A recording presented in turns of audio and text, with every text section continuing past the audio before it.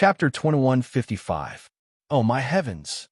Eric muttered to himself with his mouth agape as he looked at the dazzling magical light descending from the sky. No, Saul! Jane screamed in panic. Her body seemed to have been sucked out of her, and she fell into Eric's arms. This is really exaggerated, but I have to say it's really beautiful, she said in a daze. About half a minute later, the magic circle in the sky gradually disappeared, and the light beam array began to disappear, exposing Seito, who was suspended in the air, to everyone's sight. At this time, Seito's body moved slightly and descended towards Saul, who was trapped in a huge hemispherical impact pit with a diameter of more than a mile. Saul, who was in the deep pit, struggled slightly, but with every movement he made, an unbearable pain spread from his body, forcing him to give up the act of gathering his strength. He collapsed in the impact pit like a disabled person, watching Seito in the sky get closer and closer to him. "Why are you doing this?" Saul asked with a puzzled face. "I need the power in your body," Seito, who was floating above Saul, replied softly. "You know what I want to ask?" Saul said with dissatisfaction. "That's a secret," Seito said softly. "Do you know that your actions are likely to bring danger to Earth and the entire 9 realms? Saul said loudly, enduring the pain in his body. "I know, because Loki has never been a quiet person." Seito nodded in agreement. "Then why are you helping him?" Saul asked in confusion. "Because what he's doing now is in my interest." Seito smiled. "You want to overthrow Asgard?" Saul's pupils shrank, and he asked with an unfriendly expression. "Well, who knows?" Seito shrugged. "Okay, I've said too much.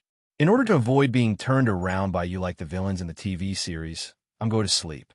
You can sleep now." Seito stretched out his glowing hand and pointed at Saul. "But don't worry.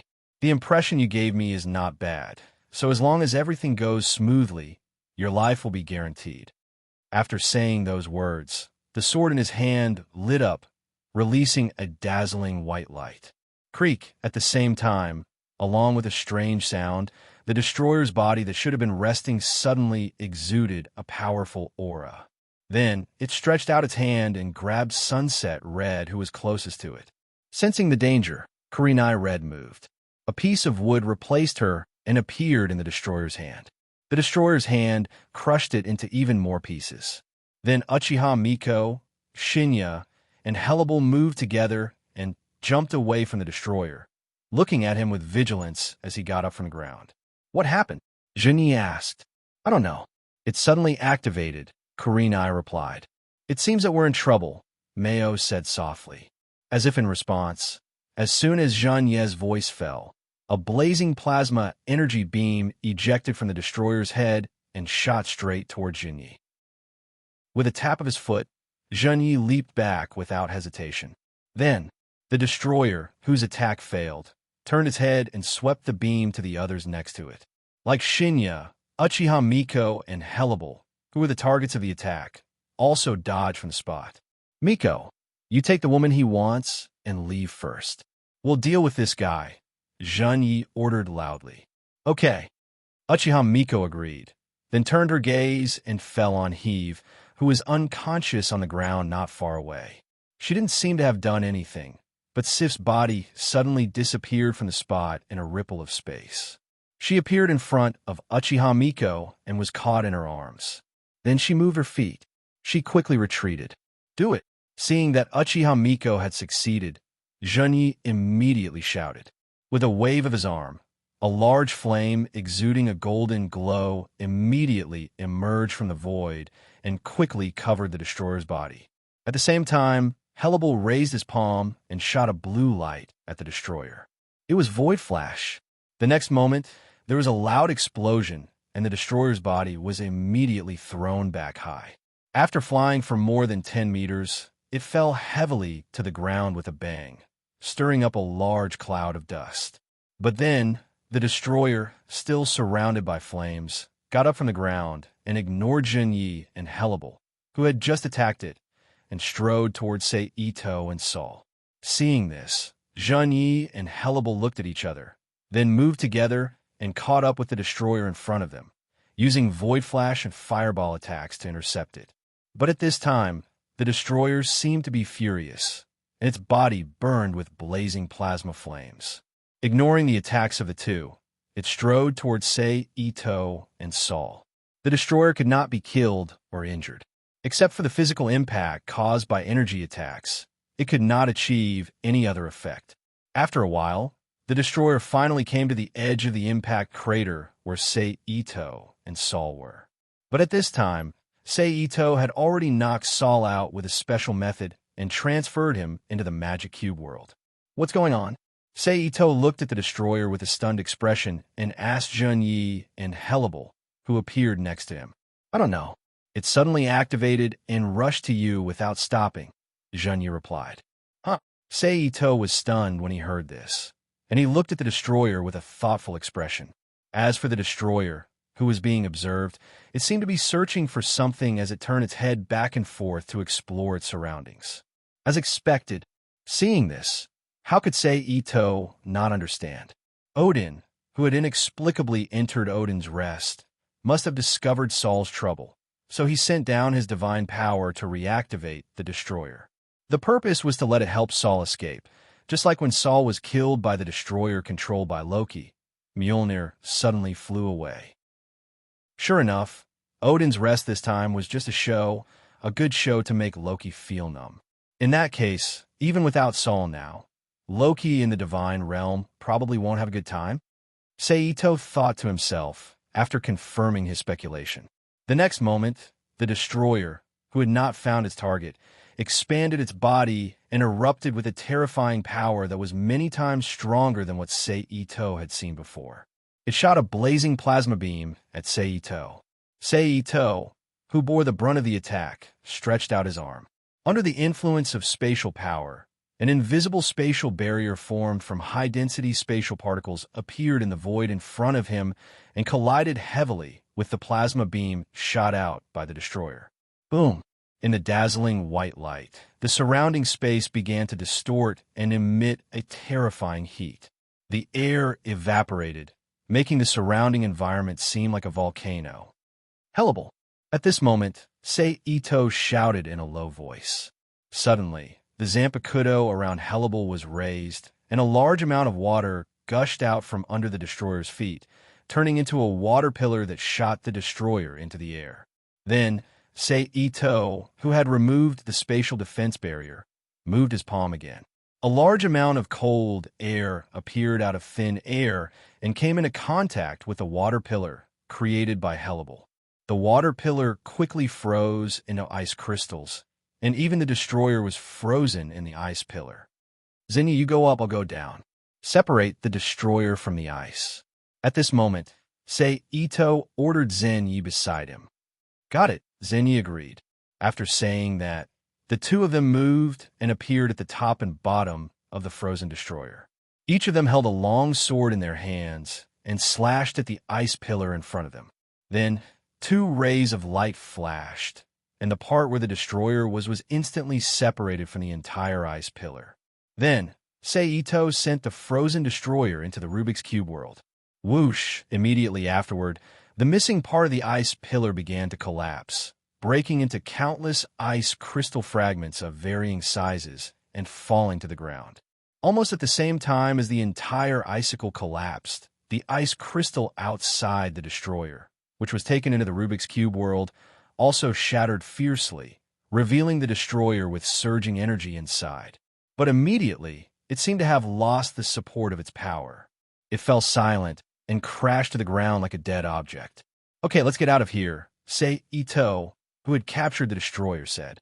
Then, with a thought, he appeared beside Uchiha Yoshiko and Kurenai with Zhen Yi and Hellable. He sent the four of them and Heave, who was being held by Uchiha Yoshiko, back into the Rubik's Cube world and disappeared in a flash. Wait! Jane Foster shouted, but unfortunately, she was too slow to stop Ito Seiji before he was about to reach Seiji. Jane, Era called softly, looking at Jane's face full of disappointment. I'll leave them to you. In the Rubik's Cube world, Sei, Ito, who had put down Saul and Heave, whose energy was imprisoned, turned his head and said to Akiji Ritsuko, Anwei, Nina, Royd, Lakshata, Erika, Celine, Yoshiko Akikio, Bushitashin, Book of Night, Plesia, Shia Atsuko, Scarlett O'Hara, Zola, and other elite scientists from various worlds. Chapter 2156. On the other side, in the room where Odin was sleeping, the frost giant with blue skin and only his pupils that were strangely red walked to Odin's sleeping pod. He stretched out his hand and pulled open the eyelid of Odin's remaining left eye. He said softly in a proud tone, "It said that you can still hear and see what's happening around you even when you're sleeping. I hope it's true. Only then will you know. You died in." At this point, the frost giant gently lowered his empty right hand and condensed a crystal clear sharp icicle in his palm with frost magic power.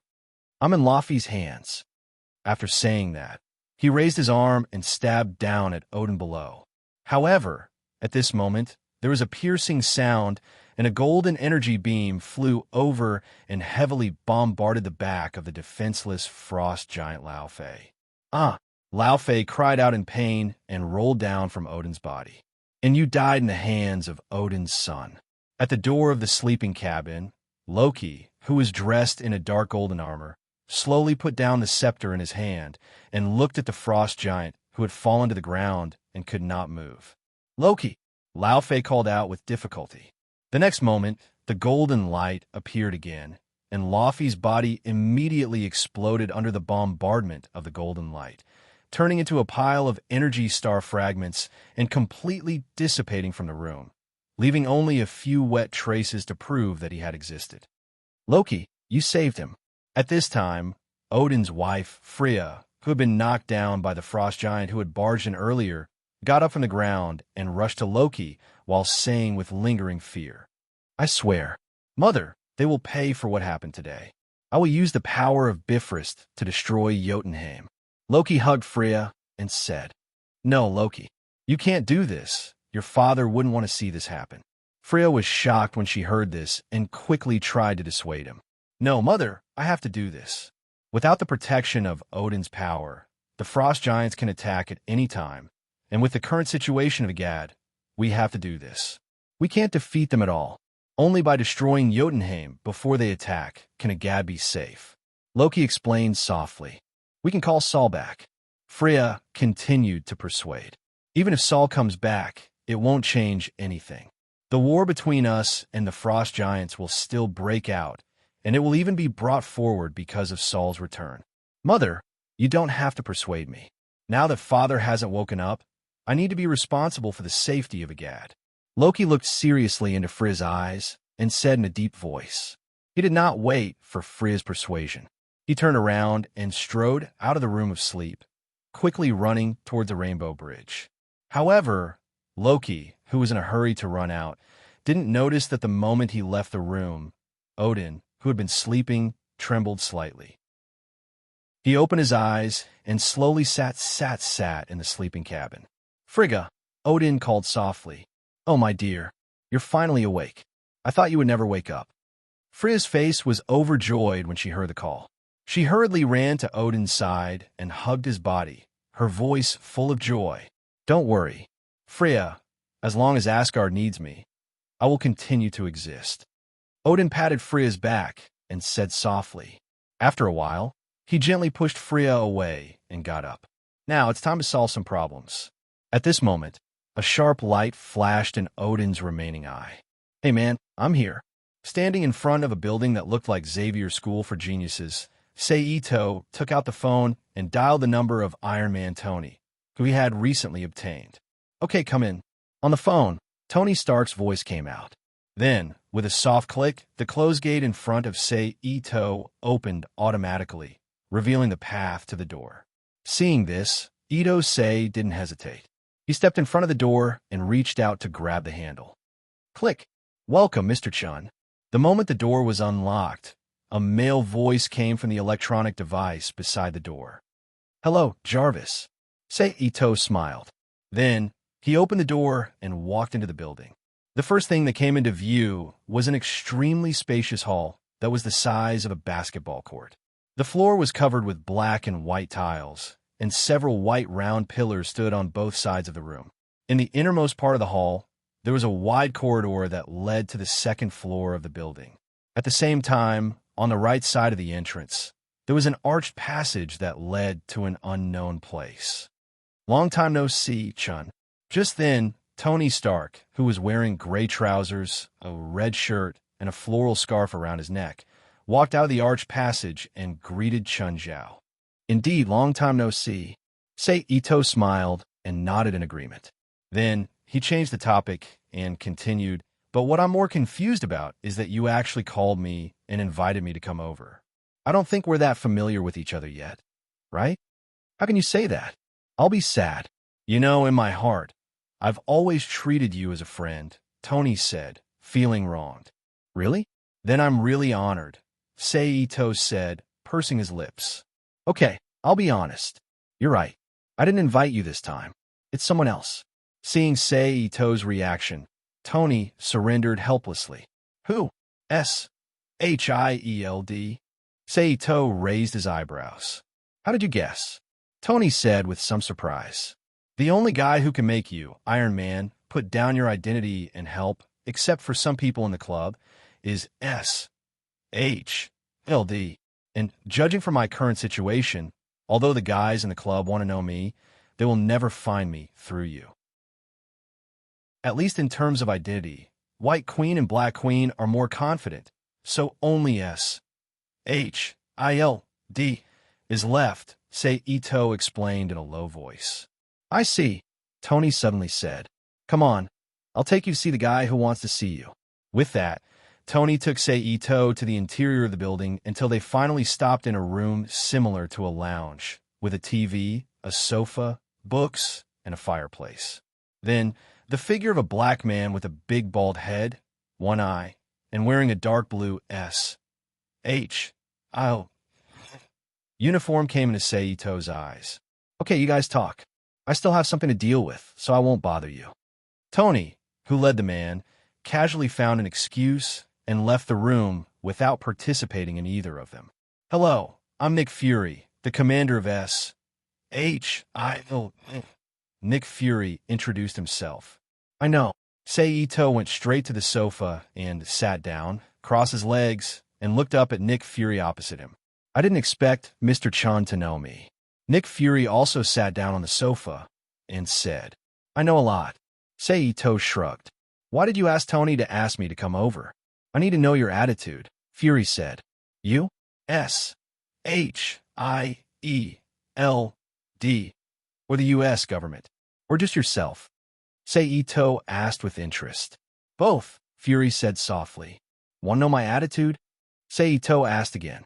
Your attitude to this world, and your purpose for coming here. Fury looked at Sei Ito with deep eyes and said with an expression that said he knew everything. You first appeared in the desert 100 miles south of Town X in New Mexico. At that time, we detected a small-scale spatial rupture, and then you appeared. And if I remember correctly, you discovered our monitoring at that time and used a special electromagnetic wave signal to block our tracking. Then, you appeared in the Dome prison and slaughtered all the criminals in the prison with absolute strength. Along the way, you also made the 2 agents we sent to organize you disappear. Then, you appeared in the prison island and fought with the king of myriad powers. You saved Tony Stark, Hank Pym, and Janet Van Dyne. And in the days that followed, you also did what Tony Stark and others were doing, showing a strong sense of justice until you joined the Hydra organization and became their behind-the-scenes controller. But to my surprise, you didn't control them to do anything wrong. Instead, you uprooted AIM Creative the next day and destroyed most of their traces in the world. Then, you joined the Hellfire Club and became the Black King. Then, 5 days ago, you went to New Mexico and fought with a guy who fell from the sky and disappeared in the same way. Am I right? Fury said. No, I have to say that S-H-I-E-L-D.'s intelligence ability is really powerful. Even if you can't directly lock onto me with satellites, you can still grasp my movements through other means and what I have done. It's really scary, Sei Ito said with a sigh. It's just that there are two things I don't understand.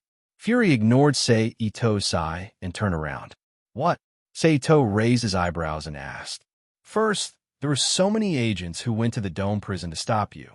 Why did you only take Hawkeye and Black Widow in the end? Second, how did you know the location of the Dome prison and the Island prison? Fury asked. Because I know a lot, Ito said with an inscrutable look on his face. As for the other question, I'm sorry, I have no comment. Chapter 2157. P.S. Thank you to Zhang Xiaozhong, AK-56, and Nick Finney for their precious monthly votes. Fury quietly looked at Ito for a while, then nodded and said, Well, let's get back to the topic. What is your purpose for coming to Earth? It's not just to be a superhero, kill the villains and criminals in your eyes, and destroy 1 or 2 towns, right? What if it's that simple? Ito asked with interest. Then I can only say that you can stop.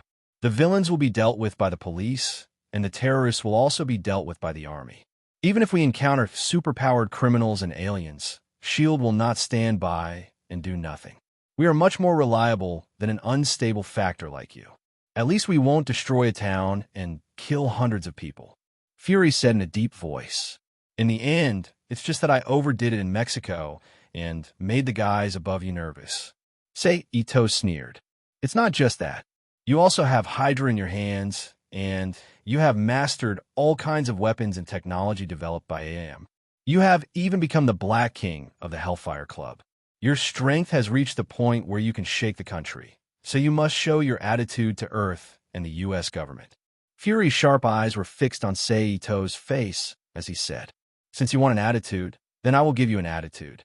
Ito put down his crossed legs, leaned forward, stared at Fury with a smile on his face, and said softly, As long as the U.S. government doesn't look for trouble, I have no interest in playing any terrorist ideas or changing dynasties. What kind of hegemony is this? But on the other hand, if some of the brainless guys in your government look for trouble, then I don't mind going overboard and making the U.S. my sphere of influence. Let Hydra replace S.H.I.E.L.D. as the actual manager of this land. This is my attitude. In the end, it was just one sentence. Don't mess with me. I will pass on your words to those people, but please be careful. Earth is not a place where you can do whatever you want.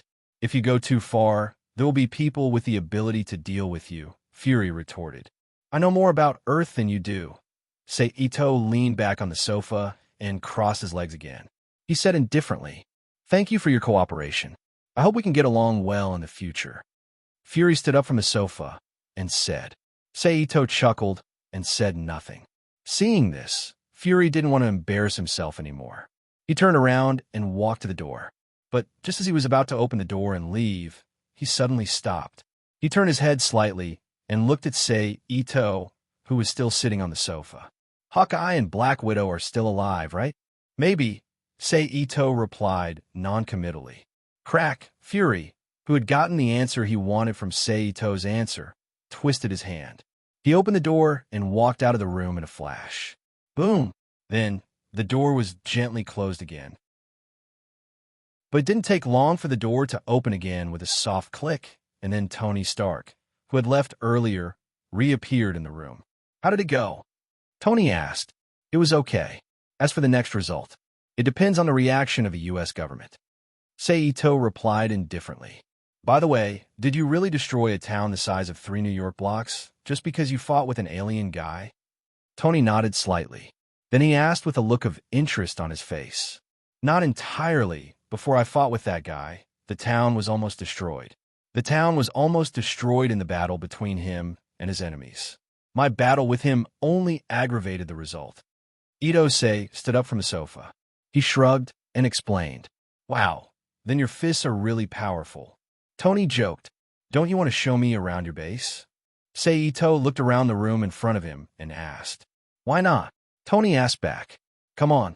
With that said, Tony left the room with Ito. They wandered around the castle-like building that originally belonged to Tony's grandmother and had now become the headquarters of the Avengers. They visited the various strange training facilities and special rooms with other purposes inside. Of course, Ito also met the existing members of the Avengers during this process. For example, Ito has already seen Wasp, Janet, Ant-Man, Hank Pym, and Panther King, Takara. But what surprised Ito was that he actually met Captain America here. He was wearing his unique blue, white, and red battle suit, holding a shield, and receiving various lasers and missiles in a special training room transformed in the castle. I didn't expect him to join you.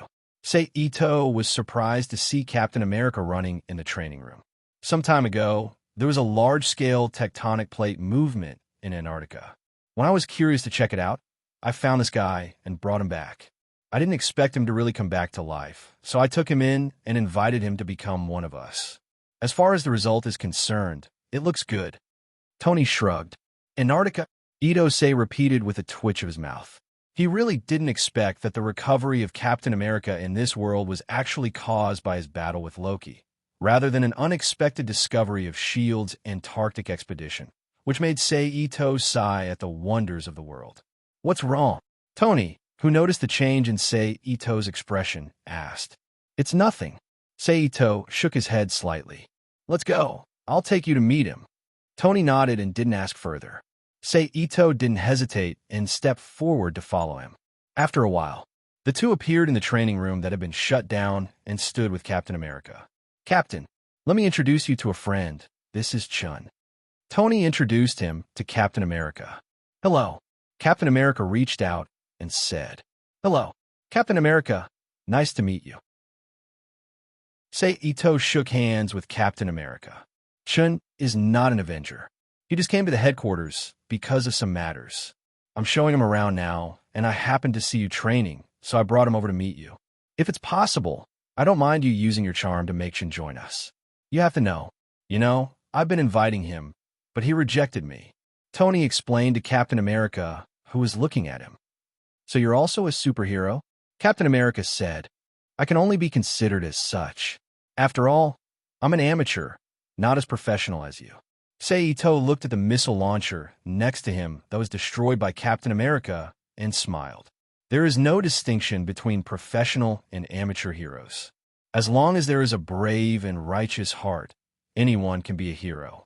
Captain America said seriously. You're right. Ito echoed.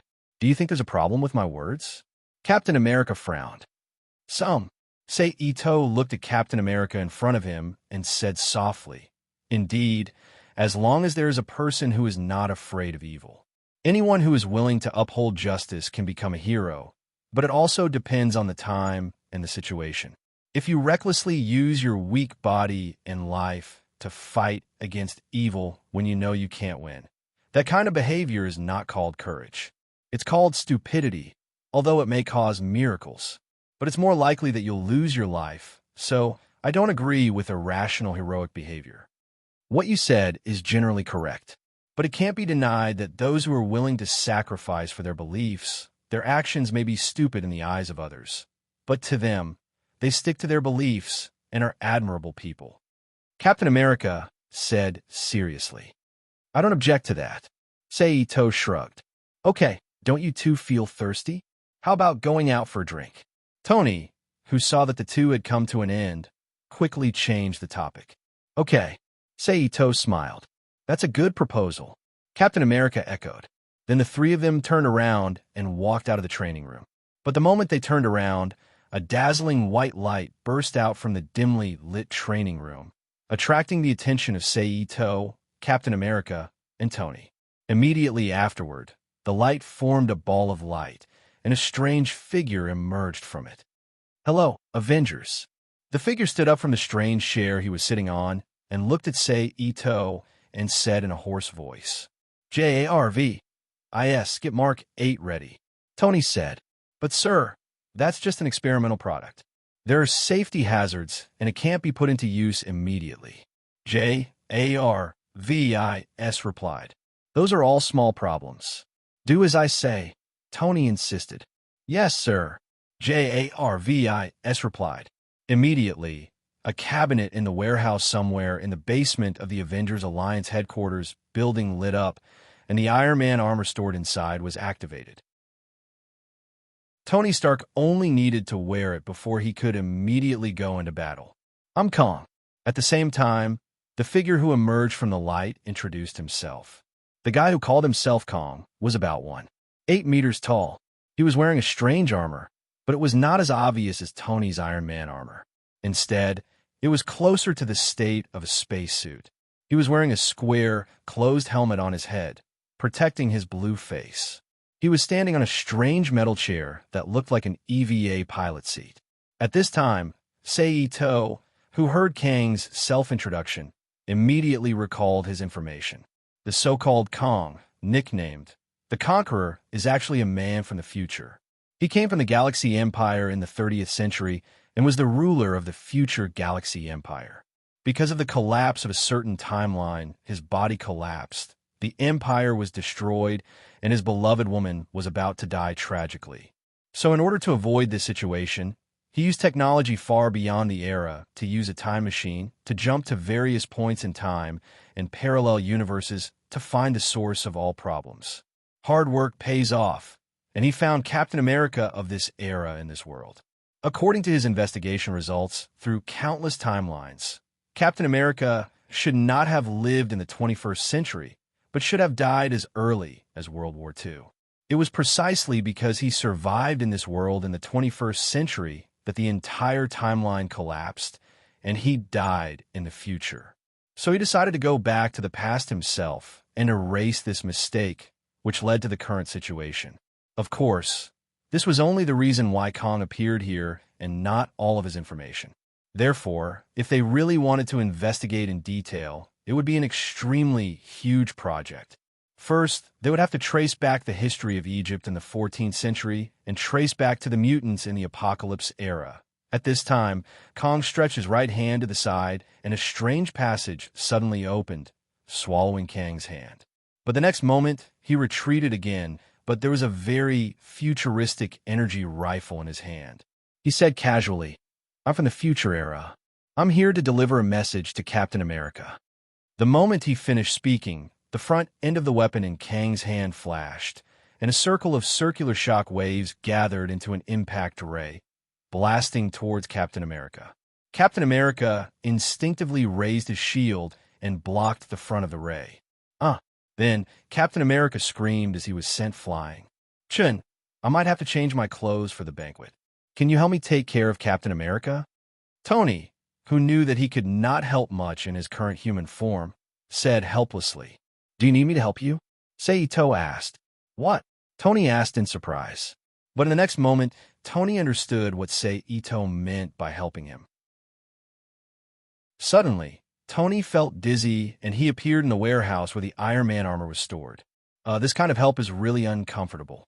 Tony shook his head, suppressed the nausea in his heart, and whispered to himself, "JARVIS, activate Mark 8.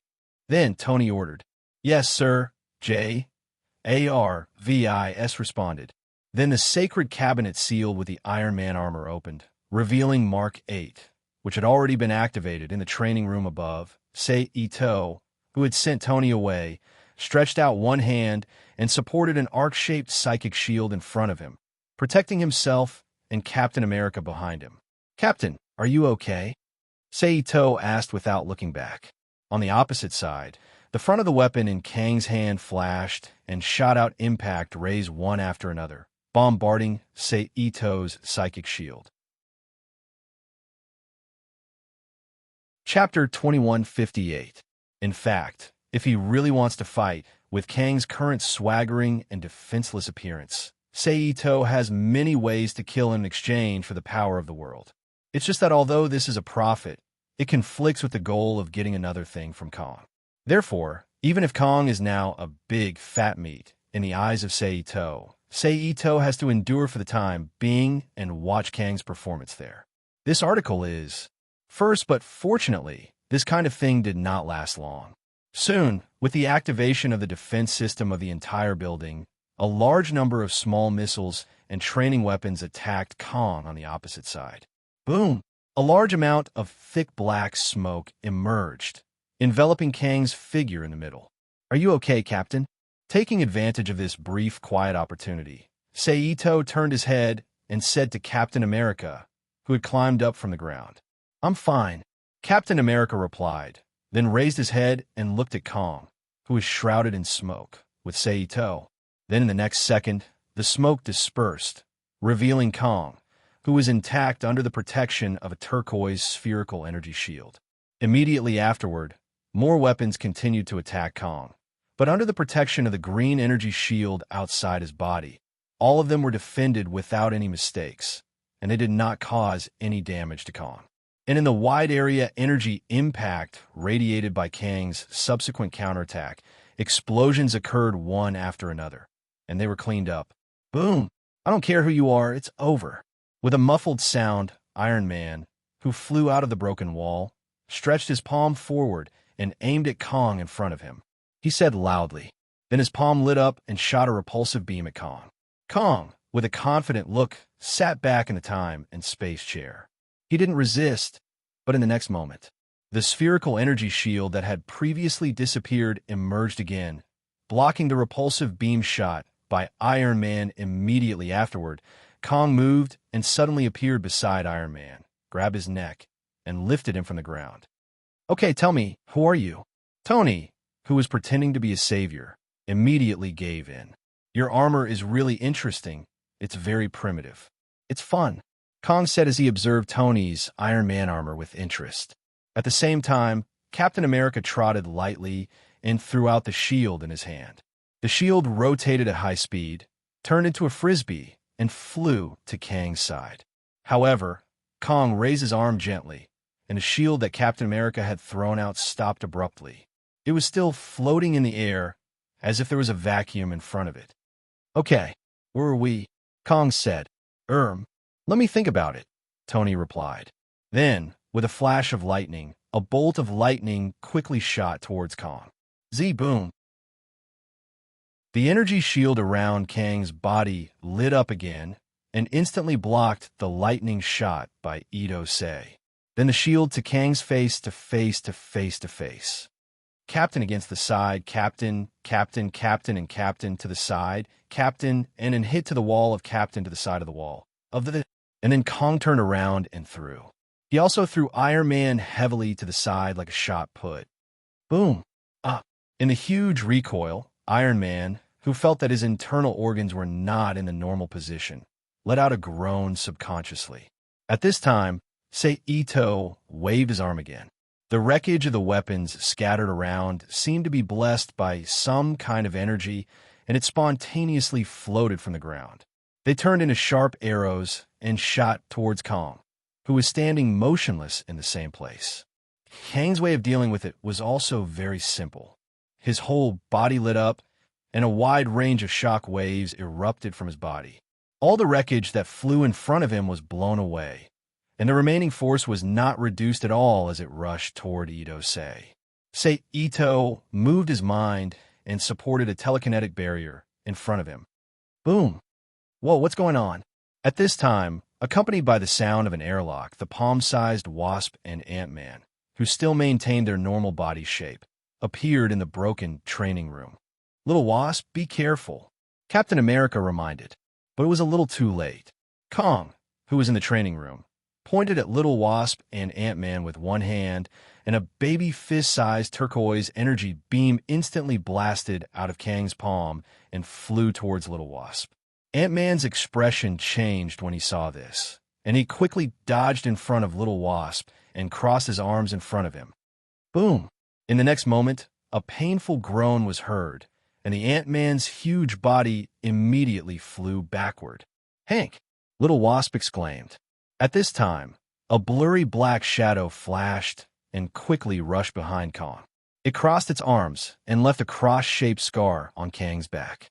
The attacker was Black Panther King, who was wearing clothes made of special light-absorbing materials. And this was the first substantial injury that Kong had suffered so far. "How dare you?" Kong said angrily. Then, he reached out and grabbed behind him. An invisible force like psychokinesis quickly enveloped the panther who had just dodged. It carried his body and quickly threw him toward the little wasp that was flying not far away. Bang! In the blink of an eye, the two of them collided and fell heavily to the ground.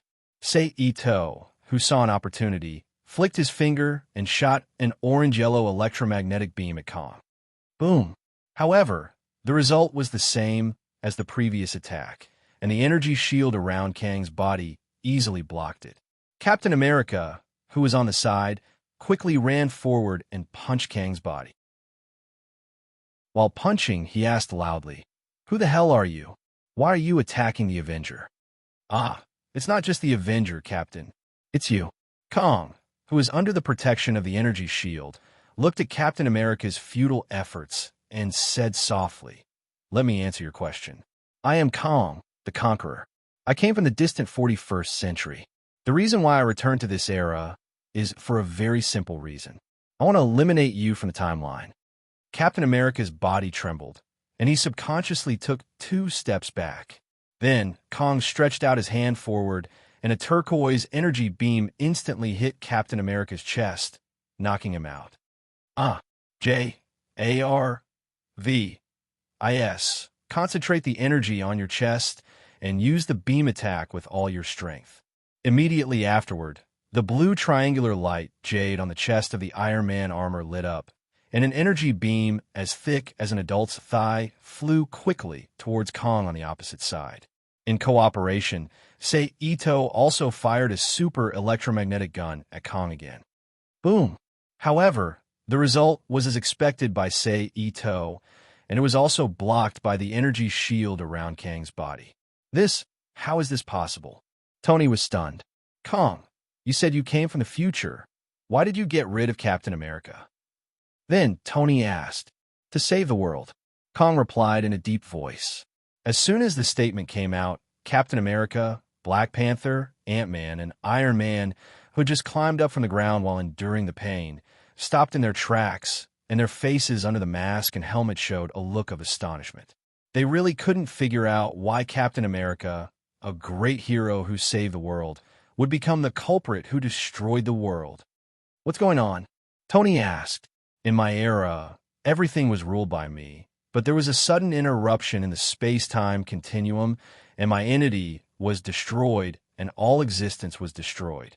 So I searched in the flow of time, trying to find the reason for the interruption of the flow of time, and found that there was an entity in the 21st century that shouldn't exist, Captain America." Kong looked at Captain America with hatred and explained. However, just when everyone was stunned by what Kong said, Kang's hands suddenly moved, and baseball-sized green energy balls shot out from the fingertips of his 10 fingers and quickly flew to Captain America, Iron Man, Black Panther, Ant-Man, and Little Wasp, who had just woken up and hadn't figured out the situation, as well as Sei Ito, who had been doing nothing the whole time, releasing a strong electric current, restricting everyone's actions. Under the strong electric shock, everyone instinctively let out a painful howl. "Your stupid behavior in this era will destroy my empire, Captain." Then Kong, who had temporarily restrained everyone's actions, walked to Captain America, and once again took out the energy gun full of futuristic technology from behind him and pointed it at Captain America's head and said, "Getting rid of you will be the first step in rebuilding my empire. He can't be killed by you like this." Ito Sei was the least affected by the electric shock. It could be said that he was not affected at all. He put away the painful expression on his face, fiercely stretched out his arms, broke the electric energy on his body, and stood up from the ground. "If you want to kill him, you'll have to go through me first." With that, Sei Ito stretched out his hand, and a dozen lightning bolts appeared out of thin air in the dim training room and shot towards Kong. Kong frowned and activated the energy shield to block the attack. In this regard, Sei Ito did not pursue the attack, but with a thought, he removed all the electric light on Captain America and others with his electromagnetic control ability. Without the electric restraint, Tony and others stood up from the ground, looked at Kong in front of them with a serious expression, and said, "Surrender, Kong." "Kong, I will never give up," Kong replied in a resolute tone. And as if in response to his words, a large number of beams of light suddenly shot out from the time chair that no one was paying attention to, while shooting at Tony and others, forcing them away from Kong one by one. The time chair flew on its own, came to Kang's side and put him back on the chair. Chapter 21:59. Primitive people, if you are still stubbornly trying to protect my enemy, I will show you what the enemy of the future is. Kong, who was sitting back in the time chair, looked at Ito, Tony, and the others again and said in a deep voice. At the same time, Kang's body released powerful energy fluctuations, like a radiation wave, spreading to the surroundings. Then in the next moment, a dazzling light lit up, and the environment of the entire space immediately changed dramatically, from the original dim training room space to a wasteland like New York City under the cover of the sun. Everyone except, Ito stared at the scene in front of them that was terrifying to them. No, Captain America muttered to himself. This is the consequence of Captain America's return to your era. It's all his fault. Kong looked at the Avengers who were in a daze and said with hatred. Captain America narrowed his eyes and didn't know how to refute. After all, for him who had just woken up from a deep sleep, he hadn't even fully adapted to modern life, let alone the future that Kong said was caused by his existence. Where exactly is this place?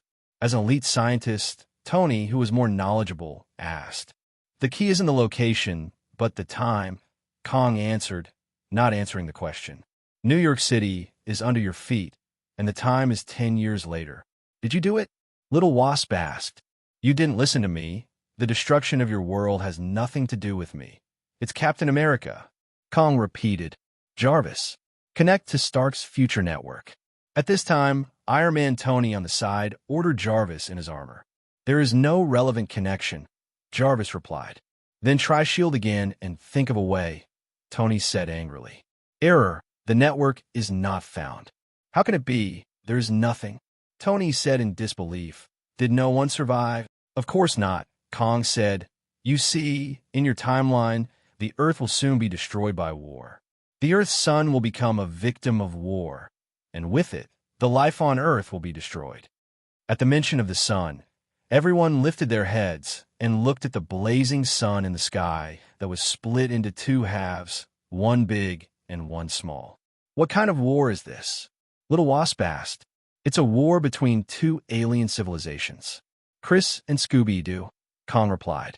Hearing the names of these two alien civilizations, he had just experienced the visit of Outpost Robot 459 and met Captain Marvel. Tony and Dr. Hank Pym, who had also learned from him that Carrie and Skolu had treated the solar system where Earth was as the next battleground, exchanged looks. He somewhat believed what Kong said. But in the final analysis, Captain America should bear the main responsibility for this matter. Kong continued. No, you're lying. Conquerors. It was impossible for anyone to cause such great damage. Captain America is even more impossible. Black Panther, who had always been a man of few words, suddenly retorted. Of course he didn't do it on purpose. But Captain America shouldn't have appeared in your era. He shouldn't be alive. I'm here to correct this mistake, Kong said stubbornly. Kong, did you go crazy from playing time jump? Did you burn your brain? Ito sneered. Since Scooby-Doo and Carrie want to start a war, they must have a reason to start a war. This has nothing to do with whether Captain America is alive or not. Even if there really was such a thing, the impact would not be so small as to cause the destruction of the world.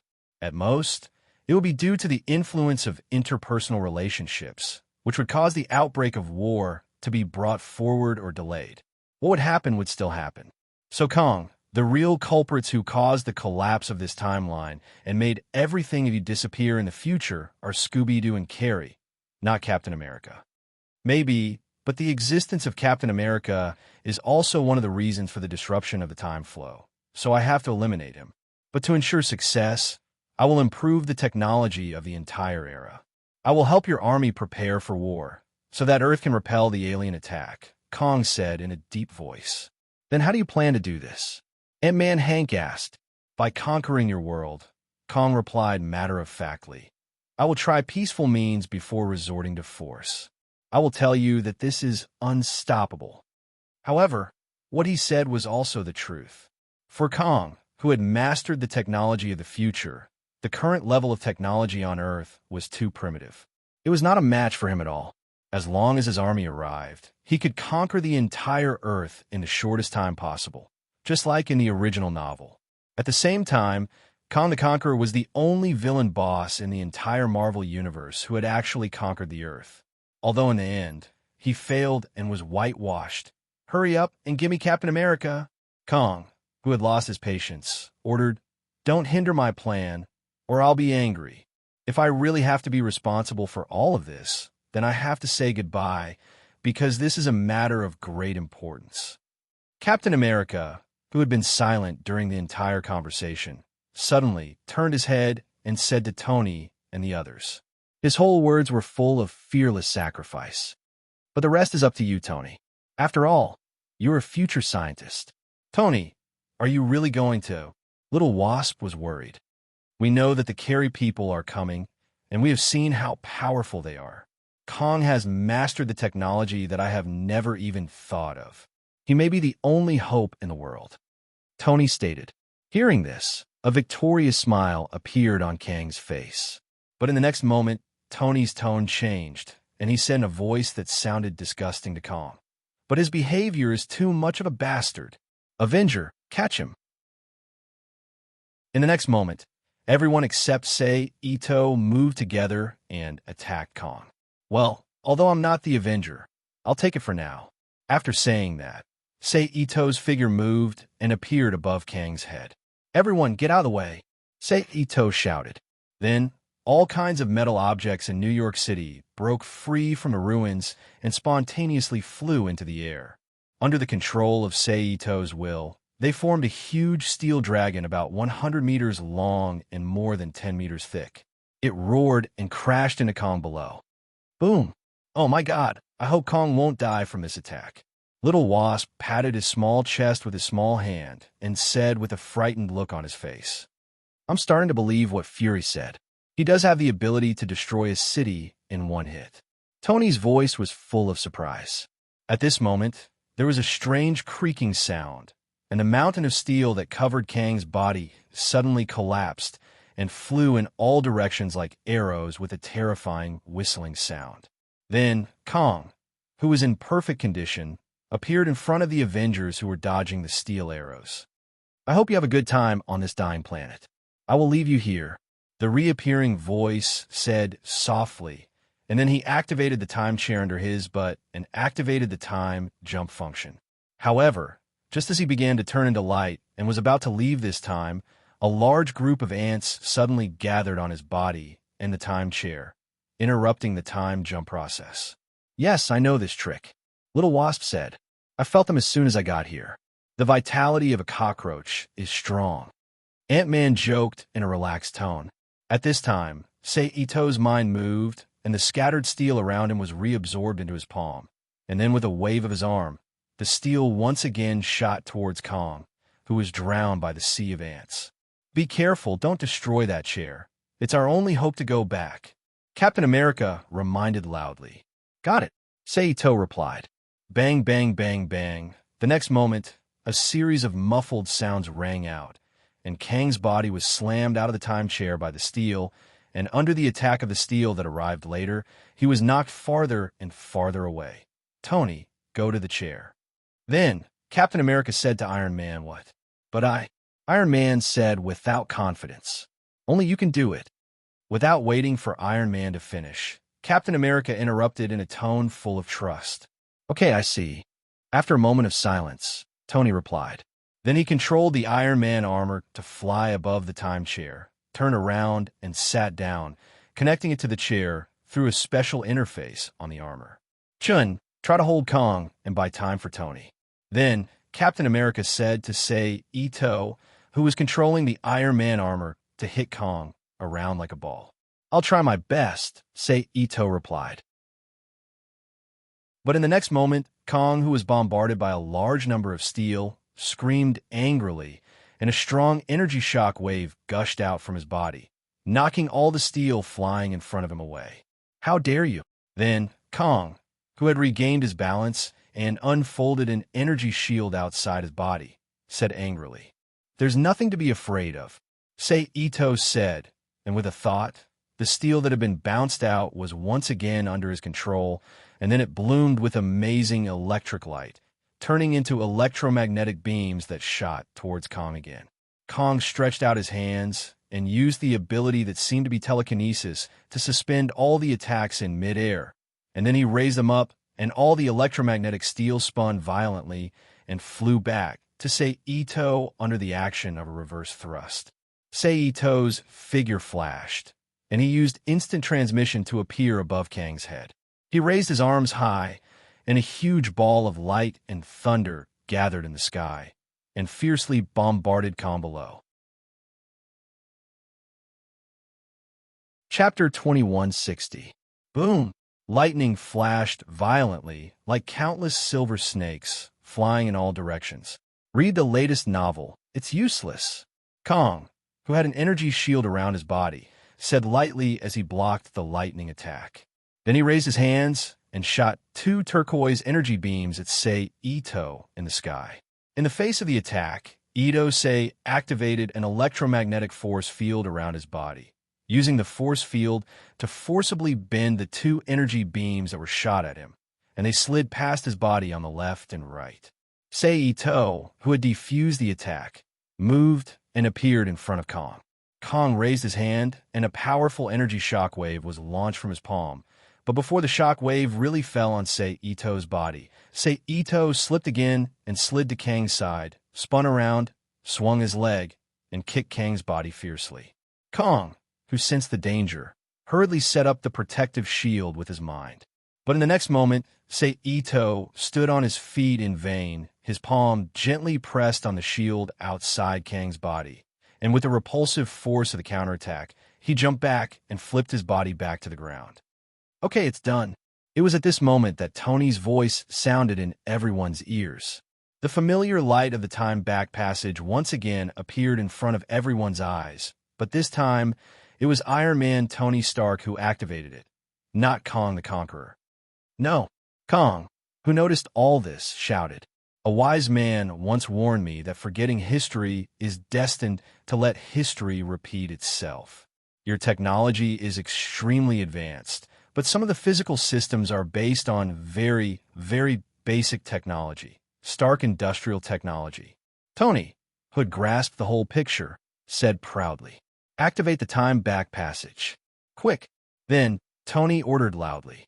The next moment, the time particle's energy burst out, enveloping everyone in the field, including Kong. He took everyone and disappeared from the New York timeline world of the wasteland. Then in the next moment, the familiar training room of the Avengers headquarters building once again appeared in front of everyone's eyes. "You will pay the price," Kong said angrily.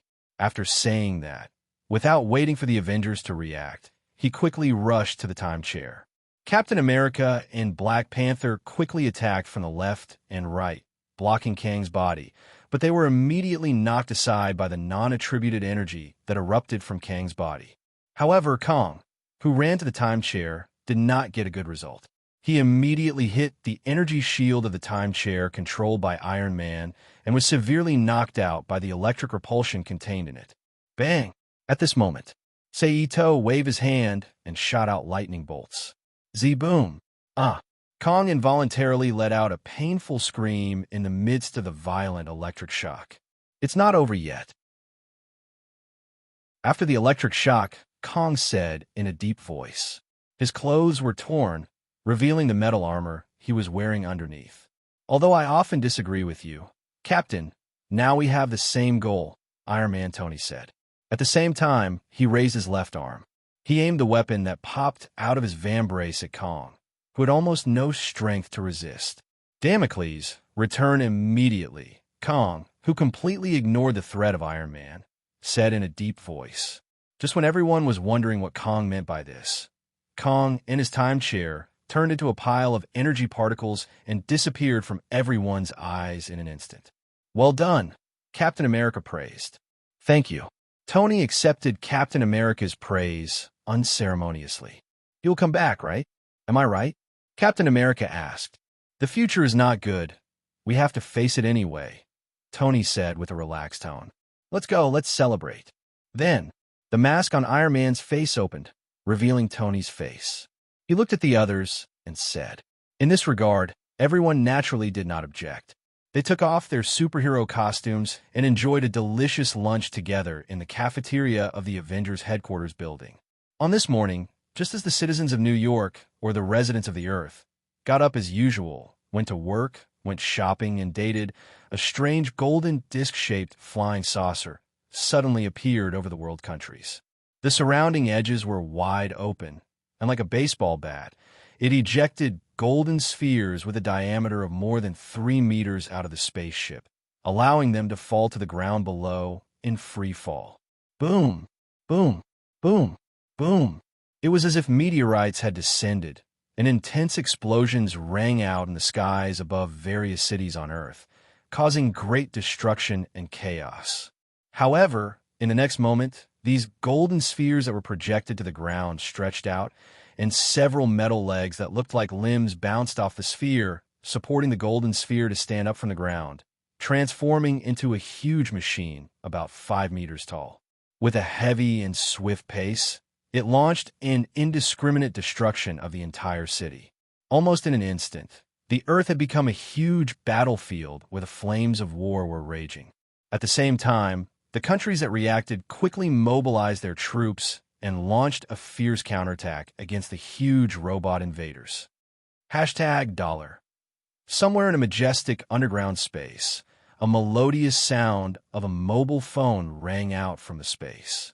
White Queen, wearing only a set of white sexy underwear with lace, picked up the phone from the table beside her and handed it to Sei Ito, who was sitting on the sofa and watching the stripper dance. Sei Ito reached out and took the phone, pressed the answer button without looking at it, and put it to his ear. "Hello, it's me, Nick Fury." Nick Fury's voice came from a phone. "I didn't expect it to be you calling me." "What's the matter?" Sei Ito stretched out his arms and hugged White Queen next to him. His right hand clasped her plump chest dishonestly, and he gently kneaded it while asking with a light smile on his face.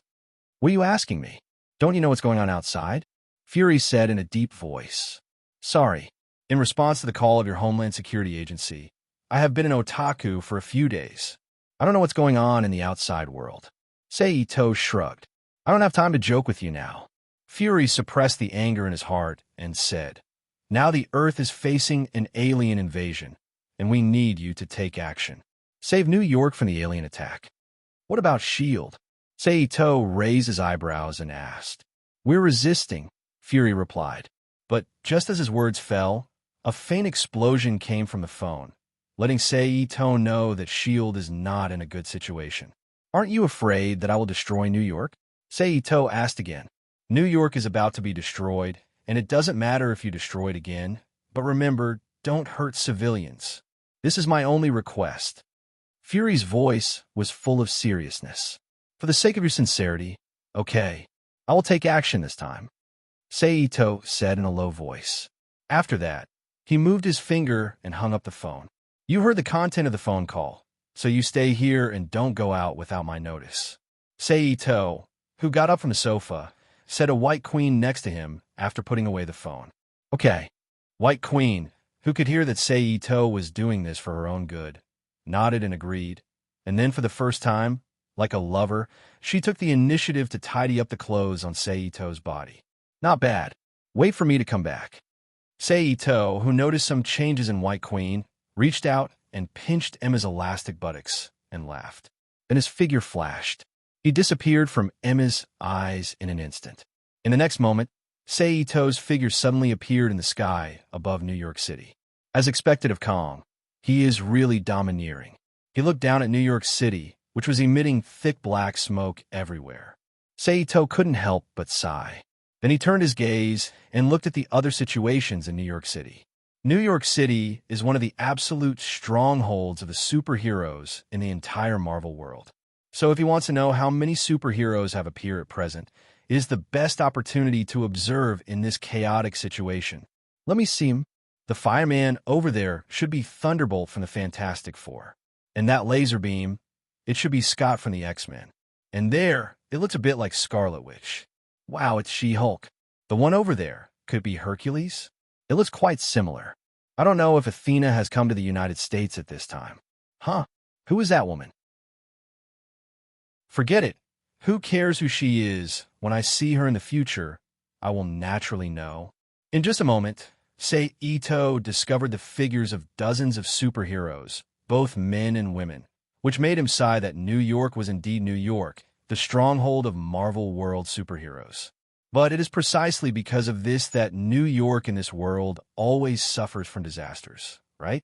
Then Sei Ito put these temporarily useless thoughts aside and began to prepare to deal with the golden flying saucer in the sky. In the next second, Sei Ito's hand was seen grabbing at New York City below. A large number of metal debris and damaged, ownerless cars that had been splashed out from the explosion quickly floated up from the ground and flew to Sei Ito's side like a flock of birds. Then, under the control of his mind, they disintegrated and reconstructed, turning into slender steel spears that were more than 1 meter long, nearly 2 fingers thick and sharp at both ends. They densely covered the sky for several miles.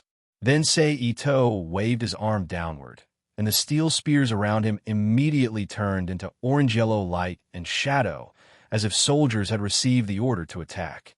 With a strong whistling sound, they blasted toward the metal robots that were wreaking havoc on the streets below. Puff, puff, puff, puff. With the enhancement of the orange-yellow electric light, the steel spears easily passed through the robot's body. Boom! Immediately after, flames rose and enveloped the metal robots that had exploded one after another. Then, Sei Ito did the same thing and cleared out the metal robots that were wreaking havoc on the streets of New York City. It could be said that his might alone had saved a small part of New York City. However, Kang's alien robots seemed to have no end as they were continuously thrown into the city below. Knowing that it was useless to simply destroy the robots below, Sei Ito's eyes turned and fell on the huge flying saucer flying in the sky. Then, with a single hand, he forcibly extracted all the steel from a severely damaged building. Under the control of Sei Ito's mind, they twisted and twisted into a giant steel spear that was nearly 100 meters long and 30 meters thick. With a strong whistling sound, it flew toward one of the flying saucers. Squeak, squeak, bang, boom. The huge steel spear broke through the external energy shield of the flying saucer, broke through the metal shell of the flying saucer, and pierced through the center of the flying saucer. However, the expected explosion did not occur. The entire flying saucer was like a mirage, disappearing from the sky abruptly. However, Sei Ito had already expected this. He clearly remembered that these battleships were directly transmitted from the future Milky Way Empire by Kang's space-time jump technology, so after being destroyed, they would not be directly destroyed in this world. Instead, they would be transmitted back to the future world again because of the loss of the space-time anchor, and then explode in that era. Then, without any hesitation, Sei Ito waved the giant steel spear he created and continued to destroy the other flying saucers. At the same time, Sei Ito also picked up steel and damaged cars from the smoke-filled New York City below from time to time, and used them to create new steel spears to join in the destruction of the flying saucers. As the number of giant steel spears he controlled gradually increased, the number of flying saucers in the sky began to decrease at a speed visible to the naked eye. And because of his demonstration, the superheroes in New York City who could fly also followed suit and flew into the sky to attack the flying saucers. As a result, the number of flying saucers decreased at an even more rapid rate. However, correspondingly, the cleaning up of the robots on the ground slowed down a lot. But fortunately, this problem did not last long. As Hank Pym unlocked the attack mode of the Ultron robot, a large number of Ultron robots appeared in the city under the leadership of the Avengers and began to work with the superheroes to clean up the golden metal robots in the city. At the same time, Sei Ito, who felt that he didn't need to be so heroic, slightly reduced the speed of his attack, diverted his attention, and picked up the phone to contact Tony Stark. "Man, what's the matter? I'm busy saving the world now," Tony said with some irritation in his voice. "I know. Don't forget, I'm also saving the world now." Sei Ito curled his lips. "All right. Why are you looking for me?" Tony changed the topic upon hearing that. Chapter 2161. I want to know where Kong is, say Ito said. Although he knew that Kong was in the Earth's orbit, Ito say didn't know the exact location of the Earth's orbit. In addition, Kang's Damocles had always been in a state of quantum invisibility. So even if Ito say entered the universe to search, it would be difficult for him to lock onto it for a while. Therefore, Ito say had to pin his hopes on Tony Stark. I don't know where he is. Tony's voice was filled with frustration. Take it slow. We're outside. It'll be fine. Don't worry. Just focus on finding Kong, Seito advised. I'll try my best, Tony said with a sigh. Not try your best, but definitely, Seito said. Tony was speechless. Okay, I'll continue cleaning up. If you have any news, remember to let me know. I'm very interested in Kong now, Seito said deliberately, clenching his teeth. All right, I got it, Tony replied. Then the two cut off the call. In the air, Seito put away his phone and turned into the 100-armed demon again. He waved the dozens of huge steel guns that he had made and launched deadly attacks on the huge golden UFOs around him. Boom, boom, boom, boom. And Iron Man is worthy of being one of the few scientific heroes in the Marvel world. And in less than half an hour, he called. I found him. Where? Seito's eyes lit up, and he hurriedly asked. In the geosynchronous orbit above North America. You should come to the Avengers HQ for the details. I'll tell you the details, Tony said. Okay, I'll go now, Seito answered. Then, he did not hesitate. He immediately cut off the call with Tony and fired the dozens of huge steel guns that he controlled in the form of electromagnetic cannons. Then, without looking at the result, he flew toward the Avengers headquarters. In an instant, Ito-sei came to the top of the building of the Avengers headquarters. He entered the building through the access channel opened by the Artificial Intelligence System JARVIS and saw Tony Stark, who was busy. Tony, Ito greeted. You're really fast. Tony was stunned when he heard the greeting. He turned to look at Ito as he walked into the house. I've always been fast. Seito smiled as he walked to Tony's side. He then looked up at the huge, sword-shaped spaceship on the screen. Is this the spaceship that Kong is on? Yes. Tony, who didn't care about Seito, replied without raising his head. Do you have its coordinates? Seito asked. Jarvis, display the spaceship's coordinates, Tony ordered. Then, he turned to look at Seito in confusion. But what do you want it for? At this moment, a bunch of three-dimensional data representing the spaceship coordinates were displayed on the screen. I'm going to cause trouble for Kong, of course. Seito chuckled. Buddy, are you sure you're not wrong? It's the universe. No matter how strong you are, as long as you're a human, you can't escape the fact that you can't survive in the vacuum of the universe. How are you going to cause trouble for him? Tony was shocked. Tony, humans have strong evolutionary abilities, Seito said as he turned to look at Tony after marking the spaceship. What do you mean? Tony frowned. Seito patted Tony's shoulder with a smile. He didn't say anything. Then he thought of something. Activating his teleportation ability, he disappeared from Tony Stark's sight. Jarvis, track Shin's energy signal immediately and see where he went, Tony quickly ordered. Yes, sir. According to the probe, Mr. Chun was currently in space. The coordinates are X******, Y******, Z******, which is very close to Kang's spaceship, Jarvis replied. All right, I've already seen it, Tony said helplessly as he looked at the screen in front of him. On the optical screen in front of him, other than Kang's sword-shaped ship, a figure that looked like an ant compared to the ship also appeared on the screen. It hovered in front of the ship. It was the Seito that he knew, the power of evolution. Looking at the Seito that appeared on the screen, Tony muttered to himself in a daze. Meanwhile, in the universe, Ito-sei's right hand moved, and a long sword as dark as the universe immediately appeared in his palm. As his arm moved, he raised it high, and then slashed it heavily toward the ship in front of him. Bang! An energy shield that covered the entire ship instantly emerged and blocked Sei Ito's slash. Sei Ito wasn't surprised by this. He just flew back a little under the repulsive force of the energy shield. Then, he held the blade with both hands and raised celestial clouds above his head. He assumed the most basic slashing posture in Japanese kendo and slashed down at the ship in front of him again. Instantly, there was no huge energy reaction, but a huge crack darker than the universe appeared in the void of the universe. As the blade moved, it extended toward the Damocles ship. Bang! The energy shield on the Damocles ship rose again and blocked Sei Ito's attack. But in the next second, the entire energy shield shook violently. A visible crack appeared on the intact energy shield and spread at a speed visible to the naked eye. Sei Ito, who succeeded in one attack, pressed down hard with his arm and channeled more power into the energy shield through celestial clouds. Then, the energy shield trembled violently. Then, as if it couldn't withstand the power, it suddenly disappeared from Sei Ito's sight.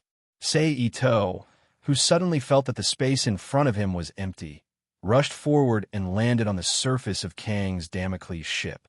Then, he raised his head and looked around for a suitable landing spot that he could enter. Soon, a sealed air valve came into his sight. Sei Ito didn't hesitate. With a few leaps, he arrived in front of the sealed air valve. He raised the divine sword in his hand and slashed at the sealed air valve in front of him. Although Kang's Damocles ship's outer shell was made of a special metal alloy from the future era, it was still an object of the mortal world. It had an upper limit to how much pressure it could withstand. There was a clear difference between it and Sei Ito's divine sword, which had transcended the level of an ordinary object and had a spiritual nature. Perhaps it couldn't be seen under normal circumstances, but under the support of energy, it was obvious. Therefore, there was no obstruction at all. A long crack appeared on the sealed air valve. Then, Sei Ito's arm moved, controlling the celestial clouds to cut the sealed air valve. Soon, a square-shaped crack appeared on the sealed air valve. Sei Ito stretched out his hand and pushed forward with force, pushing the cut part into the cabin. Then, ignoring the thrust formed by the strong air gushing out from the gap, he flashed into the cabin. Almost the moment he entered the cabin, a pink energy field appeared at the gap on the air valve, isolating the inside and outside of the cabin. Sei Ito, who didn't care about the changes on the air valve, closed his eyes, released his hyperspace perception, and explored the entire battleship. Found it. After a while, Sei Ito whispered to himself softly. However, the moment his voice fell, there was a soft whistling sound, and a black shadow suddenly appeared in front of Sei Ito. The sharp blade in its hand slashed at Sei Ito's body. Sei Ito, who had already noticed the abnormality in the surrounding area, wasn't surprised. He leaned to the side, dodged the attack, and slammed his shoulder into the enemy's chest. But the enemy just flashed and dodged Sei Ito's attack. Sei Ito, who didn't feel the attack, opened his eyes and looked at the three black-clothed monsters that suddenly appeared in the cabin. Kong the Conqueror, welcome. The big man in the middle of the three, with a ball-shaped hammer, said in a robotic manner. It's just that although his words were welcoming, the actions of his companions were not at all welcoming. The weapon in the black-clothed man's hand flashed, and a powerful energy beam blasted at Sei Ito. At this time, Sei Ito didn't do anything, but an invisible barrier appeared in front of him, blocking the energy beam. Bang! However, with a flash of energy, the tall man with the ball-shaped hammer suddenly appeared behind Sei Ito. He raised the ball-shaped hammer in his hand and smashed it at Sei Ito's head. Sei Ito, who was under attack, raised his right arm and grabbed the ball-shaped hammer. But before Sei Ito could move, another black-clothed man with a sword appeared in front of Sei Ito and slashed his sword at Sei Ito's body. Ito Mori frowned and shouted in a low voice, "Freeze!" In an instant, the black-clothed man's movement stopped. Then he quickly retreated. The tall man whose weapon was grabbed by Sei Ito did the same, as if Sei Ito was a plague, a virus. Then, the energy beam blasted at Sei Ito again. Time acceleration. I could do that too. Ito whispered to himself. In the next moment, the scene in the cabin suddenly changed as if it had been slowed down by several dozen times. Whether it was the energy beam that was originally flying rapidly or the three black-clothed men, they were all moving as slow as snails. And I'm more proficient than you. After saying that, Ito slowly walked away from the energy beam and came to the side of the black-clothed man with a sword. He slapped the man's medulla oblongata on the back of his head. Bang! Chapter 2162. After a while, Ito lifted the self-time acceleration effect on himself, allowing the time flow in his field of vision to return to normal. Plop! Immediately, the expressions of the three black-clothed men, who were originally vigorous and lively, froze, and they fell heavily to the ground. After dealing with the three elite guards equipped with small time machines, Ito did not stay any longer. Following the path previously explored from hyperspace perception, he rushed towards Kong and the bridge where Kong was. Along the way, Ito did not hold back and knocked down Kang's men, who kept rushing towards him. However, just when he destroyed another machine guard, with a flash of energy, Kang's figure appeared in front of Ito. Do you have to go against me, Avenger? Kong looked at Ito and asked in a low voice. Not completely. As long as you're willing to hand over Damocles, I can promise you that I won't go against you anymore. Ito spread out his hands and shrugged. And this is the main reason why he has kept Kong alive. In addition to respecting the original owner, he needs Kong to contribute to the future of this world, help them improve their technological level, and avoid destruction in the war between Skulu and Carrie. It is all for the Damocles spaceship in his hands that has the ability to jump through time. It can be said that it is the culmination of Kang's technology.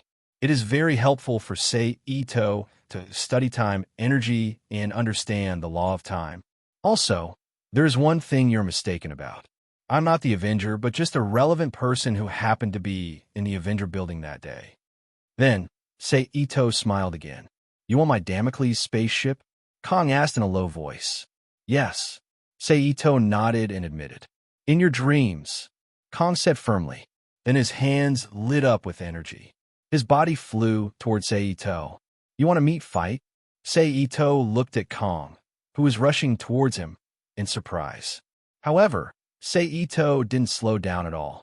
His feet slid lightly, dodging Kang's charging path. He came to Kang's side, stretched his arm forward, and grabbed Kang's arm. Like throwing a grenade, he threw Kong to the ground in the corridor. Bang! A huge muffled sound echoed in the corridor. Ito was unforgiving. He raised his foot and kicked Kang's head. Bang! However, an energy shield suddenly appeared around Kong, blocking Ito's attack. Kong quickly turned around and extended his arm forward. An energy beam shot out from his palm. Ito's expression didn't change in the face of the energy beam that was about to reach him. With a thought, the psychokinetic shield appeared in front of him and collided with the energy beam that Kong shot out. Boom! The energy exploded, forming a powerful shockwave that blew on Kong and Ito's body. Kong, who had climbed up from the ground with the help of the previous attack, waved his arm. The energy sword that appeared out of nowhere in his hand quickly slashed at Ito. Ito tapped his foot and jumped back. At the same time, the energy axe in Kang's left hand stretched forward. He shot an energy beam at Ito. Ito also stretched out his hand and shot a blazing white lightning at the energy beam. Both of them were very fast and collided in an instant. Boom! Then, a dazzling white light filled the corridor. At this time, Ito closed his eyes. He released his hyperspace perception and locked onto Kong, who was behind the light. Then his body moved. She suddenly appeared in front of Kong in the form of teleportation.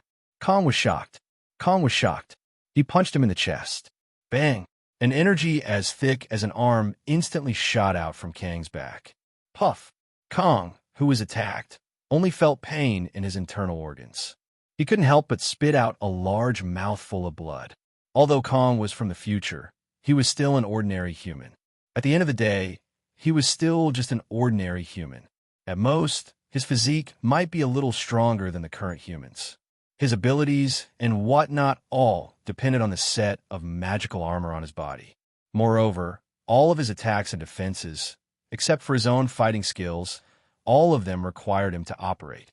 Therefore, without the defensive ability of the armor, he would inevitably be injured by Sei Ito's attacks. But then again, people from the future were still people from the future. Their physical fitness was much stronger than modern humans.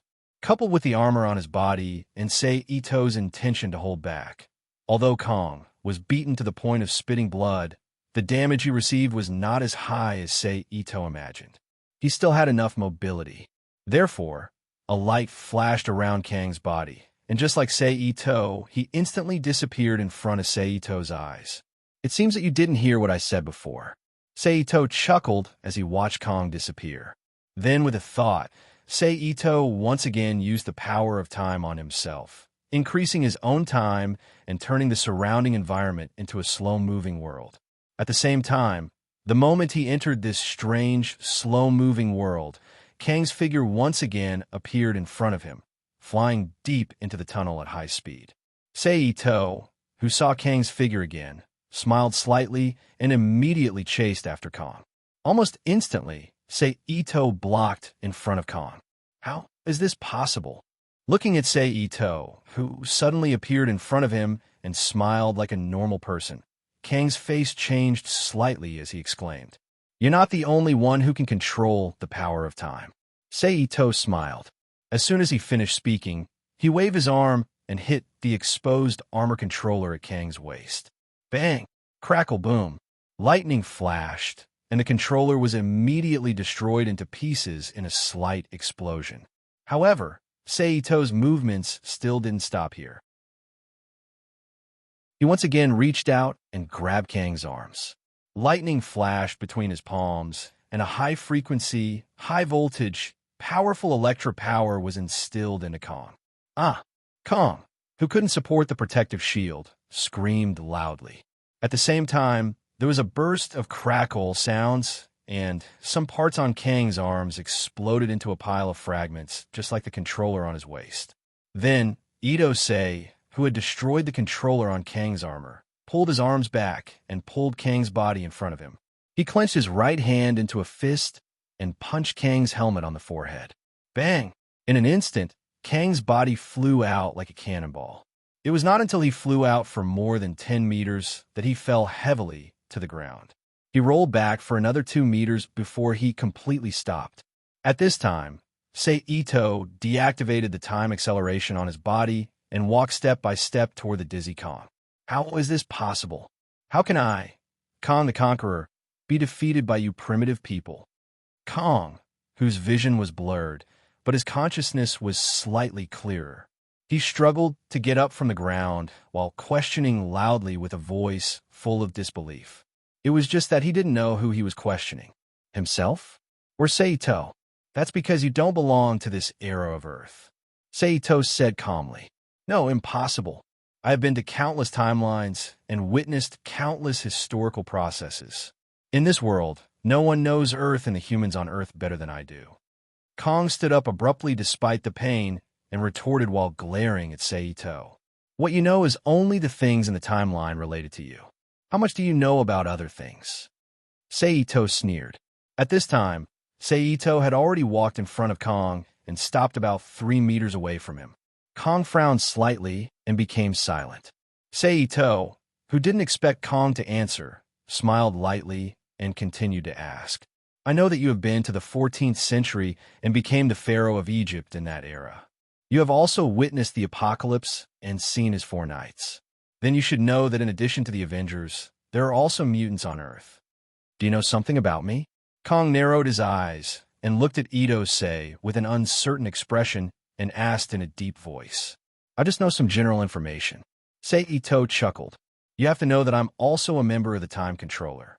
I can still do some things in the past appropriately. With that said, as if to make Kong believe him, Sei Ito stretched out his hand and pointed at the void in front of him. He created a circular mirror image with time energy and displayed some of the past deeds of this spaceship. At this time, Seito had also walked in front of Kong and stopped about 3 meters away from him. Kong frowned slightly and became silent. Seito, who didn't expect Kong to answer, smiled lightly and continued to ask. I know that you have been to the 14th century and became the pharaoh of Egypt in that era. You have also witnessed the apocalypse and seen his four knights. Then you should know that in addition to the Avengers, there are also mutants on Earth. Do you know something about me? Kong narrowed his eyes and looked at Ito Sei with an uncertain expression and asked in a deep voice. I just know some general information. Seito chuckled. You have to know that I'm also a member of the Time Controller. I can still do some things in the past appropriately. With that said, as if to make Kong believe him, Seito stretched out his hand and pointed at the void in front of him. He created a circular mirror image with time, energy, and displayed some of the past deeds of this spaceship. At this time, Seito had also walked in front of Kong. Chapter 2163. Quick, mobilize all the guard robots and elite guards to Passage X-78 to stop the intruder. In the central control room of the Damocles spaceship, Kong, whose armor was emitting electric light, ordered his subordinates loudly. Also, activate the main cannon immediately. I want to give these primitive people an unforgettable price and let them know who I am. Yes, a man who was dressed similarly to Kong answered. Immediately, all the guard robots and elite guards on the Damocles were teleported to the passage where Seito was and launched an attack on Seito, who was moving toward the main control room along the passage. At the same time, the edge of the hull of the Damocles lit up one by one like an energy indicator light. It lit up one after another until it reached the front of the Damocles. Then, it suddenly ejected from the Damocles and blasted straight toward Earth below. The energy beam was so fast that it flew across a large distance almost in the blink of an eye. It broke into the atmosphere and continued to shoot down at a slightly reduced speed. If no one stopped it, even if there were a large number of superheroes stationed in the city at this time, all of New York City and even New York State would be blasted into scorched earth by this energy attack and erased from the face of the earth. However, it was probably because they sensed this possibility that the superheroes hidden in the city finally stopped fighting on their own. They united in twos and threes and faced the energy beam flying down from the sky together. In New York City below, the muscles all over his body were knotted. Hercules, who only had a leather armor skirt around his waist and was dressed as an ancient warrior, waved his hand fiercely. Then, he forcefully threw the slender girl into the air. The girl's name was Circe, and she was the same as Hercules. She was a member of the Eternals born in Olympus, Greece, nicknamed the Witch. In addition to the basic abilities of immortality, super endurance, agility, and self-healing, she also had the ability to manipulate molecules. Moreover, she had no restrictions on the target, whether it was humans, animals, or inanimate objects. However, her personality was different from other Eternals who were used to hiding and being isolated from humans.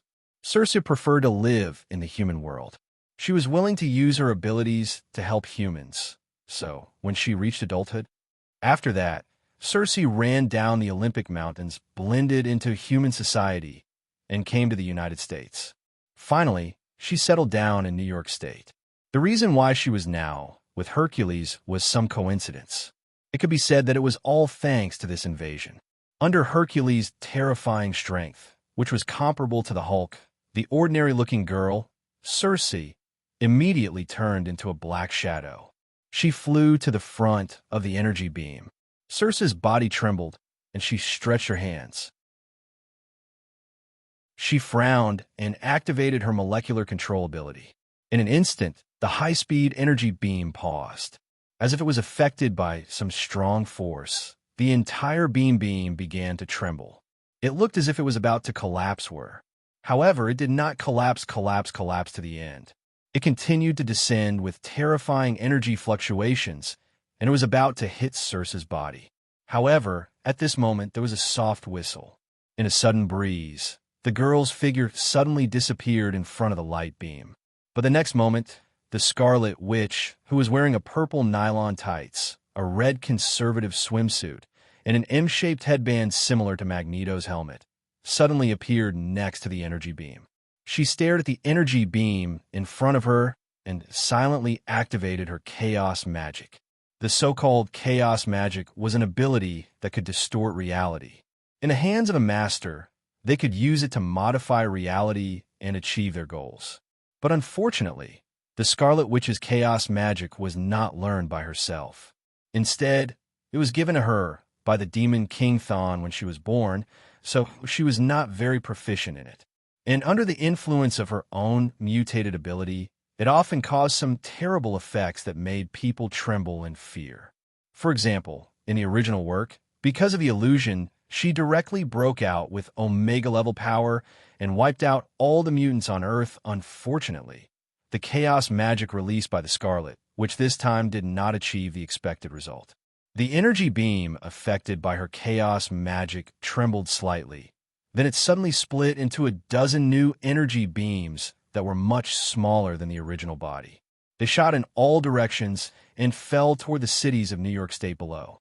But the silver lining was that the power contained in these energy beams had decreased a lot, giving the other superheroes a chance to resist.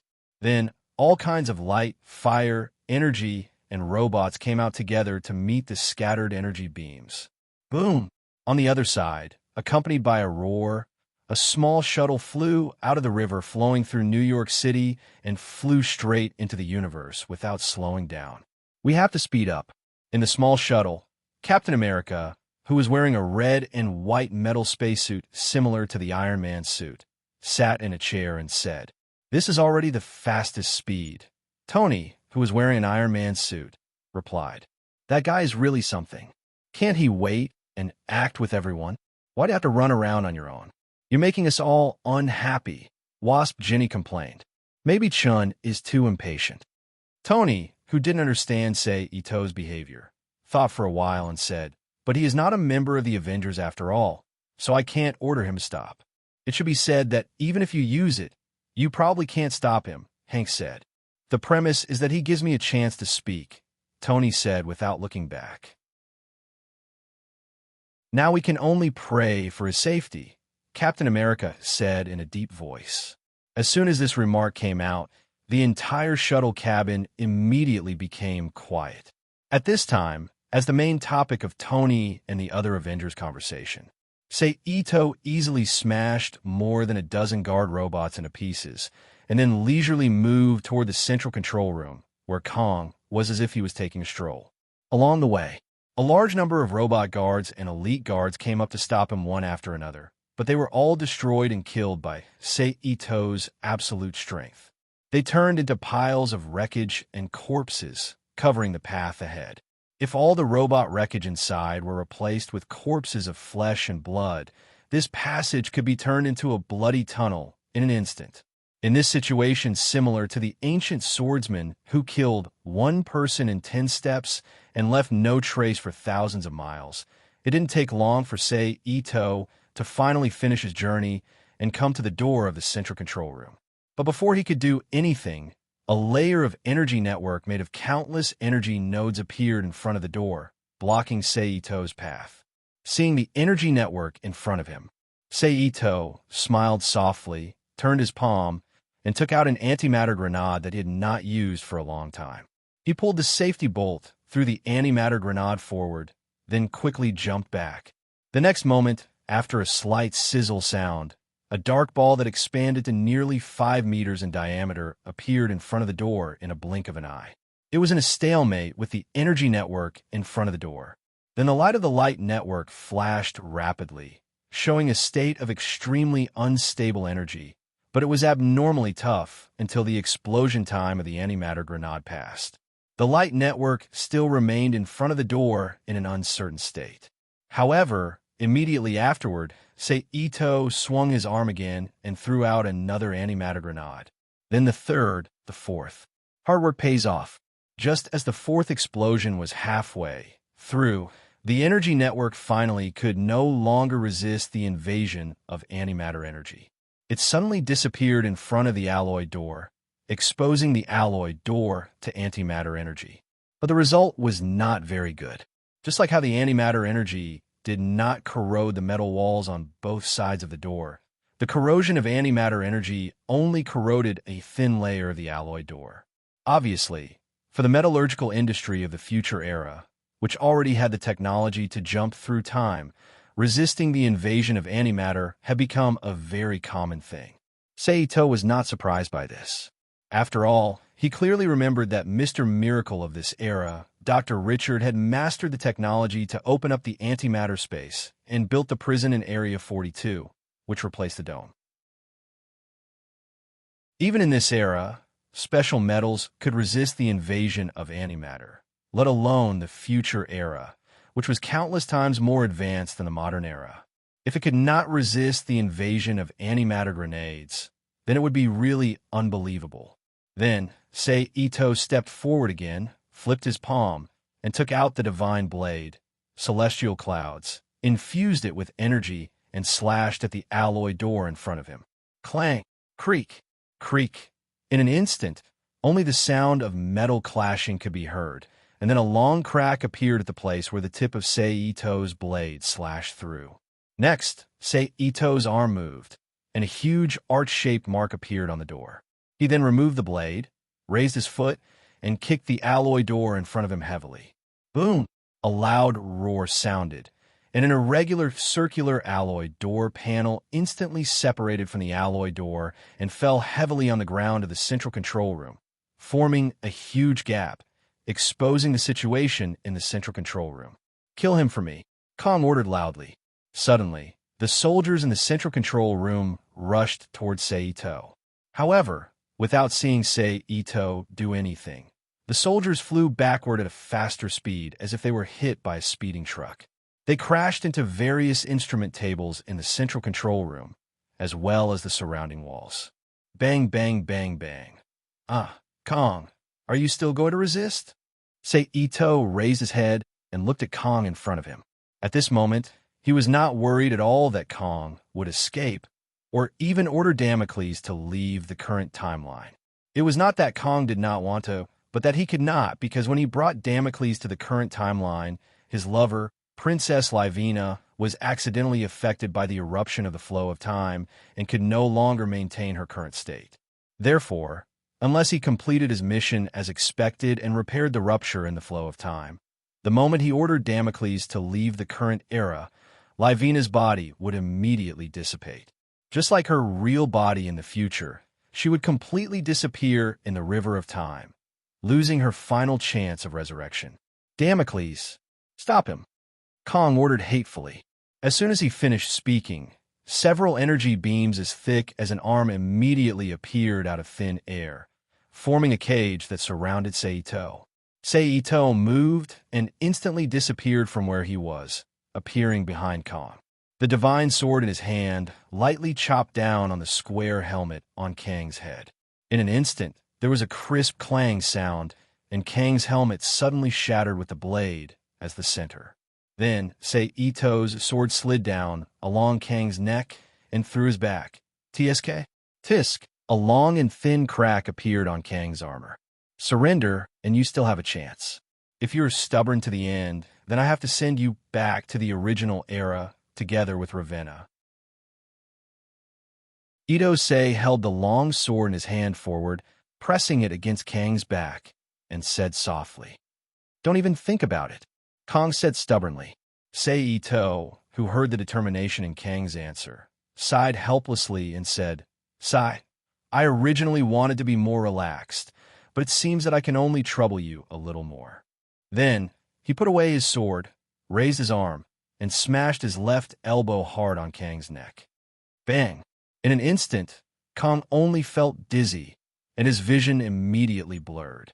In the blink of an eye, he lost his consciousness and fell to the ground. Bang!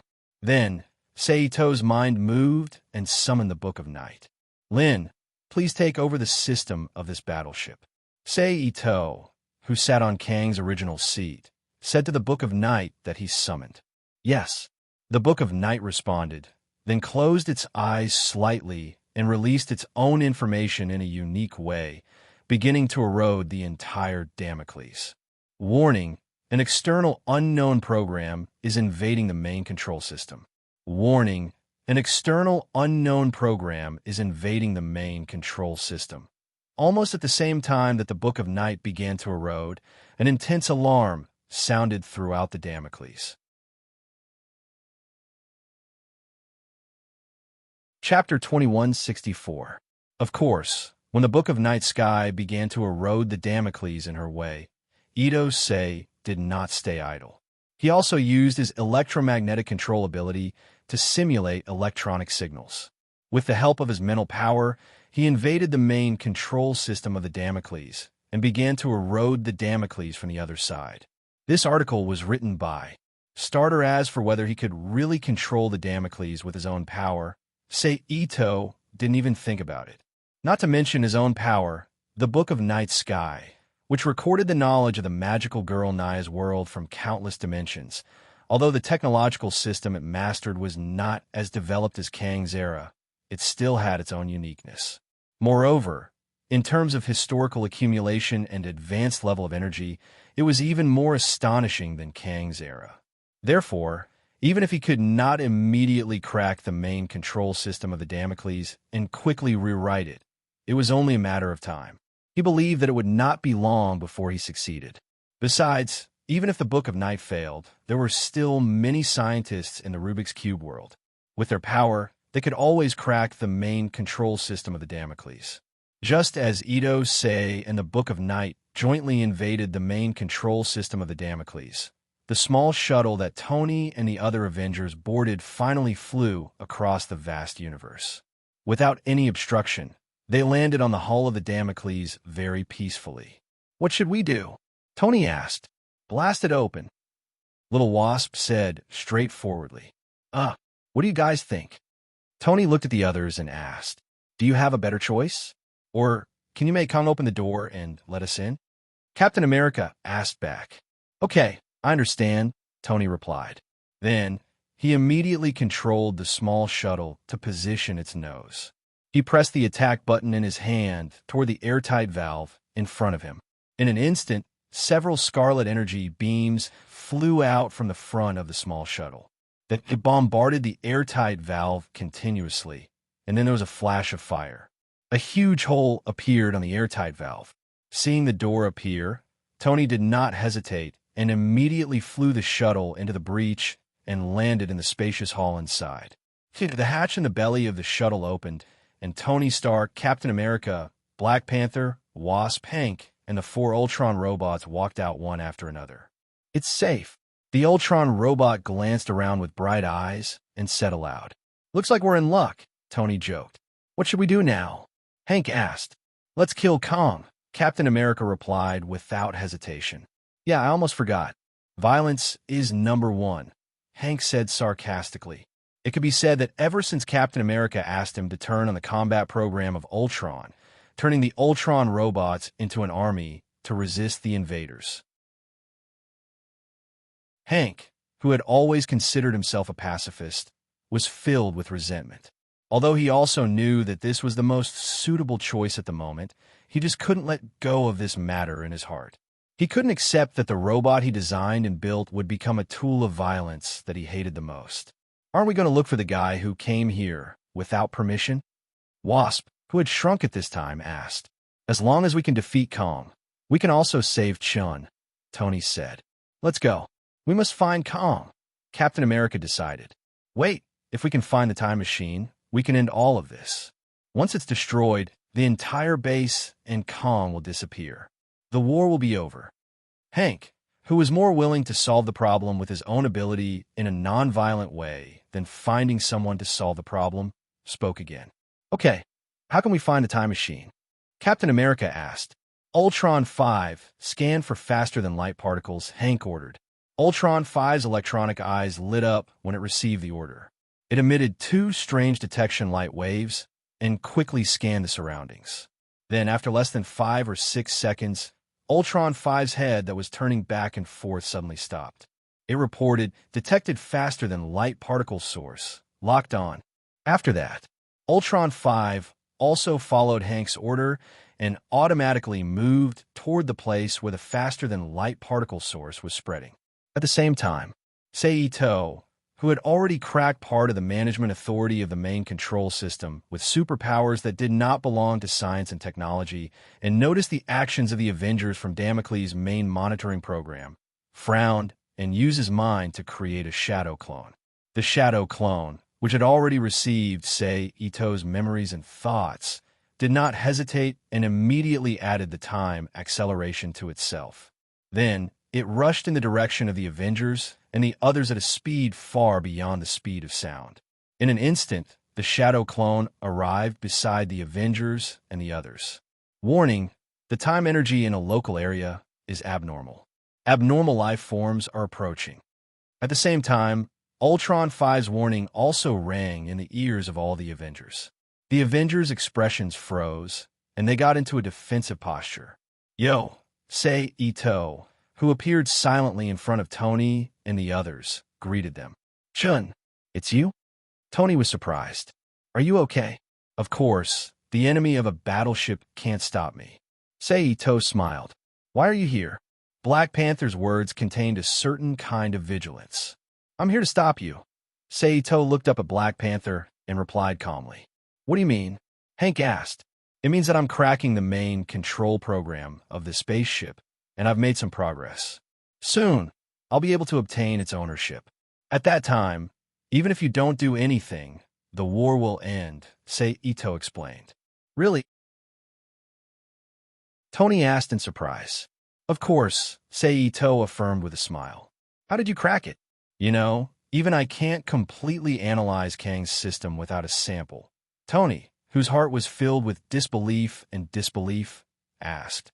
After saying that, Tony realized that his words sounded like he was looking down on Chun Zhao, so he quickly explained, that's not what I meant.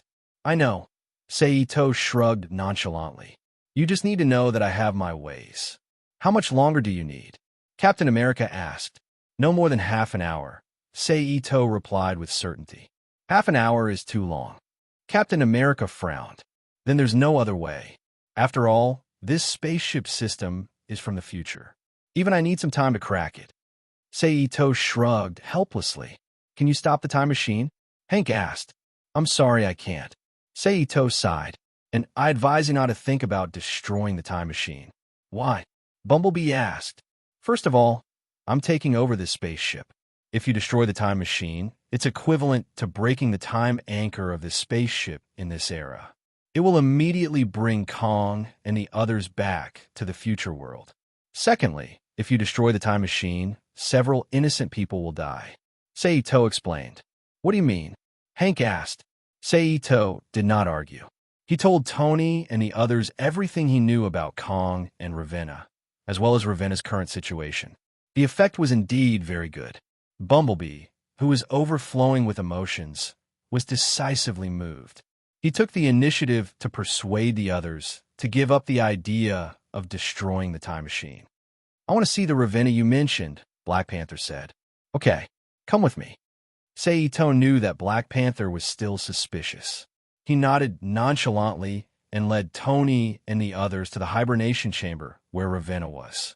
Along the way, they naturally saw the wreckage of the mechanical guards and the corpses of the elite guards. It gave them a glimpse of how powerful Seito was. A few minutes later, the group arrived at the hibernation chamber where Ravenna was. Then, a woman who was about 7 meters tall, had a slim figure and dark skin. She looked similar to a South African. She wore a pair of white trousers and a white halter top. Her arms were covered with gauze sleeves, and her face was covered with a thin veil. Needless to say, she was Kang's wife, Princess Ravenna. As for the hibernation chamber, it was actually a large space with nothing in it. There was only an energy generator in the center that could isolate the particles that traveled faster than the speed of light. Princess Ravenna, who was on the verge of death, floated in the middle of the energy generator's light barrier, maintaining a static state that would not be affected by time. Black Panther, Hank, Tony, and the other two scientists walked forward and circled around the energy generator. They carefully observed Princess Ravenna's condition. By the way, where's Kong? Bumblebee asked as if he suddenly recalled something. I knocked him out and left him in the main control room. If you need him, you can take him away at any time, Sei Ito replied casually. Okay, we'll wait for you for half an hour, Tony said after a moment. Thank you, Sei Ito nodded and thanked him. Let's go. I'll bring you to the main control room. Then, the group left the hibernation chamber and moved toward the central control room under Sei Ito's lead. Just as they were about to reach the main entrance of the central control room, they saw the scarlet lights flickering rapidly within the Damocles revert back to their normal state. Moreover, the rapid and ear-piercing alarm stopped.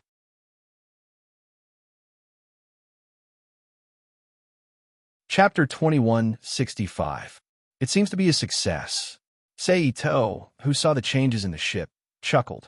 After that, he quickly walked into the central control room with everyone. Start the space-time jump program and send all fleets except the Damocles back to the original time node. Sei Ito, who was sitting in the main seat, ordered. Order received.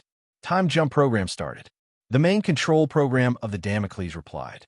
Almost as soon as he finished speaking, streams of light flickered one after another. All the giant flying saucers and the metal robots that were still moving on the ground suddenly disappeared into the air, returning the entire Earth to the human governments of various countries. At this time, Sei Ito, who had solved the crisis of the Earth, turned around and looked at Tony Stark and others who walked into the central control room. You guys? Tony's exposed face was full of astonishment as he looked at Sei Ito and the shadow clone next to him. Then he stuttered. One of my abilities, shadow clone. Sei Ito smiled. As soon as he finished speaking, there was a soft pop sound. The shadow clone Ito sat beside Tony, and the others immediately turned into a light smoke and disappeared from everyone's sight.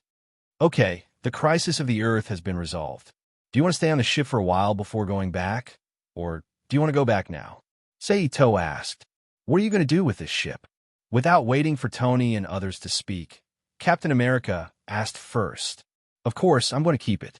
Sei Ito replied in a low voice. This kind of thing is very dangerous. Captain America stared deeply at Sei Ito and said in a deep voice, I know, but I have the ability to ensure its safety, and the problem of not letting it happen.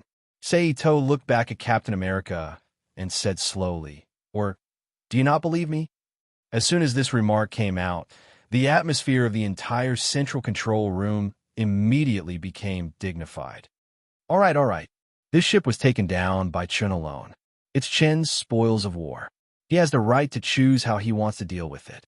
We have no right to interfere. Seeing that the atmosphere was getting worse, Tony hurriedly interjected. Captain America turned to look at Tony and did not speak. There must be a lot of things on Earth that we need to deal with now, so we won't stay on the ship any longer. Anyway, it's already yours. We'll visit when we have time later. Then, Tony looked at Sei Ito and said, Okay. Sei Ito nodded slightly. What are you going to do with them? I'll contact S.H.I.E.L.D. and ask them to send someone to pick up these guys, Tony replied. Okay. Sei Ito agreed. After that, Tony and the others didn't stay on the ship any longer and returned to their small shuttle with Kong. Started the shuttle and flew to Earth. Damocles, get all the existing guard robots on the ship. Clean up the garbage and corpses in the cabin. Then send a few guard robots to gather the surviving combatants on the ship and send them to Landing Hall 8. Sei Ito, who saw Tony and others' shuttle flying away through the monitor, ordered again. Yes, Damocles responded. Then, all the remaining guard robots in Damocles were activated and cleaned up the wreckage and corpses in the battleship according to Sei Ito's orders. They found all the combatants who were lucky enough to survive and the combatants who were hiding in other places and transported them to Landing Hall 8. It was not until about an hour later that a dozen shuttles painted with S, H, L, D S.H.I.E.L.D. appeared on Damocles' monitor and flew straight towards the Damocles. This is the Blade Peak team of S.H.I.E.L.D. I am Agent Brand. I have been ordered to receive the criminals. Please allow me to land. At the same time, a clearly coded communication message was sent into Damocles. Brand? I didn't expect her to come. If I remember correctly, She seems to be the director of the Heavenly Sword Bureau established on Damocles in the future. She is a hybrid between an alien and an Earth human. Ito-sei chuckled as he looked at the half-body image of the green-haired woman on the screen. But obviously, now, because of his big butterfly intervention, she can no longer become the director of S.H.I.E.L.D. As for whether the Sky Sword Force will be formed to fight against aliens, Sei Ito doesn't know. After all, that's an internal matter of S.H.I.E.L.D. or the U.S. government, and he doesn't care about it. Lin, turn on the guidance system and lead them to Landing Hall 8. Then, Sei Ito ordered Book of Night, standing aside. Yes, Lin Firth replied. Immediately, a permission message and a guidance channel composed of lasers were launched from Damocles. Brand and others who received the permission message did not hesitate. They accepted the power of the guidance channel and landed in Landing Hall 8, which was already filled with future people. Then the hatch opened, and Agent Brand and others were released from it. All the prisoners on the ship are here. You can take them away. Just as Agent Brand and others stepped off the shuttle, Seito's voice sounded in their ears through the loudspeaker. It seems that the other party is very wary of us. Brand, with one hand on his waist and one leg out, said with a pair of sunglasses on his face. What do we do now? A male agent next to Brand asked. Do as the other party says and take them away, Brand replied. But, the man said with some hesitation. No buts. Don't forget, this is someone else's territory now. If you want to die, I won't stop you. Brand interrupted in a very rude tone. What about the orders from above? Another person asked. Who cares? If they are not satisfied, let them do it themselves, Brand said. After listening to Brand's statement, the agents looked at each other and did not object. They stepped forward to accept the prisoners. I am a senior agent of S.H.I.E.L.D., Agent Arby Brand. I have something to discuss with Mr. Chun. I wonder if Mr. Chun can meet with me. And just as the other S.H.I.E.L.D. agents were releasing the prisoners, Agent Brand suddenly raised his voice and shouted. But after waiting for a long time, there was no response. Seeing this, Brand frowned and did not do anything as indifferent as before. After 20 minutes, all the prisoners were escorted to the shuttle. Let's go. Brand, who returned to the shuttle, ordered. Then the shuttle that was stagnant in the landing hall shook and flew up from the ground again. It turned around and flew out of the Damocles. It flew back to Earth without stopping halfway. They're finally gone. Sei Ito, who saw the shuttle belonging to S.H.I.E.L.D. through the monitor screen, exclaimed softly. Then he ordered, Damocles, remove all the emergency defense systems on the ship and the self-generated defense force field. The entire ship will enter a state of hibernation. Yes, the defense system is lifted, the defense force field is turned off, the faster-than-light particle engine enters a low state of operation, and the entire ship enters a state of hibernation. Then, just as Damocles' announcement fell, a dark hole like a black hole immediately appeared in front of Damocles, expanding at a seemingly slow but fast speed and swallowing the Damocles. Immediately, the alarm on the entire Damocles rang rapidly. At the same time, the intelligent main control system quickly reported, warning, an unknown space fault reaction has been detected ahead. It is recommended that the dormant state be immediately lifted and the defense system be turned on for protection. Lift the alarm, Sei Ito ordered. Yes, the alarm is lifted. In the next moment, the black hole rushed in and swallowed the entire Damocles in the blink of an eye, and then quickly condensed into a black spot, like a burst bubble, completely disappearing from this part of the universe. However, it didn't take long for the light and shadow to flash in the void, and Sei Ito's figure reappeared in the universe. But then the figure flashed again and disappeared from the universe again. At the same time, on Earth, in the Avengers headquarters building somewhere in New York City, Sei Ito's figure appeared. Welcome, Mr. Chun. The voice of the building's artificial intelligence system, JARVIS, sounded. Hello, JARVIS, Sei Ito said. Is Tony back? Yes, sir. He is currently in the lounge. Do you want me to call him? JARVIS replied. Call him. Sei Ito nodded and agreed.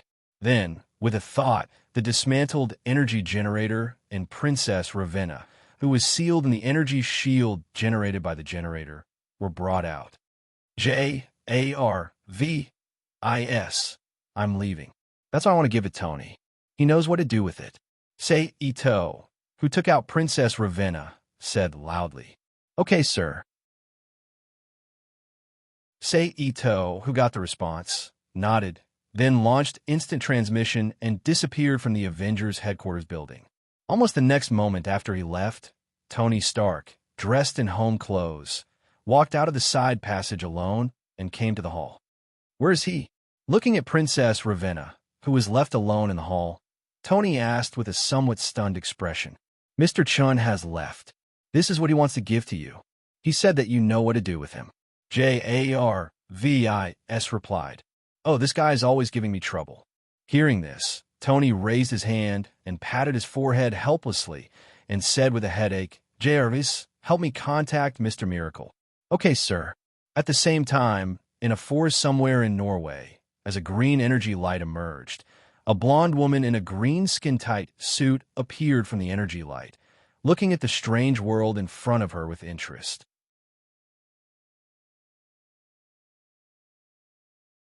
Chapter 2166. P.S. Thank you to Sky Thorn for your precious monthly votes. This was a land covered by ice and snow. There were no living people, and the entire land was covered in frost. However, on this land, a blonde beauty who looked like she had just walked out of midsummer and a tall and sturdy man who was holding a sharp axe appeared on the ice field. They were moving forward with a clear goal in mind. Just like that, they walked for an unknown amount of time until a curved ice bridge appeared in front of them. Only then did they stop. However, he didn't stay for long. After looking around for a while, he started walking again. The two of them stepped onto the ice bridge and walked along the winding ice bridge towards the faintly discernible ice cave not far away. It didn't take long for the two to reach the ice cave. Then, an iron gate with a yellow crown pattern and an old man's face blocked their way. At this time, the tall, brawny man reached out his hand and grabbed the lock of the gate. Kacha. However, as soon as his finger reached out, a layer of ice crystals climbed up his finger at a speed visible to the naked eye. It spread to his entire arm without slowing down. The brawny man frowned when he saw this. He lifted his foot and kicked forward. With a bang, the lock of the gate was broken and the gate was kicked open. Then, the two moved again and walked into the cave. The first thing they saw was a long ice path that was wide enough for 4 to 5 people to walk side by side. Inside, the ice and rocks protruded, causing the entire path to look uneven. However, there were some frightening things reflected in the eyes of a man and a woman who were walking in the path. They saw that on the ice walls on both sides of the passage, there were people who were frozen alive. Distorted figures with fear and despair on their faces appeared one after another. However, this situation did not scare the two of them. Instead, it made the corner of the blonde beauty's mouth curl up slightly. There was a joyful expression on his face. Just like this, under the gaze of the frozen soldiers on both sides, the two walked into the depths of the cave without stopping. It was an empty cave room. It was as big as an elementary school playground, surrounded by icicles, and a huge palm made entirely of ice crystals stood at the end of the cave. Below the ice crystal palm, there was a square wooden box that was half a meter long, 30 centimeters tall, and 30 centimeters wide. The surface of the box was covered in frost, and it was connected to the ground of the cave by a short staircase. At this time, the blonde beauty with a smile on her face walked up to the box alone. With a wave of his arm, the top of the box seemed to be wrapped by some kind of invisible power. It flew off on its own and floated to the side. A large amount of frost energy that was enough to freeze a person immediately gushed out from the wooden box. The blonde beauty gently waved her arm again, and a gust of wind blew out of thin air, blowing the thick, cold air to the side. Then, the golden-haired beauty reached into the box and took out an item from it. It was about 13 to 14 centimeters long. It was less than 8 centimeters in height and width. It looked very much like the small jewelry boxes used by the ancient European nobles, especially the royal family members, to hold gold and silver jewelry. The surface was inlaid with gold and painted with red, and the shape was very exquisite. Found it, looking at the small metal box in her hand. The blonde beauty softly said with a pleasant voice, "But before that, we need to deal with another person first." The blonde beauty put away the small box and turned around. She said to the brawny man below. Hearing this, the brawny man's face turned ferocious, and a bloodthirsty smile appeared on his face. Then a light flashed. In the void between the two of them, a space passage opened up by green energy appeared. The brawny man and the blonde beauty immediately went into the space passage. He disappeared from the icy cave in an instant. On the rebuilt Fifth Avenue of New York City, a whirlwind that was as tall as a person spun at high speed in one direction, and it rudely blew everything in its path to the side. Behind it, the wasp Jenny, who was less than 3 inches tall and dressed in black and yellow, was closely chasing after it. From time to time, she would shoot a few bright yellow bee stings made of bioenergy at the whirlwind to attack. Whirlwind, you really don't have a good memory. Everyone around knows that I love to shop around here, and you still dare to come here and cause trouble. Looks like you can't wait to go back to prison. The little wasp who was chasing after the whirlwind said in a relaxed tone. The guy who was called Whirlwind didn't reply. He continued to transform into a whirlwind and tried his best to escape. Whirlwind, you can't escape, the little wasp who was chasing after him said. Just like this, the two of them quickly left the street and rushed into a construction site that was under reconstruction. Finally, they stopped in front of a pile of building materials. What? Not running anymore? The little wasp looked at the criminal who suddenly stopped his whirlwind form and said calmly, "Yes, because I'm already here," Whirlwind replied. A green energy halo suddenly emerged from Whirlwind's body. Like a probing light, it swept across Whirlwind's body. Then, a beautiful blonde woman wearing a green off-the-shoulder tights and a pair of green tight-fitting leather pants replaced Whirlwind and appeared in her original position. Oh, you could transform into a living person? The little wasp had a bad feeling about this. Bang, bang. At the same time, with two muffled sounds, a burly man who looked like an ancient European warrior with a sharp axe appeared behind the little wasp, blocking her path of retreat. The little wasp's expression changed when she saw that she was surrounded. She immediately flew toward the blonde woman and attacked her with her stinger. However, the blonde woman only pointed a finger. A green energy ball flew out from her finger and hit the little wasp's body first. Bang! Ah! The little wasp screamed and fell to the ground. Slap! The blonde woman walked forward and reached out to grab the little wasp. Yen percent. Yen percent. At this moment, a melodious ringtone suddenly sounded. Seito took out his phone. He pressed the button and placed the phone beside his ear. Hello, Chun. It's me, Tony, Chin Zhao said from the phone. Tony's voice came from the other end. I can tell. What's up? Seito asked. It's about Princess Ravenna. I can't explain it clearly over the phone. If you have time, it's best if you come to my Avengers headquarters, Tony said. Princess Ravenna? Seito asked in surprise. Yes, Tony confirmed. Okay, I'll go now. Although Seito was confused about what Tony was talking about, since he had nothing to do, he might as well go and see what was going on. Thus, he agreed to Tony's invitation. Okay, I'll get Jarvis to open the door for you. Tony smiled. Then Seito hung up the phone and put it away. Princess Ravenna? Did she wake up? Seito shook his head slightly and chuckled self-deprecatingly. Then, with a flash, he disappeared from the room he was in and appeared in the Avengers headquarters at the next moment. Welcome, Mr. Chun. Jarvis, the artificial intelligence system of the building, greeted him. Where's Tony? Seito asked. In the underground meeting room. He asked you to go there and find him when you arrive, Jarvis answered. Show me the way, Seito said. Yes, sir. Next, under Jarvis' guidance. Seito took the internal elevator to the underground meeting room that the Avengers used for planning operations. Then he saw the fully armed Iron Man, Ant-Man Hank, Little Wasp Jenny, Captain America, and Black Panther. The five of them were gathered at the conference table, discussing something softly. "Hi, Tony." Seito greeted him. Hearing the greeting, Tony turned around and greeted Seito with a smile. "Chun, you're here. What's going on? Are you going to take action?" Seito walked toward Tony and the other Avengers. He asked curiously.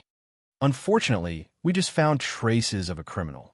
We're discussing how to deal with him, so we can't explain to you about Princess Ravenna for now," Tony said apologetically. "It's fine. This won't make a difference," Seito said nonchalantly. Then he raised his head and looked at the information in the 3D image above the conference table with a big A symbol.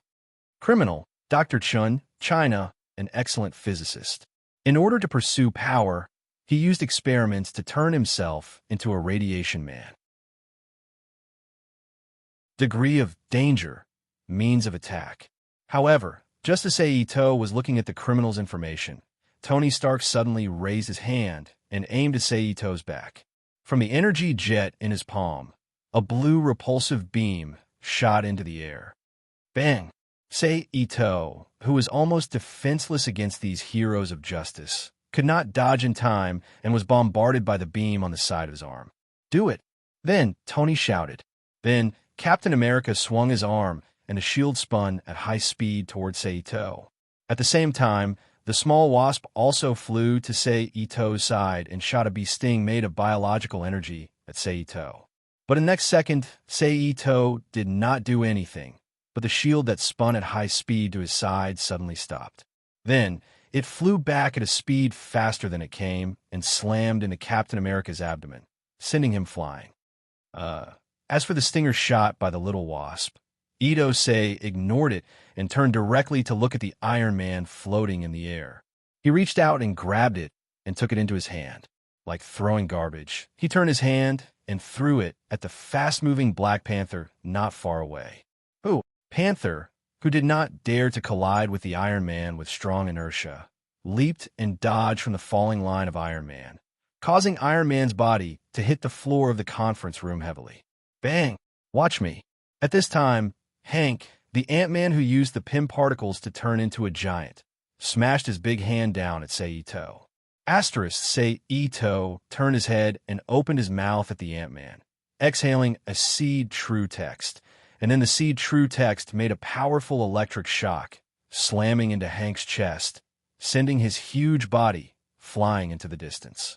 Hank then turned around and kicked Panther in the abdomen. Bang! With a muffled sound, Panther, like everyone else, was sent flying. Then Seito, who had done all this, flicked his finger and shot out a strong wind, hitting the small wasp that had been flying around him. What a bunch of trash. With the emergence of a green circle of light, the blonde beauty who suddenly appeared in the Avengers conference room said in a disdainful voice. Beside her, the burly man who was dressed like an ancient Viking warrior was still following her closely like a servant without a will of his own. Amora. Seeing the person who came, Seito raised his eyebrows slightly and said in a low voice, "I was wondering why they suddenly attacked me. It turns out that they were controlled by your magic. You know me?" The blonde woman, named Amora, was surprised. Of course, as one of the most powerful witches of the Ace of Gods, Saul's pursuer, Loki's lover, how could I not know the famous witch Amora? Seito chuckled. "Since you know me, you should know what I'm capable of. If you don't want to die, hand over Saul." Although Amora found it strange that she, who had never appeared on Earth, would be recognized by a mortal on Earth, she didn't care too much. "Is this why you control the Avengers, to cause trouble for me?" Seito asked in return. "Yes," Amora said affirmatively. "So it was your own decision.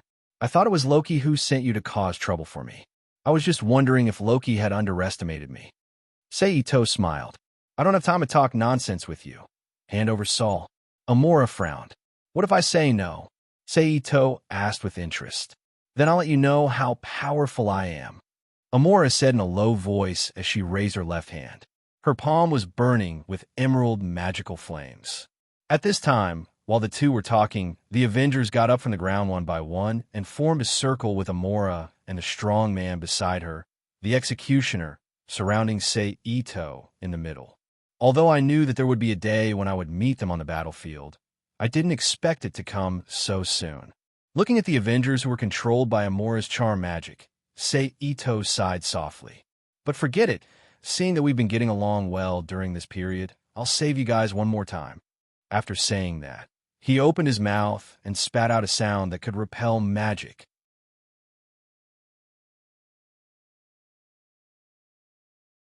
Chapter 2167.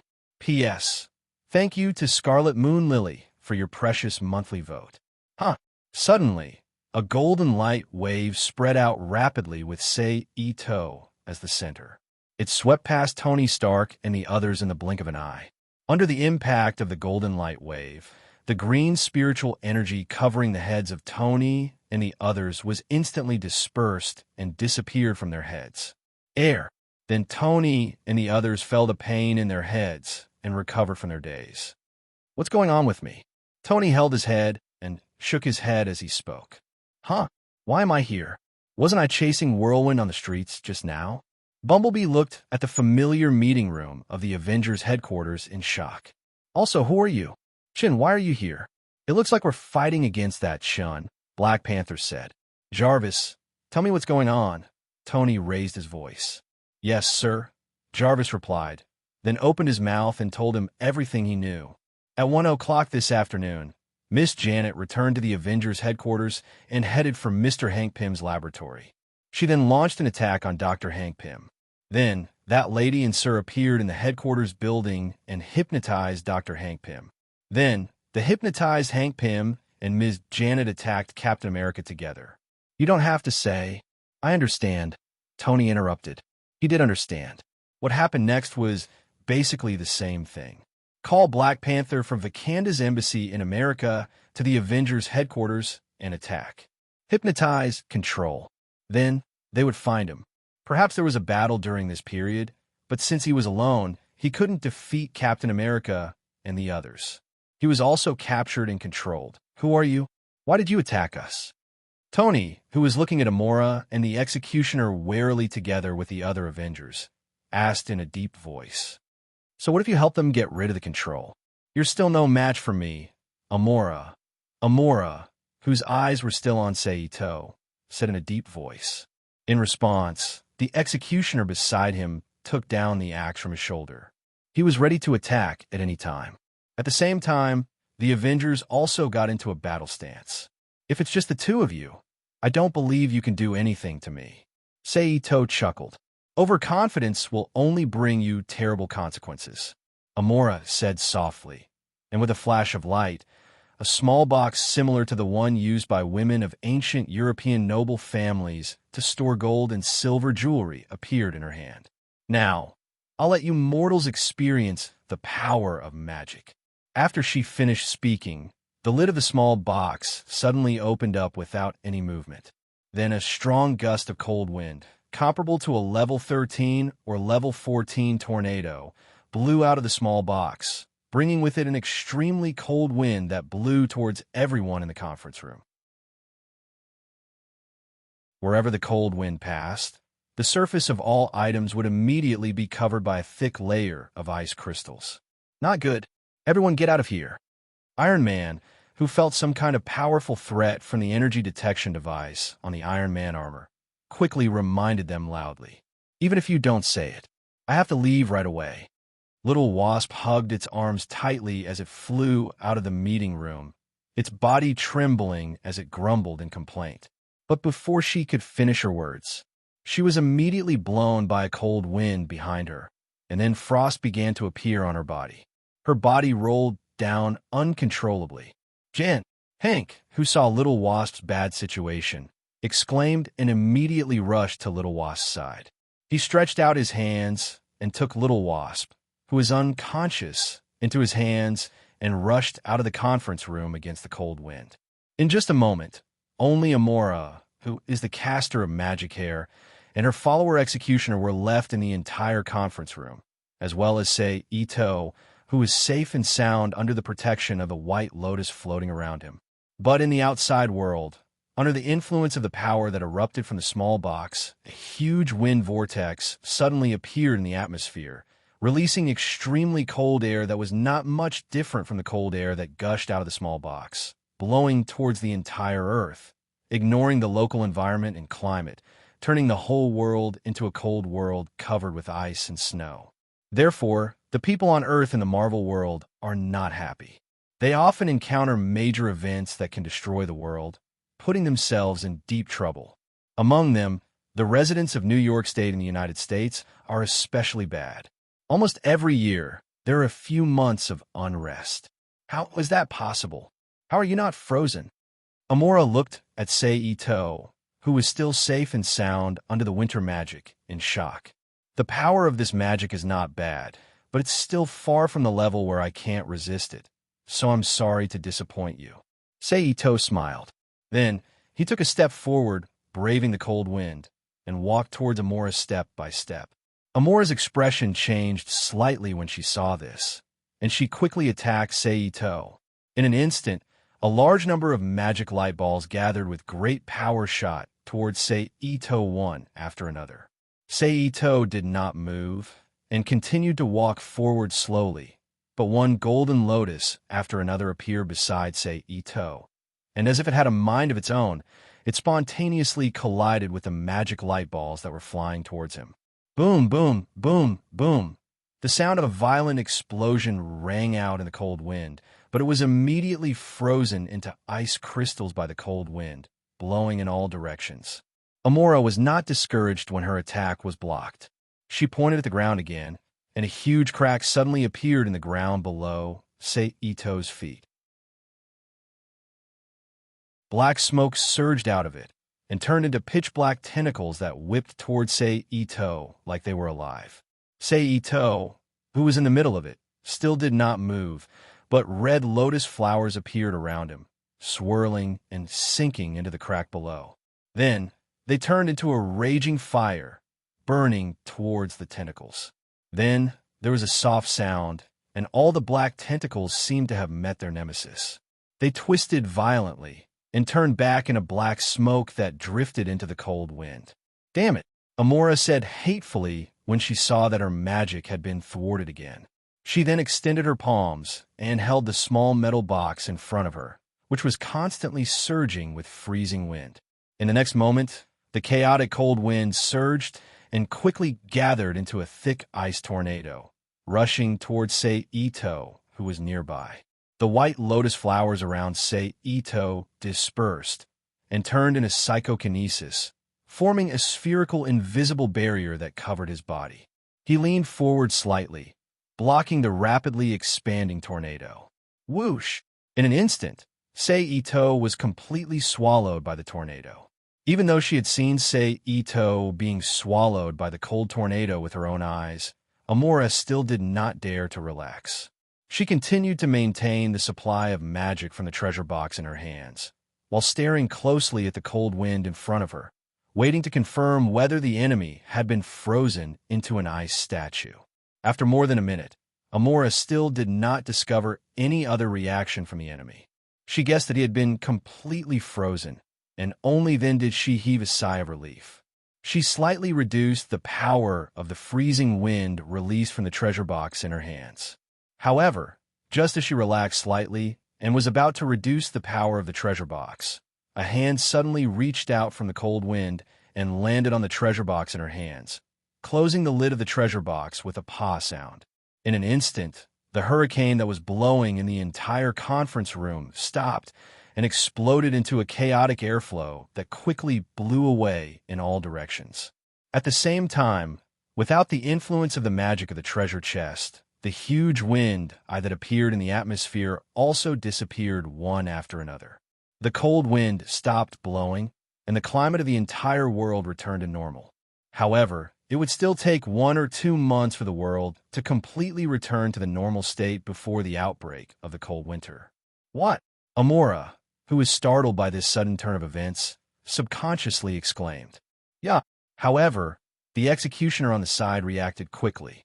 He immediately roared and chopped at Sei Ito's arm with the axe in his hand.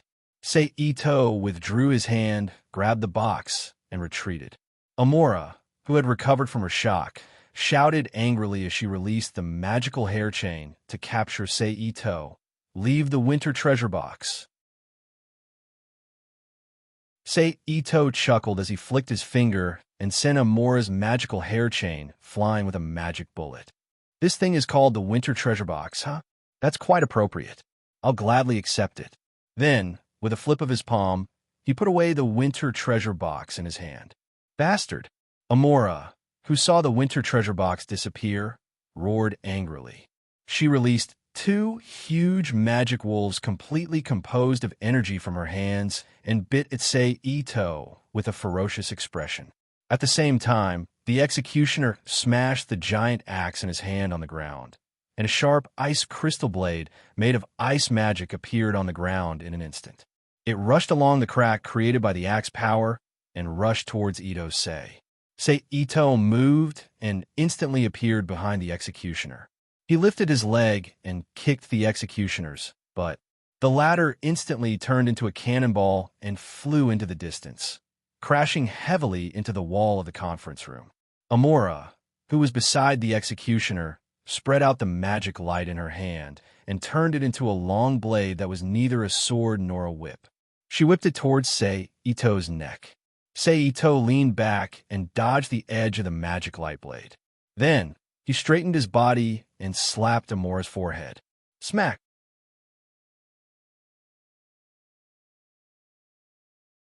Chapter 2168. P.S. Thank you to White What for your precious monthly votes. Thud! Amora stumbled back a few steps. Seito was not going to let it go. He immediately stepped forward, grabbed Amora's arm, and pulled it back to him.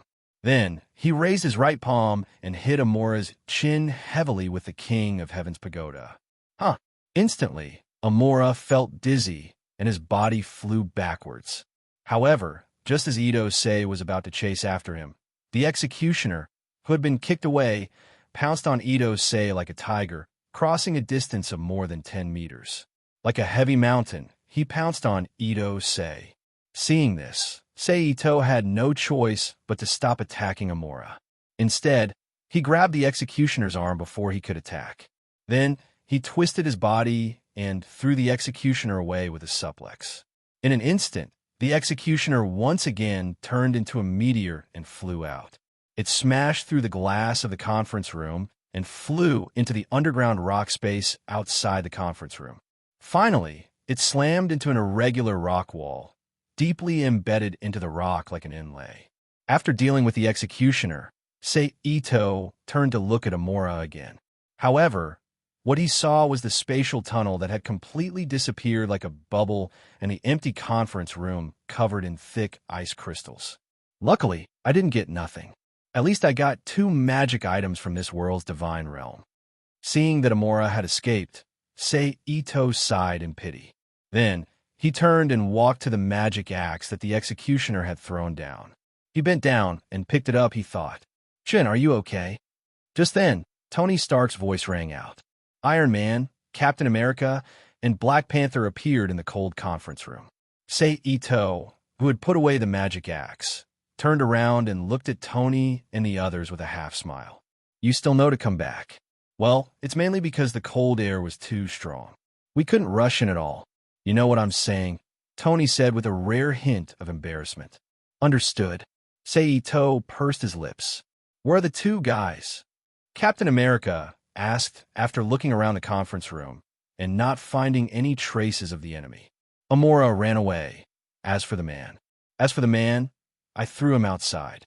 But I don't know if he's still there, Seito said as he turned his head and gestured to the window that the executioner had broken. "I'll go take a look." After hearing Seito's explanation, Iron Man immediately flew from the broken window to the underground space outside and searched the surroundings. Until about half a minute, before he returned to the conference room. "Haven't. It seems that they've run away," Tony said as he raised the mask on the Iron Man's face. "In that case, I won't stay any longer. Goodbye." Seito, who got the expected result, nodded slightly. He looked at the 3 Iron Man and said, "I'm sorry about what happened today." Tony apologized in an apologetic tone. It's okay. You had no choice at that time. Say Ito waved his hand generously and said, but you should pay more attention in the future. Try not to let today's things happen again. You're right. I'll study how to prevent this kind of thing later. Tony nodded in agreement. Good luck. Say Ito smiled. After that, without waiting for Tony and the others to reply, he disappeared in front of Captain America and the others in a flash. In the middle of the universe, on an isolated island shrouded in dense fog, a green energy circle appeared. Amora, who was in a sorry state, and the executioner, whose face was bruised and swollen, walked out of the circle of light. Then the circle of light disappeared, and an invisible energy spread from Amora's body, covering the gray world with a radius of more than 10 meters and showing the original color of the surrounding plants. I'm sorry, Loki, we failed. Amora apologized to the slender man, sitting on a chair made of wood opposite her. What happened? Loki asked with a frown. Mo opened his mouth, and with some hesitation, he recounted what he had done on Earth. Didn't I tell you not to mess with that guy, for the time being? After listening to Amora's story, Loki stared at Amora's beautiful face with a gloomy look and said in a gloomy voice, Why didn't you listen to me? I want to save Saul. Amora said softly. Saul. I said that after my plan succeeds, I will naturally save Saul and hand him over to you to deal with. Why do you have to act on your own? Loki stood up from his seat like a lit-up rocket, the veins on his forehead throbbing faintly as he gritted his teeth, and said, I'm sorry. Amora, who knew she had made a mistake, lowered her head and apologized. Damn it, because of your unauthorized actions, my entire plan was exposed. Damn it. Loki walked back and forth in front of the chair as he said hatefully, Give me some time. I have a way to take the winter treasure chest back from him. Amora said in a low voice. What way? Loki asked. Brunhilde. Amora looked straight into Loki's eyes and answered. The corner of Loki's mouth pulled back slightly, revealing a strange smile. He can even defeat Saul.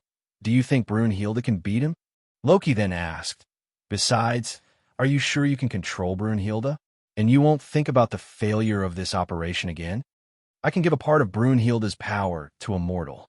It may be impossible to control Brunhilde herself, but a mortal with nothing but power can escape from the palm of my hand.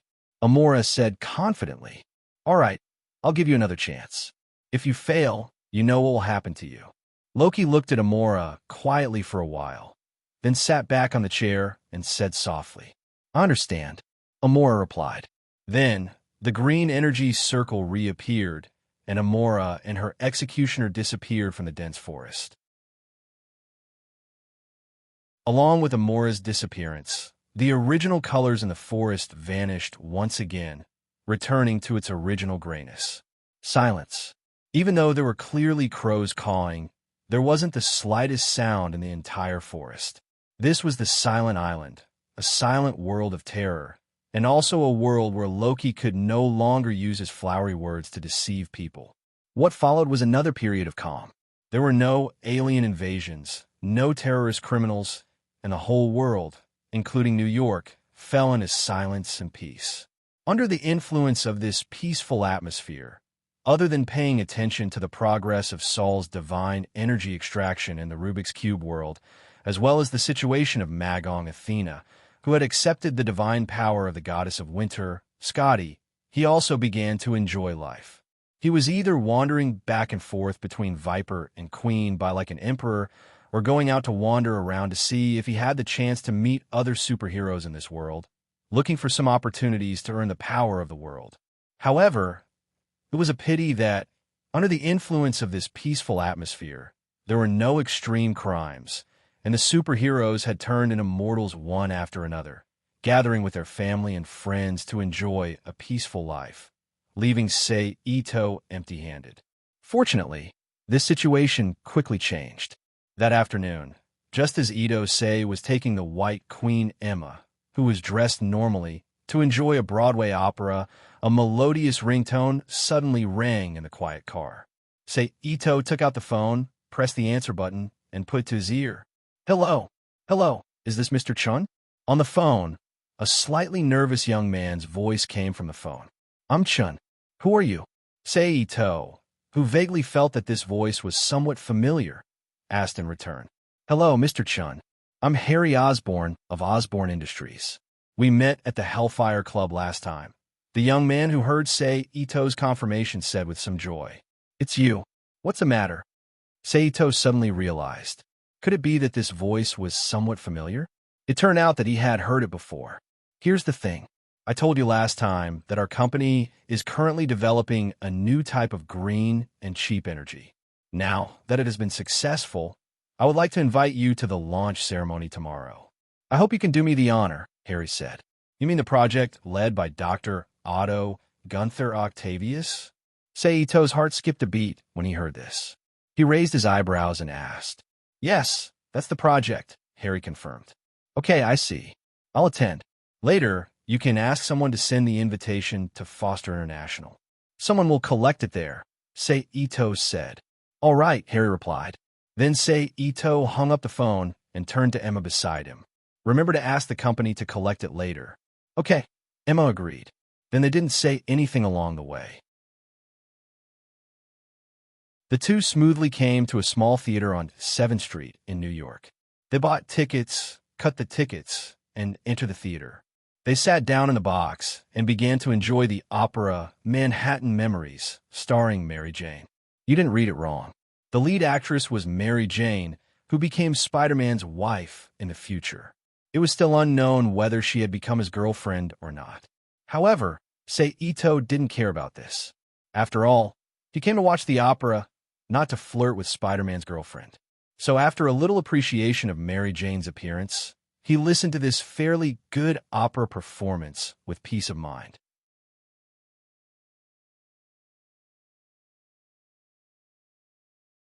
Chapter 2169.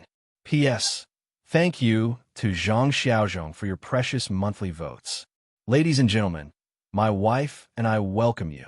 Located on the edge of Queens, New York City, in a building near the river, a man with a slightly fat face and a strong body said to the people in the room with a happy smile. He was today's protagonist, Dr. Otto Gunther Octavius. This was the launch conference of the new green energy he developed. In addition to him, his wife, and his experimental assistants, there were also industry insiders from various related companies, as well as some witnesses invited by Oscorp Industries.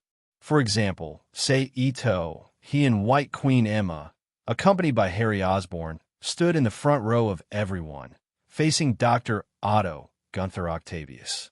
On the other side of Harry Osborne was Spider-Man, who was invited as a good friend, Peter Parker. When he saw Ito here, he was obviously taken aback. Obviously, he didn't expect to meet another superhero here. But I have to ask first, who lost a bunch of money tied with a rubber band? Dr. Otto changed the topic and joked, "We only found the rubber band." It was a pity that his joke was too cold. Other than politely laughing along, no one could bring themselves to laugh. Instead, it was Dr. Otto himself who was very happy. What a cold joke. Later, Otto, who also noticed the situation in the field, laughed at himself and turned the topic back to the main topic. Thank you for coming. Today, you will witness the birth of a new energy source, a safe one. A sustainable energy source that provides cheap electricity for everyone. I'd like to introduce my assistant. Speaking of this, Dr. Otto walked to the side of an item covered by a special protective cloth with a tin coating and raised his hand to pull the protective cloth off. In an instant, a weird machine composed of several metal tentacles appeared in front of everyone's eyes. These four-legged robotic arms are designed to handle nuclear fusion. Dr. Otto took off his suit, revealing his strong upper body, and walked to the table where the robotic arms stood. They can resist high temperature and magnetic forces. Then, with Dr. Otto's operation, the restraints of the robotic arm automatically clamped his waist and locked him in place. The sensor slowly tightened on his spine like an external spine until the crystal head at the top was pressed against the medulla oblongata under his brain. Then, the metal probe on the sensor pierced through the skin and deeply inserted into Dr. Otto's spine. It was mixed with his spinal fluid. The severe pain made Dr. Otto's face twitch, even though he was prepared for it. not to mention the ordinary people who were watching from the side. They all felt the pain and let out a low cry of fear. Fortunately, this was only a momentary thing, and then everyone turned their attention back to Dr. Otto, who was trying to control the robotic arm. At first, it was a little undetectable, but soon the four-legged robotic arms seemed to have received the right signal. They pulled out of the shell one after another, like real biological tentacles, fluttering and opening under the control of Dr. Otto's mind. It was just that weird appearance. Everyone present couldn't help but take 2 steps back. My brain controls these robotic arms with artificial intelligence through a nerve connection, and the nanospirit wires directly transmit instructions. Let me use the robotic arms to control nuclear fusion in an extremely dangerous environment. Dr. Otto explained, "These robotic arms have such advanced artificial intelligence. Won't you be controlled by them?" A woman asked. "He's a reporter from Herald magazine." Rodelyn Seiler. Harry Osborne whispered in Saito's ear. Herald magazine, a magazine specializing in new technology. New Technology, a rigorous science and technology magazine with new opinions. It was also one of the professional media invited by Osborne to promote new energy. Others, such as Thought, New Era, etc., have never been heard of by Saito. It should be a science and technology magazine that exists on Earth in the Marvel Universe. Good question. Dr. Otto smiled. He then turned around and pointed at the crystal head that was attached to the medulla oblongata under his head. It was slightly flashing with blue light at this time. So I developed a special chip to protect my brain function and allow me to control the actions of these robotic arms instead of being controlled by them. Of course, for Saito, who knows the truth, that's only part of the reason. The deeper reason is that Dr. Otto Gunther Octavius himself is a mutant with weak mental control ability, which allows him to control 4 robotic arms calmly without brain confusion. The finale is about to begin. After Dr. Otto finished introducing irrelevant things, he finally began to introduce his research. Please turn on the blue light. As the light in the room changed, a spherical energy field generator composed of 4 inverted arc-shaped metal brackets appeared in front of everyone's eyes. Dr. Otto went to the generator and began his operation. The most important key is tritium, which is only 25 pounds in the world. Under his operation, a small ball that looked like the legendary Genan Mercury pill was picked up by the mechanical arm and placed in the middle of the field position generator. But strangely enough, even though there was no other support in the field position generator, the Pi Uensu that was placed inside seemed to be in a weightless area. It floated in the middle of the field position generator without floating, moving, or trembling. Instead, it rotated at high speed like a small planet. I would like to thank Osborne for his strong sponsorship. At this time, the doctor said, not knowing whether it was sincere or intentional, "I'll be happy to pay the bill for you." Harry, who felt that he was going to succeed, said proudly. At the same time, Dr. Otto's wife handed a pair of goggles to Dr. Otto.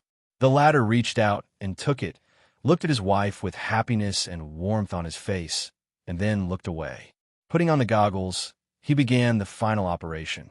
"Ladies and gentlemen, fasten your seatbelt." The next moment, a bright yellow laser beam, as thin as hair, shot onto the tritium element. A reddish-yellow sphere that looked like a small sun was born out of thin air, and like a real sun, it released a strong light and heat that was clearly palpable. Nuclear fusion reaction has been successfully achieved, the experimental assistant on the side reported. Then, the room was filled with applause. But after a long time, as the experiment continued and the energy increased, a strong magnetic force was generated from the small sun floating in the field generator, radiating attraction to the surroundings and sucking the surrounding metal towards the sun. In an instant, the entire indoor environment became dangerous, and a fierce alarm suddenly sounded in everyone's ears. At the same time, the crowd panicked uncontrollably and ran out of the house in panic. "Turn it off, turn it off," Harry Osborne said loudly. "It will be stable. I can't control it." Dr. Otto insisted. I'm in charge, Harry shouted at the top of his lungs. I paid for it. I'm in charge. Just shouting, he didn't notice at all that an instrument was being pulled by the attraction of the sun, and it was hitting him at high speed. But just as the instrument was about to hit him, Spider-Man, wearing a red and blue tights with a big spider pattern on his chest and back, suddenly glided to Harry's side like a swing, hugged his body, and saved him from danger. I still won't forgive you. Harry looked at Spider-Man, who saved his life, and said hatefully. Spider-Man looked at him quietly for a little while. Without saying anything, he turned and jumped to the wall. What are you doing? Dr. Otto, who noticed Spider-Man's appearance, shouted. I'm going to turn off the power. Spider-Man said. No. Dr. Otto, who had fallen into madness, shouted while waving the mechanical tentacles on his back. Spider-Man was sent flying from the cable box with great force. Boom! But then, more terrible things began to happen. At this time, there was a shattering sound. The steel bars on the main body of the building finally could not bear the attraction of the increasingly powerful magnetic field and suddenly bent, crushing the glass inlaid on it, causing the glass to shatter into countless, irregular, sharp fragments, which sputtered throughout the experimental room. Subconsciously, Dr. Otto used his mechanical arm to protect his body. Crackle! Although he had a mechanical arm to protect his body, Dr. Otto's wife, who had been waiting in the laboratory because she believed that he could succeed, could not. She could only look at the flying glass shard with a face full of fear and scream in horror. That's it. At this moment, a soft and slow voice sounded in the laboratory room, and then it was like a TV picture where the pause button was pressed.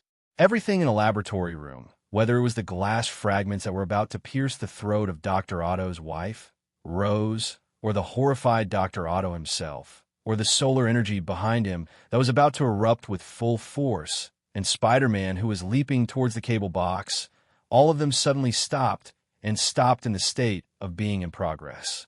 Then Ito's figure appeared from the void and walked step by step to the artificial sun formed by tritium. Although this thing is a bit useless to the energy system in the Magic Cube world, I have to say that this is an amazing invention. Your talent is enough to make people sigh in admiration. Now, let me change your miserable fate. Ito, who was looking at the artificial sun that was erupting in front of him, didn't care whether Dr. Otto could hear him or not, and said softly.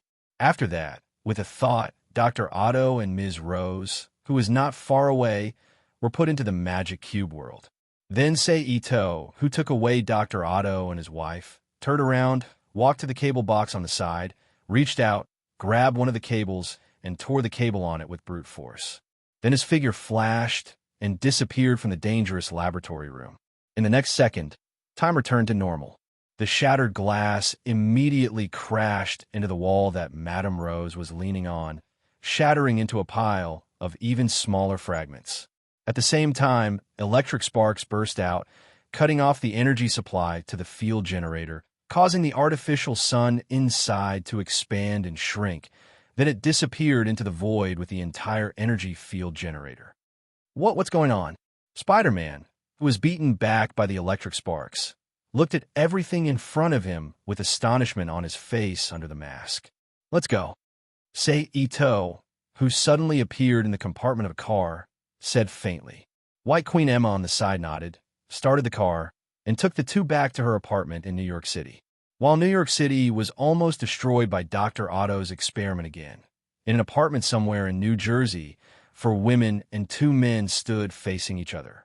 At this time, if Ito was here, he would find that among the 4 women and 2 men who were obviously divided into 2 groups, at least 5 of them were people he knew. Among them, the ones who were dressed normally were the space physicist Eric, the civilian astronomer Jane Foster, and her best friend, Daisy, whom he had met when he was waiting for Saul in New Mexico. On the other side, the 3 people who were dressed strangely and looked like they were cosplaying Viking warriors were Amora, the witch who could now be said to be his enemy, and her follower, the executioner. As for the last young white woman who was also dressed as a Viking warrior and looked obviously like Amora's follower, Ito didn't know her at all. Who are you? Jane looked nervously at the three strange men and women who suddenly broke in her house and asked, "You're Jane Foster?" Amora looked at Jane from head to toe and asked, "Yes, it's me." Jane confirmed, "It's good that it's you. My name is Amora, Saul's friend. This time, I need your help." Amora smiled wickedly. "Well, what?" Jane was stunned. "I want to save Saul, but my strength alone is too weak. I need help, so I came to you." Amora said in a sincere tone, "What do you want us to do?" Compared to Jane, who was confused when she heard about Saul, Eric, who was much calmer on the side, asked, "This is a philosopher's stone. It has the power to open a passage between the two worlds, but activating it requires a lot of power. I can't activate it alone. What I want you to do is to use your knowledge and connections to create a machine that can activate its energy. Then, open the door between the divine dominion and earth, and let my friends come and help me save Saul." Amora flipped her palm, and a gray stone with runes on its surface appeared.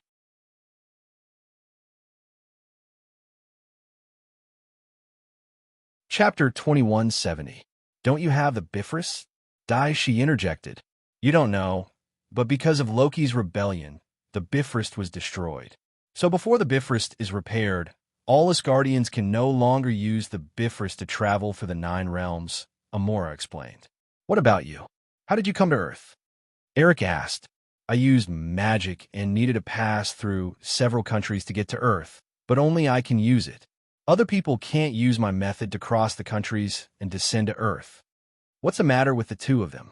Jane, who also felt that Amora's explanation was unclear, looked at the executioner and the white woman beside Amora and asked, "The two of them are Earthlings. They became like this because they accepted the power that Asgard left here in ancient times. They didn't come from Asgard with me. Even the three of you can't do it."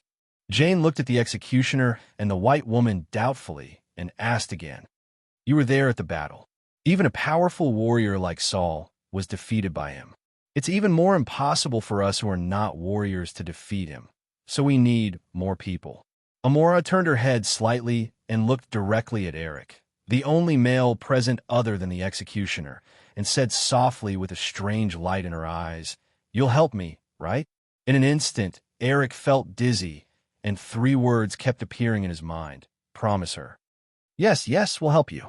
After all, even though we've only known each other for a short time, we're still friends with Saul," Eric murmured in response. "Thank you." The corner of Amola's mouth curled up slightly as she thanked him. "You're welcome." Eric shook his head slightly. Eric, who was trying to clear his head, responded casually. "Then I'll leave this matter to you, Eric," Amora said as she handed the Sorcerer's Stone to Eric. "Don't worry. Leave it to me." Eric took the Sorcerer's Stone and nodded in agreement. "Where are you going?" Jane, who saw that Amora and the other two were about to turn and leave, quickly asked. "To track down the enemy's whereabouts," Amora said in a low voice. After that, she ignored Jane and the others and turned to leave the apartment where Jane Foster lived. He disappeared into the boundless night. From the second day onwards, Eric and Jane threw themselves into the intense research of the magic stone. In a private room of a nightclub called Hellfire, Sei Ito and a middle-aged man dressed in German clothing sat opposite each other. Between the two of them, there were 3 blonde beauties wearing revealing clothes with hot figures. They were dancing a gorgeous dance full of seduction and sexual implications to the explosive music playing in the private room.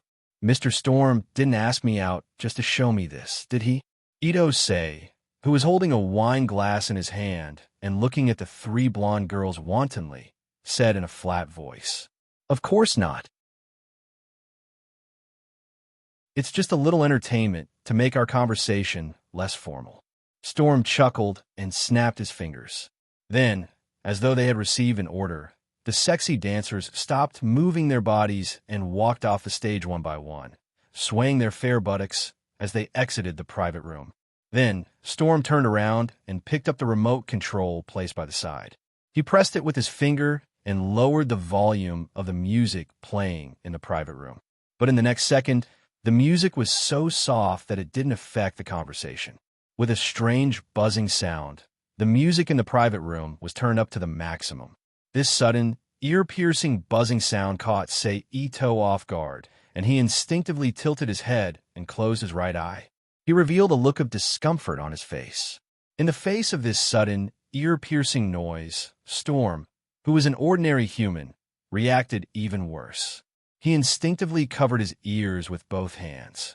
He instinctively covered his face with his hands, then fell onto the sofa with a pained expression. But this wasn't everything. At this moment, a figure flashed across the room. A figure clad in a red bodysuit flashed in the private room. A thin black man with two slender Japanese katanas in his hands suddenly appeared in the room. The katana in his hands flashed quickly and cut toward Ito-sei's body. The slashes transformed into an airtight blade screen that enveloped Ito's body.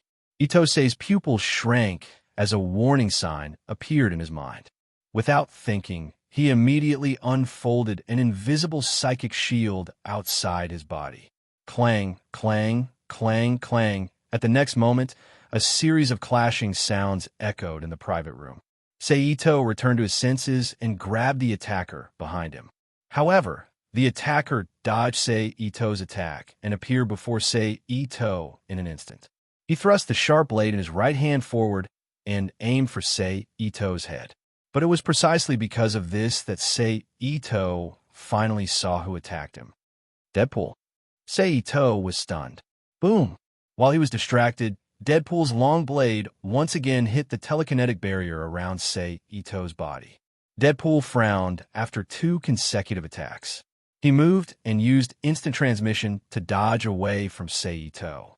Then he held the long blade in his left hand, stretched his fingers forward, and sent a pale, white frost at Ito. Kacha! Kacha! In an instant, a piece of frost suddenly appeared on Ito's telekinetic barrier. At this moment, Deadpool's figure flashed again and reappeared in front of Ito. He slashed the 2 blades in his hands together and slashed heavily on Ito's frost-covered telekinetic barrier. Bang! Crack! Then 2 small cracks emerged from the place where Deadpool's blade fell and spread along the location where the frost-cold air existed.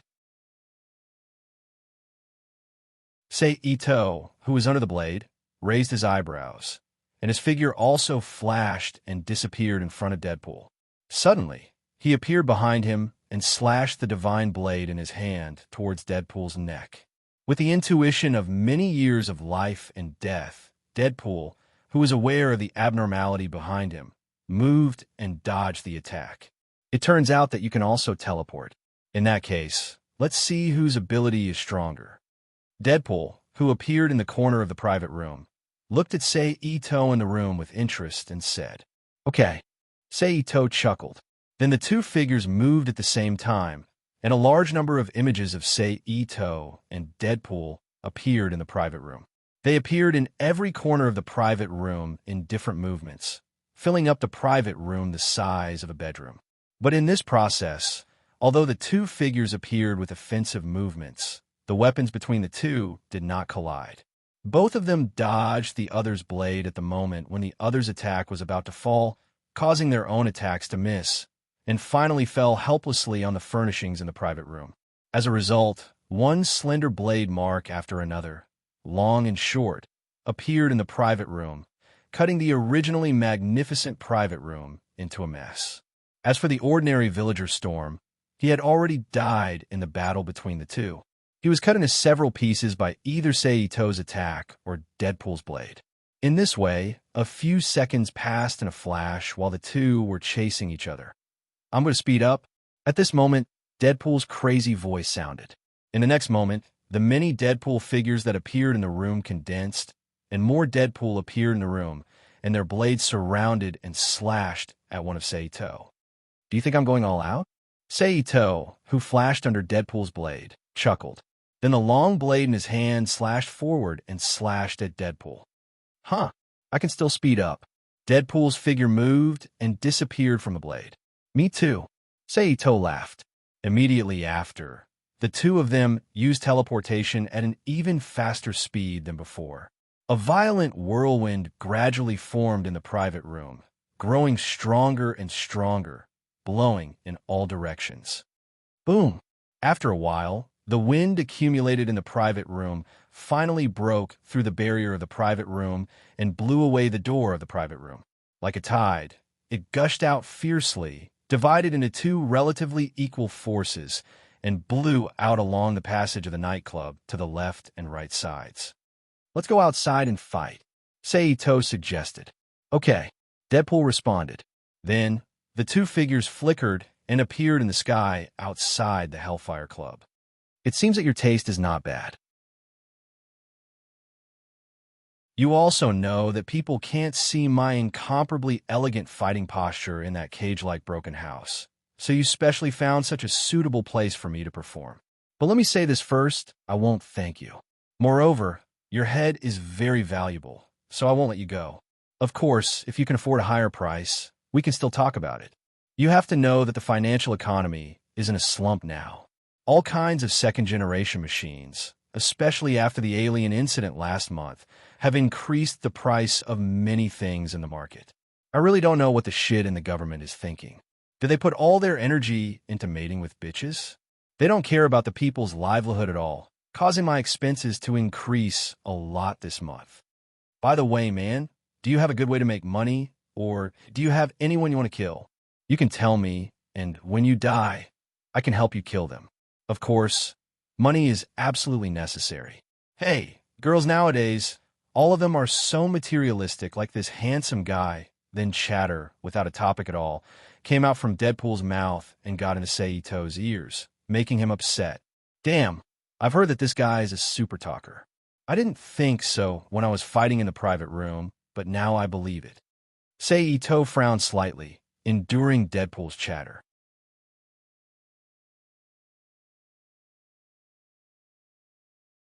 Chapter 2171. Deadpool, how about we make a deal? After another fight, Saito suddenly escaped from Deadpool's entanglement and said, "What? Have you thought it through? Are you ready to accept my proposal?" "No problem. Say it. Who do you want to kill? I promise to do it beautifully for you. But let's talk first. The money has to be paid first. Otherwise, when you die, I will ask for the money." Deadpool, who also appeared, said with a smile, "By the way, how much money do you have? My price for killing people is very expensive. If it's not enough, then I can't help you. But looking at your delicate appearance, I think you'll be liked by many rich women. If you really can't afford it, I can be an intermediary and introduce you to a few rich women. As long as you can serve them well, the money is absolutely indispensable. Oh, I forgot to ask, are you good in that area? Don't be a silver wax spear, then my credibility will be ruined. But don't worry, I have medicine here. The price is cheap and guaranteed. You will definitely not take it. Shut up."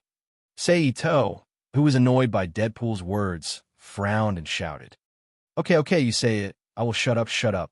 Deadpool made an okay gesture with his right hand and drew a line in front of his mouth and said as if he was zipping up, "Tell me, who wants to kill me? In return, I will grant you death." Saito said in a low voice, "Really? Can you really let me die?" As soon as Saito's voice fell, Deadpool's figure suddenly appeared in front of him, and his eyes were full of expectation as he asked repeatedly, "Say something, is it true or not? Don't lie to me, I am very smart. If I find out that you are lying to me, I will never let you go. Even if I don't have money, I will definitely kill you. I will divide you into several pieces, then throw you into a box and send you to the world by express." Just as he was talking, Deadpool's problem with words appeared again, forcing Saito to put his hand on his neck and forced his words back into his stomach. The reason why he was so emotional was because he had fallen in love with the Lady of Death. The so-called Lady of Death, one of the 5 gods in the Marvel Universe, is the embodiment of death in the Marvel Universe. It was the highest level of the Grim Reaper, the King of Hell, and the Demon King in all the legends of the world. It was like the god in the Bible. Normally, he couldn't see her. Only at the moment of death would he have the chance to come into contact with her. But what makes Deadpool feel crazy is that Deadpool himself has a super strong self-healing ability. That self-healing ability is so strong that even if he is chopped into minced meat, he can still be resurrected under that abnormal self-healing ability. Therefore, there were very few chances for him to meet the Lady of Death. Therefore, in order to allow himself to see the Lady of Death often, Deadpool transformed into a super mercenary, taking on all kinds of dangerous tasks that others dared not do or could not do to die. But as his strength grew stronger and stronger, he was getting more and more experienced, and even this kind of suicidal situation was becoming more and more difficult to encounter. Therefore, for the current Deadpool, anything can kill him. Having the opportunity to see the Lady of Death is a wonderful thing that he couldn't ask for, and it is worth Deadpool's sacrifice. You just have to tell me who took care of you. Don't say anything unnecessary. Otherwise, our deal is canceled, Saito said coldly. It's not that he didn't want to use his spiritual force to search Deadpool's soul directly to avoid Deadpool's muttering. But unfortunately, he didn't know if it was because Deadpool's soul was special enough or something else, but he was immune to any spiritual force, which made Saito's idea impossible, and he had to continue to endure Deadpool's nonsense. Okay, I'll listen to you. I'll do what you say.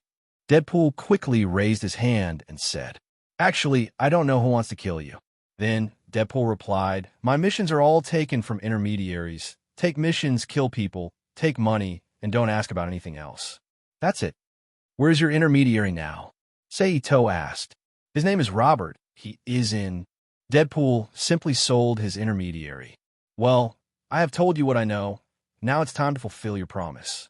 Deadpool looked at Saito expectantly and said, Don't worry. You will definitely die this time, Saito said softly. Then, without any action from Saito, a clock written with Roman numerals and completely composed of energy emerged from Deadpool's body. The hour and minute hands quickly reversed, extracting the physical accumulation time on Deadpool's body like a propeller. Just as this represented the rapid reversal of Deadpool's time. Soon, the abnormalities on Deadpool's body began to disappear, and he changed from strange man back to a seemingly ordinary black man. And his speed did not decrease as he changed to a weaker and more ordinary state. In just an instant, it turned into nothingness in Saito's hands. Ooh! The clock exploded, turned into a piece of light debris, and slowly drifted into the air. This is the time skill, life reversal. I don't know if I really killed Deadpool this time, or if I just killed him once. Saito, who put down his arm, raised his head and looked at the sky, thinking in his heart. It stands to reason that Deadpool's immortality is due to his super self-healing ability, and his self-healing ability came from the mutant's experiment decades ago. It belongs to the acquired change. It is also in the accumulation of time in the body, and it will be destroyed by the energy of life reversal that fundamentally destroys the physical body. Of course, this refers to the situation under normal circumstances, but unfortunately, Deadpool is not a normal person. Not to mention that he is the only guy in the entire Marvel universe who knows that he lives in the comic world and can freely travel through parallel universes with his strange instant movement ability to go to other worlds to see himself. Just the fact that he once caused another suitor who admires Lady Death to become angry because of Lady Death, and the curse of immortality was imposed on him. This is beyond the scope of the influence of normal life reversal. Therefore, this has become the fundamental reason why Saito can't determine whether Deadpool is really dead. But fortunately, Saito is not without a way to determine it. That is, to observe the harvest of the power of the world after that. If it is a bumper harvest, then it proves that Deadpool of this universe was indeed killed by him. But if it is a trickle of water, then needless to say, Deadpool is only temporarily dead. It won't take long for this perverted guy to resurrect again, appear in this world, and even come to trouble him. In this way, Saito waited. In the next moment, with the arrival of the power of the world, Saito finally determined the current state of Deadpool, temporary death. This guy really won't die so easily. Saito, who waved his hand and put away the power of the world that fell from the sky, whispered to himself. Then he looked up at the void in front of him. Saito, who knew that Deadpool would reappear here soon, didn't stay any longer. He immediately launched instant transmission and disappeared from his original place, rushing to the location of the intermediary mentioned by him. Almost at the next moment after Sei Ito left, with the gathering of a bunch of red light spots, a mass of flesh and blood appeared in the sky out of thin air, and like a magnet, it strongly attracted other scarlet light spots from the void to gather, then condensed, expanded, and turned into the image of a human body, suspended in midair. And the human body that gathered in this light spot was none other than Deadpool, who was killed by Sei Ito once with life reversal. Finally, I see Lady Death again, Deadpool said with a happy look on his face. However, immediately afterward, he felt that there was nothing under his feet, and his limbs were like a drowning tourist as he fell to the ground below at high speed. Although Deadpool just used instant transmission to fight with Sei Ito in midair, he didn't have the ability to fly. Therefore, after passing the initial state of suspension, Deadpool was inevitably pulled by gravity and fell to the ground. On the other side, after a few flashes, Sei Ito appeared in front of an old house full of Western style, and then kicked the door in front of him without hesitation. Boom! Who are you? In the room, the fat white man who was startled by the sudden sound of the door stuttered. Are you Robert, Deadpool's intermediary? Sei Ito stepped into the house and sneered at the white man in the room. What are you talking about? I don't understand. The white man named Robert pretended to be stupid, but secretly his hand touched under the small table in front of him, where a revolver was secretly placed under the table. I don't want to be rough, but since you were stubborn, then I have no choice but to be rude. Sei Ito sneered. As soon as he finished speaking, Robert's expression immediately changed, and he pulled out the revolver from under the table with a dexterity that did not match his figure, pointed it at Sei Ito, and pulled the trigger. Bang, bang, bang, bang. In a split second, several crisp, muffled sounds rang throughout the room. But what made Robert's face pale was that all the bullets fired from his pistol just flew halfway, and they hovered in vain and slowly turned around by an invisible force and flew in front of him again and approached his skin little by little. No, don't kill me. What do you want to ask? I'll tell you everything. Robert, who was scared, cried loudly. Very well, tell me. Who hired you to kill a young man named Chun? Sei Ito stopped the bullets with his telekinesis and asked in a deep voice. I don't know, Robert said loudly. And? Sei Ito frowned, and with a displeased expression, he sent the bullet forward a little more. I really don't know, Robert said loudly.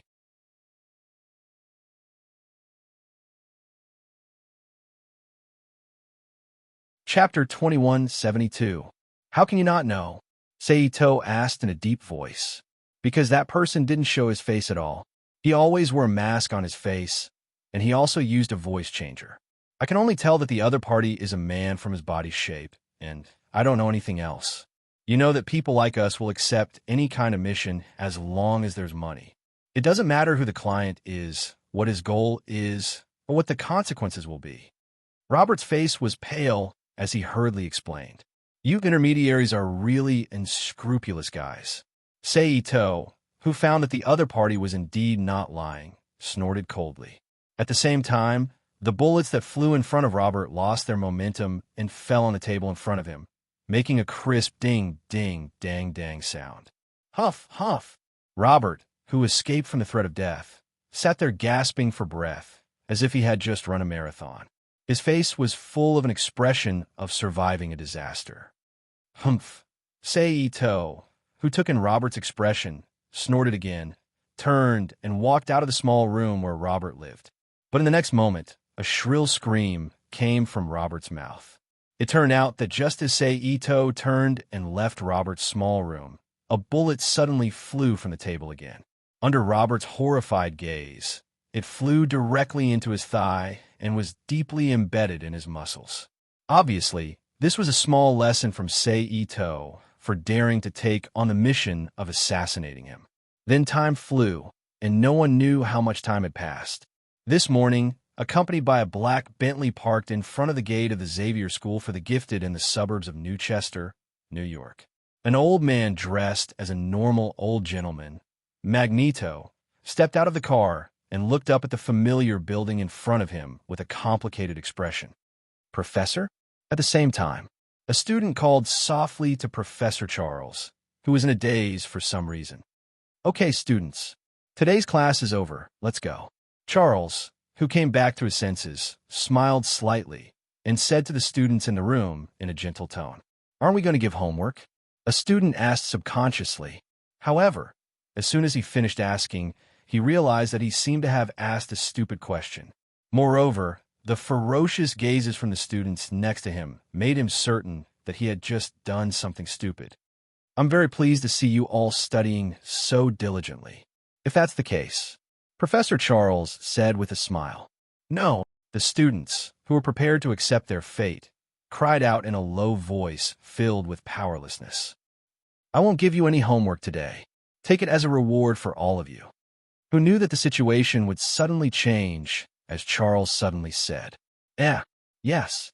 Hearing Charles's words, the students were stunned at first, then they cheered loudly.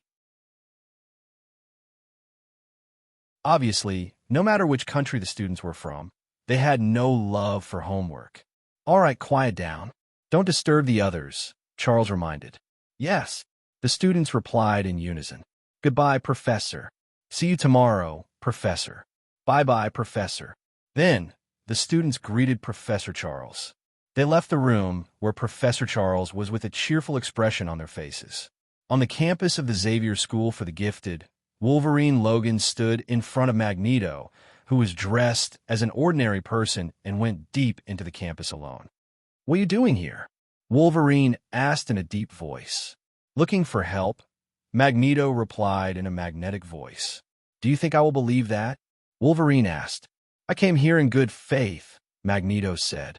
I only know that you are our enemy, Wolverine said in a deep voice. No, we are not enemies. We are compatriots, and humans are our common enemy, especially at this time. We should unite, otherwise we will all perish. Magneto said with a faint look of grief and indignation. What do you mean? Wolverine's expression moved slightly. He asked, Are we just going to talk here? Magneto turned his head and looked around at the children who were playing around and were now gradually attracted by the confrontation between him and Wolverine. Wolverine turned his head. He looked at the children around him. It was at this time that Professor Charles's voice sounded in Logan's mind. Logan, bring Eric to me.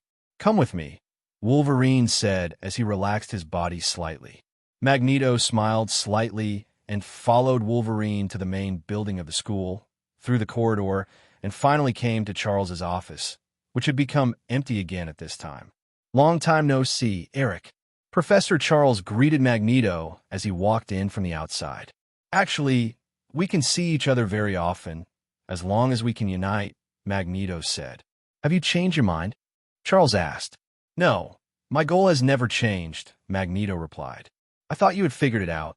That's why you came to see me, Charles said with a faint hint of regret in his voice. No, I believe that you will be on my side this time, Magneto said in a deep voice. Charles did not speak and looked up straight into Magneto's eyes. We have encountered a great crisis. Humans are now building a weapon. If we do not unite to resist immediately, we will be exterminated by humans in the future, Magneto stated solemnly. On the side, Wolverine's expression changed when he heard Magneto's words, and he looked up at Professor Charles. What he said is true, Charles replied with a heavy expression, and then muttered to himself, Sentinel, where have they gone? After a while, Charles exuded a terrible pressure and asked. They have reached the last step, Magneto said in a deep voice. That's too bad, Charles said. It was still a day after an unknown amount of time. Jane Foster, the space physicist Eric, the crazy Daisy, the witch Amora, her henchman, the executioner, and the new white woman appeared below the Stark Industries building. What do we do now? Jane Foster, who was carrying a pile of equipment in her hand, asked. As soon as this remark came out, Eric and Daisy both turned their eyes to Amora. Break in. Amora smiled. Then she stepped forward. She walked into the Stark Industries building with two of her followers. Jane Foster saw this, and the three of them looked at each other and hurriedly followed with the equipment in their hands. Stop! This is an abnormal crossing area. Unrelated people, please leave. Just as Amora and others entered the building, two guards came over and said. Amora didn't answer. She reached out with both hands, and two magic light balls immediately shot out from her hands, bombarding the two guards' chests like meteors. With a bang, they were sent flying. Plop! The two people who were sent flying did not fall heavily to the ground until they flew several meters away and fainted. Let's go. Amora beckoned. Are all the people in God's domain so violent? Daisy looked at the two unconscious guards. He complained. Most of them are. Amora replied without looking back. No wonder. Daisy curled his lips. Just like this, under the lead of Amora and her two followers, the six of them arrived at the top floor of Stark Industries almost unimpeded, right above the arc-shaped energy reactor. However, because of Amora and the others' violent behavior, the entire building's security system was activated, and ear-piercing alarms rang throughout the entire building. How long will it take to assemble the equipment? Amora asked Eric. Half an hour, at least half an hour. Eric, who had put the things in his hands on the ground, replied. Then let's do it as soon as possible. Amora decided. Knowing that time was of the essence, Eric and Jane Foster did not dare to hesitate. They quickly picked out the necessary components and began to set up the energy-generating equipment at the top of the Stark Industries building. Why can't we talk to Mr. Tony Stark directly? At least that person looks easy to talk to on TV. He should agree to our request. Daisy asked as he helped pass the things over. What should we talk to him about? Tell him that we want to use the arc-shaped reactor in your building as a power source, and then open a big hole in the sky. Call in a few extraterrestrial visitors? Jane replied casually. That's right. You should agree to something so interesting. She nodded in agreement. I mean, Daisy, can you stop being so naive? Let's not talk about whether he believes us or not. Even if we barely manage to convince him. After knowing our purpose, whether he will still agree to our actions is another matter altogether. What's more, the most important thing is, how can we meet him? You know, Tony Stark is a world-renowned tycoon, not the young man next door. You can meet him whenever you want. Jane said angrily. I heard that Mr. Tony likes beautiful women. With my looks, I should have a chance. Daisy fantasized. Okay, Daisy, stop daydreaming. We don't have much time. Hurry up and assemble the equipment. Eric reminded her. Daisy curled her lips and did as she was told. Although her thinking and behavior were quite idiotic, she was really good as an assistant. With her help, the construction of the entire equipment was obviously much smoother. However, the good times didn't last long. Just after the three of them built a low seat for the equipment and began to build the main body, Tony Stark, wearing a golden red Iron Man armor, appeared in front of everyone. Okay, you guys, stop working on the workstation at hand. I don't want to hurt you. Iron Man stretched his arms forward, and the repulsive launcher in his hand flashed with blue light as he said in a harmonious voice.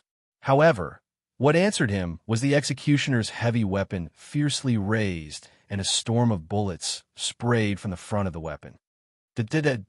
Iron Man floated sideways and dodged the bullets. But then, a green energy ball suddenly flew out in front of him and hit his chest without any fancy moves. Like a Mercedes-Benz truck, Iron Man flew out fiercely. The thrusters behind Iron Man spurted out flames and stabilized his body. But in the next moment, a female warrior riding a winged white horse quickly rushed in front of him from high altitude and slashed at Iron Man with a big sword in her hand. Oh, could it be that I'm currently in a myth? Iron Man hurriedly raised his body to launch a repulsive barrier, blocking the attack of the female warrior, and said with witty words. Clang! Seeing that her attack was blocked, the female warrior rode her horse and stepped on the void to fly behind Iron Man. She pulled the horse to stand and kicked Iron Man with the horse's front hooves. Boom! Although this attack was still resisted by Iron Man with a repulsive barrier, his body under the steel armor flew uncontrollably into the sky under the stomp of the horse's hooves. At this time, the witch Amora stretched her hands forward and shrouded Iron Man's body with a magical light. Almost instantly, Iron Man found that his battle suit was affected and his body became uncontrollable. Then Amora pulled her arm and threw Iron Man, who was shrouded in magic light, to the ground beside her. The executioner next to him saw this and quickly jumped in front of Iron Man, turned over and straddled his waist and abdomen. His right hand clenched into a fist and hit Iron Man's face fiercely. Boom, boom, boom, boom. Again and again, the huge force made Iron Man, who was out of it, feel dizzy. Executioner, remove his armor. Amora reminded when she saw that this was not going to work. The executioner, who received the order, did not hesitate and immediately stopped the blow of his fist and put his hands on Tony's Iron Man armor. With a bang sound, a part of the armor was forcibly removed from Iron Man's body. "Oh, is this guy a barbarian?" Tony said helplessly. "Contact the Avengers immediately and issue a summon order." Then Tony ordered. Almost at the same time as Tony's order was issued, a rapid beeping reminder sounded in the Alliance ID cards worn by all the Avengers members. Avengers gather. Ant-Man Hank, Wasp, Captain America, Black Panther King, and others did not dare to hesitate and immediately gathered together and sat in the small shuttle that Tony had specially prepared for their Avengers. They took off and flew towards the location of the Stark Industries building. At the terrifying speed of the small shuttle, it only took a short while for the shuttle to appear at the top of the Stark Industries building. Then the laser weapon at the front of the shuttle fired several bright energy beams, attacking the executioner and the witch Amora.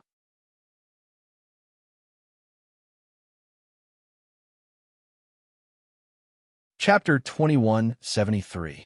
P.S. Thank you, Light of Dark Flame, for your precious monthly votes. Read the latest and most complete novel, Get Out of the Way. Bang!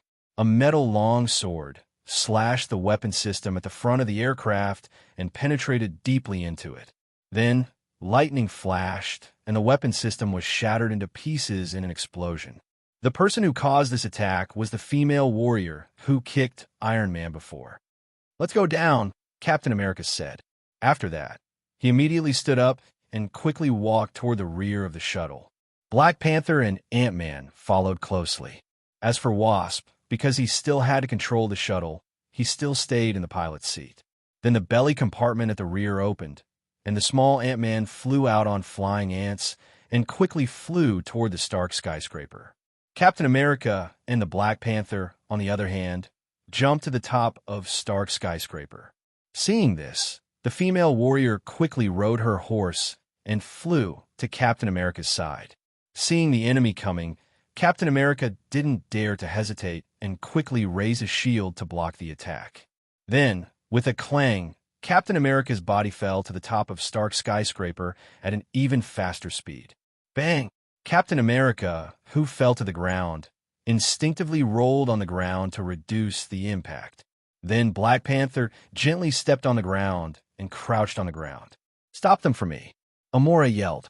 At the same time, she stretched her arms forward and released binding magic on Captain America. The latter only felt his body tighten, and a circle of light suddenly appeared on his body, binding his hands tightly to his body. He couldn't move.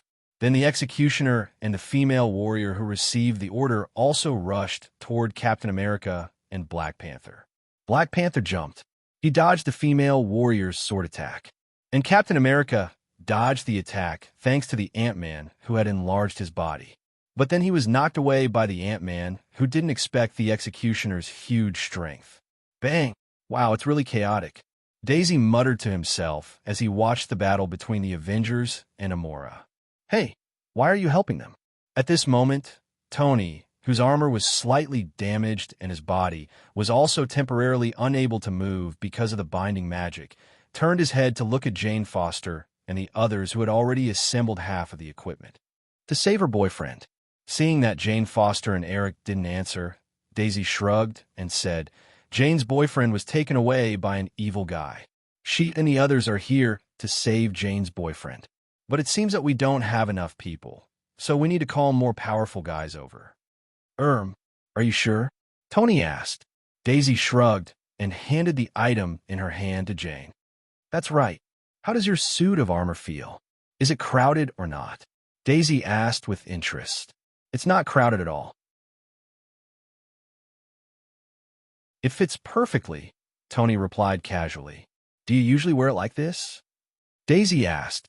Yes, Tony replied. Then how do you deal with your personal hygiene? I mean, what if you suddenly want to do that during battle? Daishi asked curiously. I've never encountered such a thing before, Tony replied with a dark expression. However, Daisy's question did give him some inspiration. Although he hadn't encountered such a situation yet, what about the future? What if he really encountered such a situation in the future? Would he have to endure it? Thinking of this, Tony subconsciously began to think of a solution, while Tony was being led into a thinking state by Daisy's silly questions. Bright yellow beams of biological energy shot out around Amora's body. Where did this little fly come from? So annoying, Amora said irritably as she used her arm to block the wasp stings. She then reached out and grabbed the little wasp that was flying around her. However, in the next moment, a yellow light lit up. The little wasp's body immediately turned from its original 3-inch size to the size of an adult. It swung its right fist and punched Amora's cheek. Bam! She fell down in pain. Amora staggered and dodged backward. Damn it! Amora cursed. She shot a ball of magical light at the wasp, and the latter's body flashed. It shrunk back to its original size and nimbly flew to the side, dodging the attack. Then it started harassing Amora like before. Amora, who was annoyed by the wasp, roared angrily. A powerful magical light erupted from her body, forming an eerie emerald flame that burned towards the wasp. Caught off guard, the little wasp was taken aback. It hurriedly dodged backward, but was caught in Amora's flaming hand formed from mana. Feeling the pain all over its body, little Yellowbee screamed and fainted. Jen, Hank, who was trying his best to block the executioner, cried out. In terms of close combat skills, he was no match for the executioner, not to mention being distracted in the middle of a battle. Therefore, he was caught off guard, and the executioner, who was in a stalemate with him, took the opportunity to land a heavy punch on his cheek. Bam! In an instant, Hank felt dizzy, and his body flew to the side uncontrollably. The executioner, who sent Hank flying, smirked and walked towards Hank with heavy steps. Clang! With the sound of metal clashing, the female warrior's attack was blocked by the Black Panther. Then, the Black Panther lowered its body and swept its leg towards the female warrior's ankle. Bam!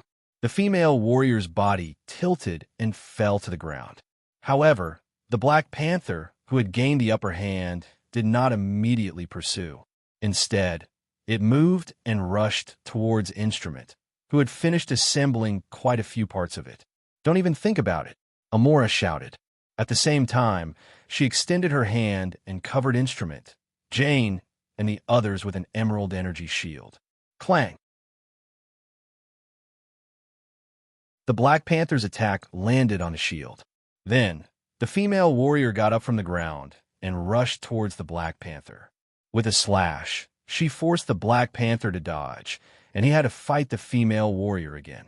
At this moment, Amora, who was maintaining the shield with one hand, reached out with her free arm and pulled the unconscious wasp into her hand. She held it tightly as she slowly retreated into the energy shield she had created. If you don't want anything to happen to her, stop, Amora said loudly. As soon as he said that, everyone subconsciously looked at Amora. Jen, Hank, who had escaped from the executioner's attack by using the Pym particles to freely shrink his body, yelled loudly. What are you doing? Captain America, who was on the ground, questioned in a deep voice. Nothing. I just hope that you can behave before I finish what I want to do, Amora said softly with a victorious look on her face. Executioner, capture that guy over there. Then, Amora looked at the Black Panther and said. The executioner smiled ferociously and walked to the Black Panther's side. The Black Panther looked at the other Avengers and the bumblebee in Amora's hand, and silently relaxed his body and dropped his guard, allowing the executioner to land a heavy punch on his cheek, knocking him to the ground. At this time, Amora extended her hand and cast a binding spell on the Black Panther. In an instant, the Black Panther, like Captain America and Iron Man, was tightly bound by the emerald magic circle, unable to move. "You go and watch him," Amora, who had finished off the Black Panther, ordered the female warrior. The female warrior did not say anything, and silently walked to Hank, who had maintained his normal posture, and pressed the sharp sword in her hand against his neck. She stuck close to him, and looked as if she would behead him if he made the slightest move. As a result, all the members of the Avengers were captured by Amora. "I heard from a girl over there that you want to save one of your friends. Can you tell us what's going on? Maybe we can help you." Seeing that all his companions had been captured, Tony started to transform into a righteous warrior and asked. "No need," Amora said calmly before Jane Foster, who was a little tempted, could speak. "When this is done, we can save him ourselves." "Then can you tell us who your enemy is?" Tony asked again. "The guy from last time," Amora answered with a slight smirk. "You mean Chun?" Tony and the others could not help but look at each other in surprise.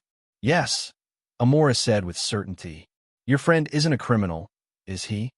Tony asked with a strange expression. As far as he and Captain America knew, although Ito's style was a bit ruthless and did not look like a righteous hero, at least he had not done anything out of line so far. On the contrary, he had saved the world twice and could be said to be a standard righteous person. Therefore, when he heard that Amora's enemy was Chun, Tony immediately made up his mind about Saul, whom he had never met before. "Saul is definitely not a criminal," Jane Foster argued. "We've been together since he came here. He didn't do anything at all, but that guy named Chun suddenly attacked him and captured him and his friends. That Chun is a real criminal." Calm down, calm down. "Miss, can you tell us what's going on?" Tony looked at Captain America and the others again and asked. "Ignore them," Amora reminded. "Let's do our job first." Jane Foster nodded hesitantly. She turned around and busied herself with Eric again. I'll do it." But just as Jane turned around and busied herself, Daisy, who was a bystander, ran to the middle of the crowd excitedly and began to vividly describe Soul's story to the Avengers.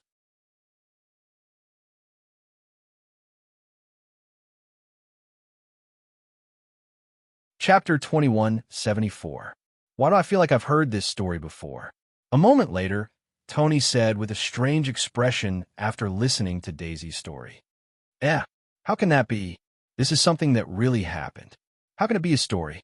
Daisy exclaimed. "No, I've heard it before." Tony shook his head. "Oh, I remember now. It's at Fury's place." "Soon," Tony said with a look of realization. Seeing that Captain America, the others, and Daishi were all looking at him, Tony did not hesitate and explained to everyone. "Remember when Fury came to the Avengers headquarters last month? It was then that Fury told me that Chun destroyed a small town in New Mexico because of a battle with an alien." He then turned to Daisy and continued. "That town is where you guys were at that time, right?" "Yes, probably." Daishi nodded his head and confirmed with uncertainty. "In that case, the visitor from the Outland is the Saul you're talking about?" Tony asked. "If we're all talking about the same thing." Daisy said, "No wonder you guys are dressed so strangely and your powers are different from the system I know. You guys are just like that guy, aliens." Then, Tony looked at Amora and the others and said, "So what are you guys doing now? Opening the door to another world and summoning more aliens to conquer the world?" Then, Tony continued in a half-joking tone. "Maybe." Amora's lips curled up as he chuckled. Although the answer was not clear, all the Avengers who saw Amora's expression had a bad feeling in their hearts. It felt like Tony was Crow's favorite. "Hey, you guys aren't really going to do that, are you?" Tony's expression changed slightly as he asked. Amora smiled mysteriously. There was no answer. "Jane, right? Stop it. That woman asked you guys to build the machine, not to summon her companions to save Saul, but to summon the army to destroy the world. You can't help her." Captain America looked at Jane Foster and tried to dissuade her. Is what he said true?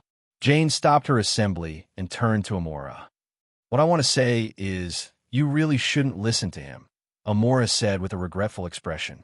Then he stretched out his hand, and a green magical flame quickly fell on Jane Foster's body, knocking her out.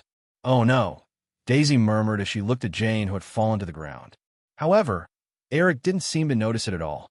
It was still frantically assembling the machine without any reaction. "A spare part. 2 parts. 3 parts? Eric?" Daisy called out. "I think his consciousness has been controlled by that woman. So he can't hear you at all," Tony said helplessly as he recalled the scene of him and the others. "What do we do now?" Daisy asked dumbly. "Unless you can remove the power she exerts on us, we can only watch from here," Tony replied. "This really isn't good news, Di," she said helplessly. "I'll give you a choice now. Either you help him with the final assembly, or you sleep for a while like her," Amora said to Daisy, who was chatting happily with Tony. "I choose to sleep for a while." Daisy thought for a while and said weakly. "As you wish," Amora said calmly, and a magical light flashed in her hand. Daisy was like Jane Foster, lying on the ground with her eyes closed. "This little girl is really interesting," Tony said. However, he was met with a cold silence. "Eric, how much longer do you need?" Amora turned around and asked. "Right away," Eric replied. Hearing this, Tony and the others' expressions changed. They all had a solemn expression on their faces. Then, in the next moment, Black Panther's 5 fingers moved, and 2 metal darts that looked like arrowheads emerged from between his fingers. With a slight shake of his wrist, he threw the darts at the flying shield on the side. Boom! In the next second, there was an explosion, and the shield flew diagonally towards the female warrior's back under the impact of the explosion. Feeling the attack from behind, the female warrior spun around. She waved her sword to block the attack. Clang! Instantly, the female warrior felt her wrist shake and her body lean back uncontrollably. At this moment, Hank the Ant-Man, who was originally in the female warrior's hand, lifted his butt and pushed against the female warrior's back, causing her to lean back. Then, he activated the PIM particles and quickly shrunk his body, dodging under the female warrior and allowing her to fall heavily to the ground. Bang! Then, Hank activated the PIM particles again to restore his body and turned himself into a giant. He stepped on the burly executioner who was running towards him. Bang! "Well done, Hank," Tony praised. However, as soon as his voice trailed off, the executioner, who should have been stomped into the ground, abruptly emerged from the ground. He raised his arms high and sent the giant Hank flying with terrifying strength. Hank, who fell backward, immediately shrunk his body and sat on the ground with a bang. Then, his body shrunk again, and he turned into an Ant-Man. He ran towards the machine that was almost completed, but was blocked by a green light shield. "No, there's an energy shield outside the machine. If I can't break it, I can't destroy the machine," Hank, who had failed in his surprise attack, said loudly. "Jarvis, is it still not enough?" Tony asked. "The hand wiring has been reconnected. Sir, you can use it to launch an attack." Jarvis's voice sounded. "Well done, Jarvis," Tony said as he raised his hand and shot a blue repulsive beam at Amora's energy shield. However, a figure suddenly appeared in front of the energy shield and blocked the repulsive beam attack with his own flesh. Ugh! That person was the executioner. Under the impact of the repulsive beam, the executioner's body uncontrollably slid back a short distance. At this time, the Black Panther's palm moved again. Once again, 2 silver-white metal darts were shot at the energy shield. Boom! Then there was an intense explosion above Stark's skyscraper. However, as the smoke from the explosion dispersed, the situation was not what the Avengers had expected. The energy shield shattered and the machine was exposed. Instead, it was as good as before. It was still in perfect condition, flashing with a faint green light as if it was mocking them. "It's done." Then, Eric's voice sounded in everyone's ears. "Activate it," Amora ordered.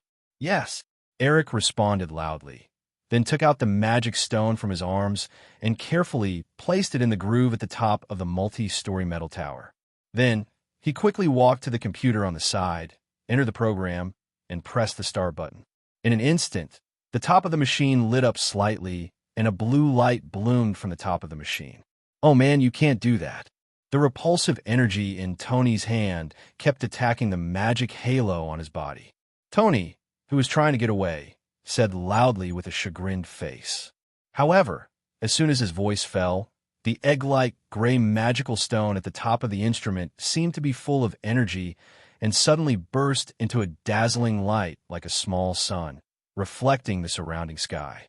The magical brilliance immediately made the people around the building who did not know what was going on look up in surprise. Then the light shot straight into the sky like a sharp light.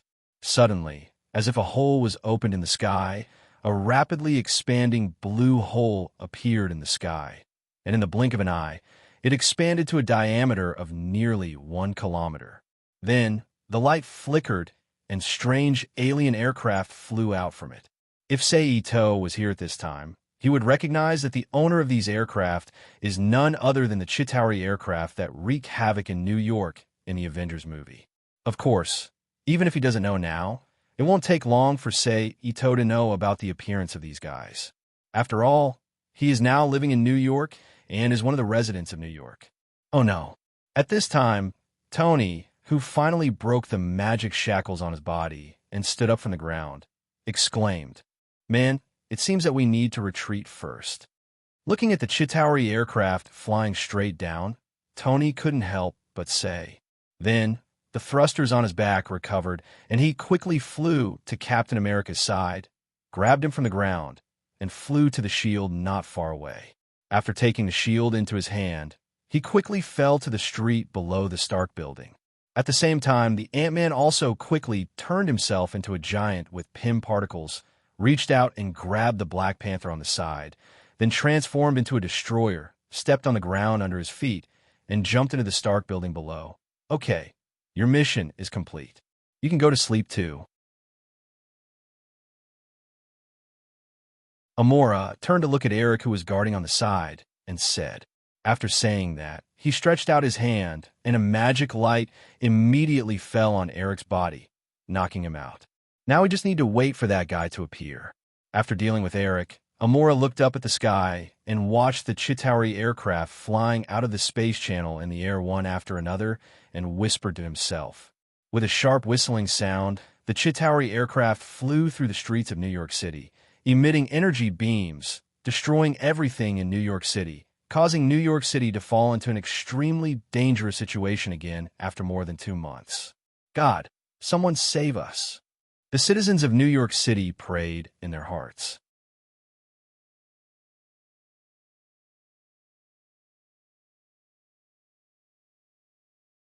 Chapter 2175. Hello. Seito put the phone to his ear. "Chin, I have bad news for you. You're in trouble," Tony Stark said through the phone. "What?" Seito asked in surprise. "Do you see those aliens wreaking havoc in the sky above New York City?" Tony asked. "I'm not blind," Seito said in annoyance. "They're here for you," Tony said in a low voice. "What?" Seito asked in shock. He had now recognized that this group of crazy aliens in New York were the guys from the Kurita Empire summoned by Loki in the movie The Avengers. Naturally, he thought that these guys were here to conquer New York and occupy the Earth. He never thought that these guys would have anything to do with him, because there was no intersection between them at all.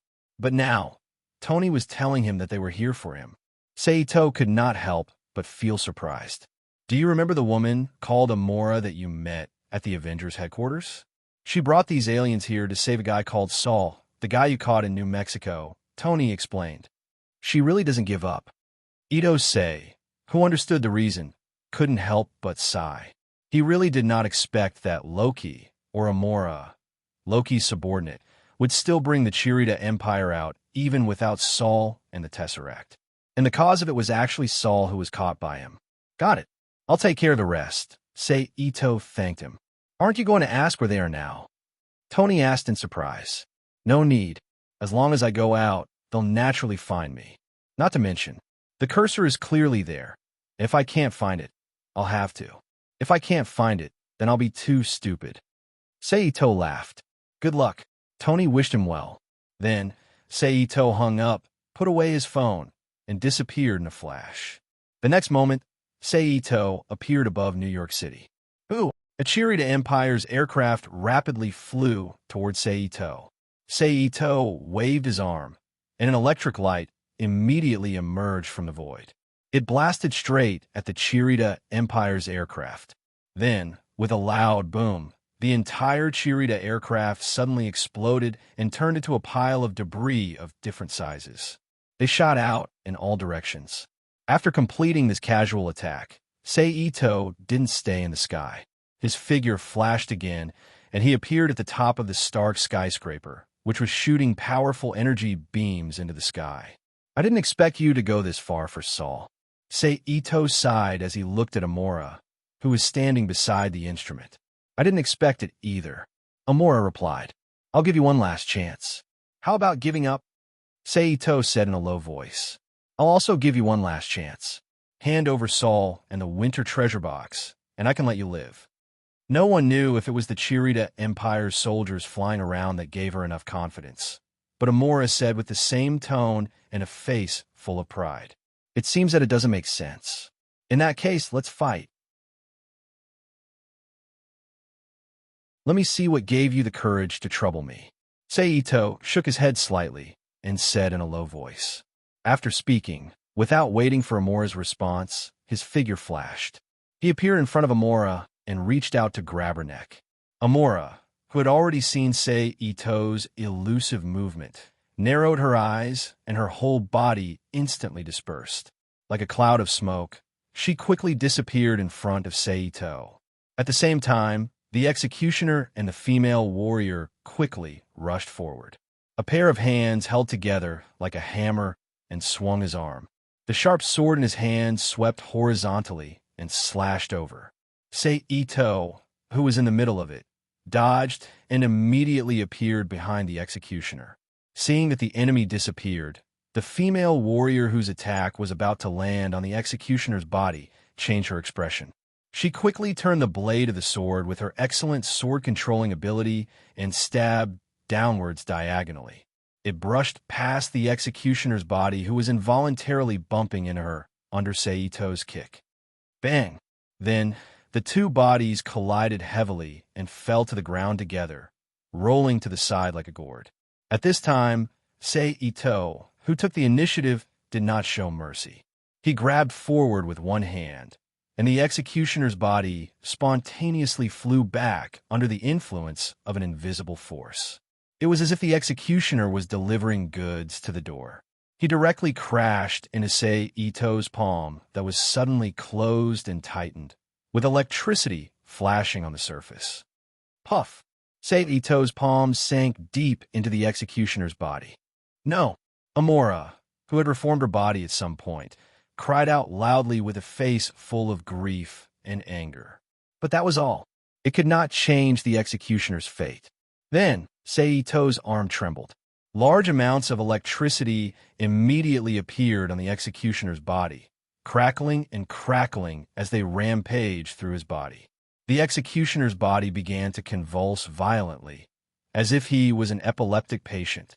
Female warrior! Amora shouted angrily.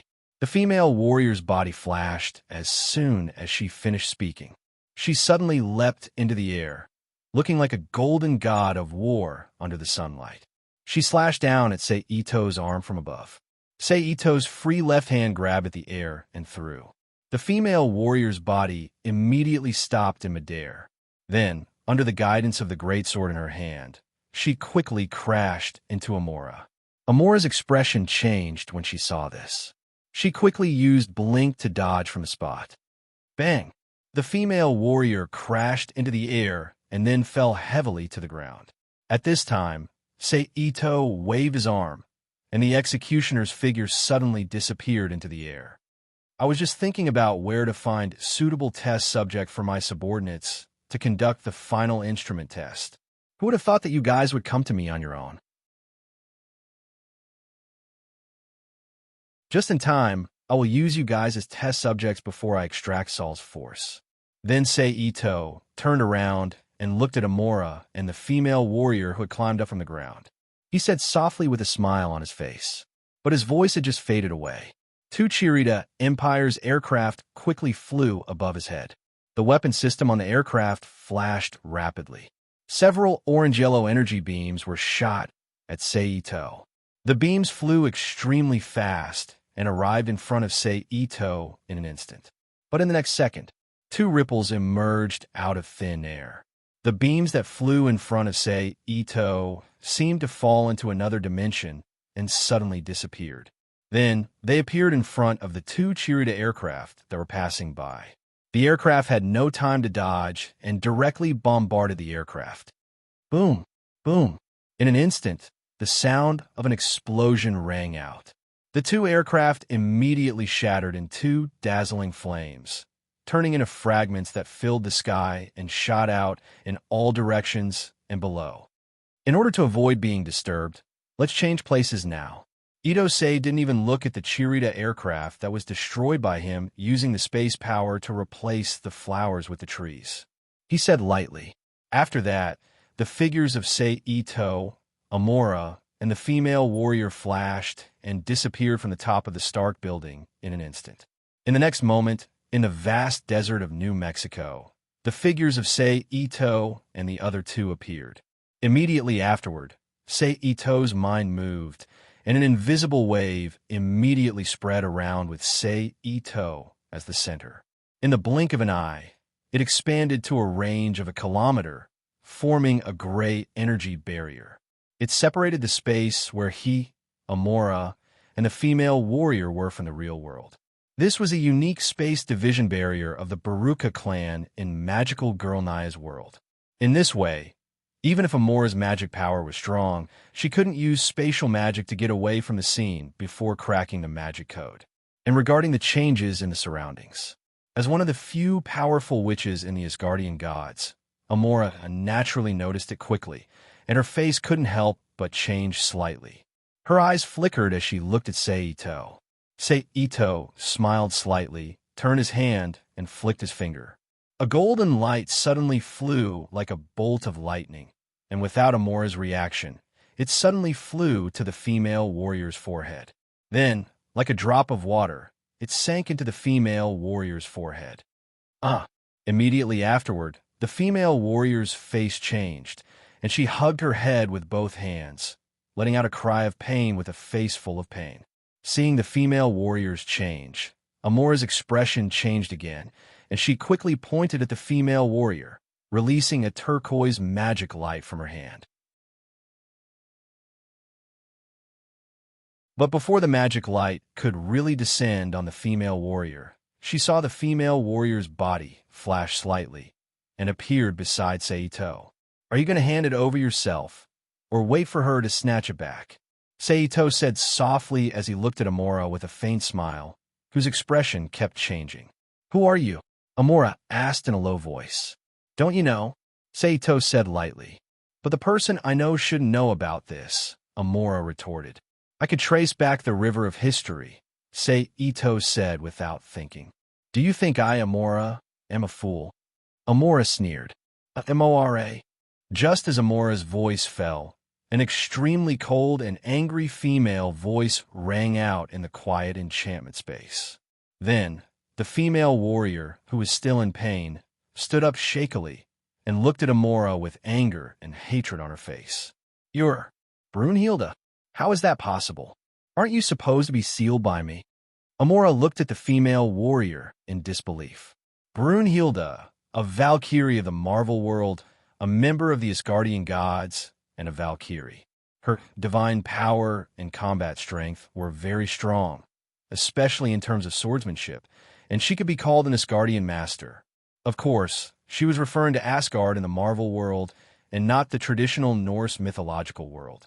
She was once an ally of the witch Amora, but for some reason, Amora betrayed her and sealed Brunhilde in a crystal when she was completely unprepared.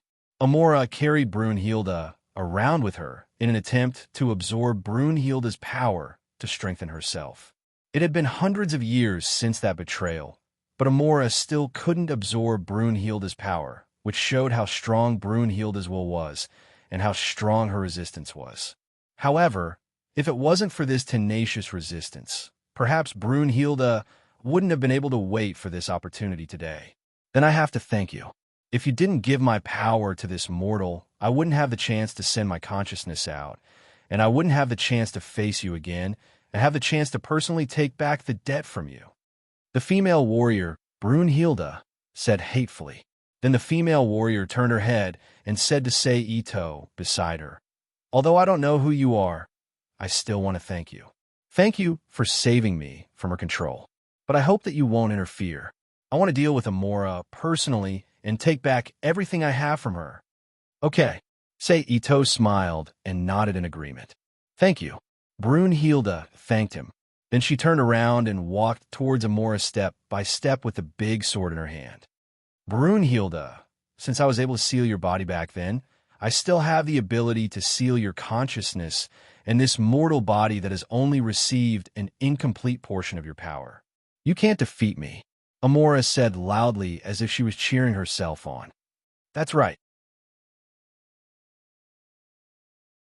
My current body isn't as good as my original body, and my strength isn't even 1/10 of my peak strength. But as long as I'm still me, even if I'm at my current level, it's enough to teach you a lesson, Amora." Brunhilde sneered. After saying that, she stomped her foot and exploded with a powerful force. At the same time, an ankle-deep crater appeared on the desert's sand, and the powerful recoil made Brunhilde's body shoot towards Amora like an arrow. She raised the big sword in her hand and slashed at Amora's body.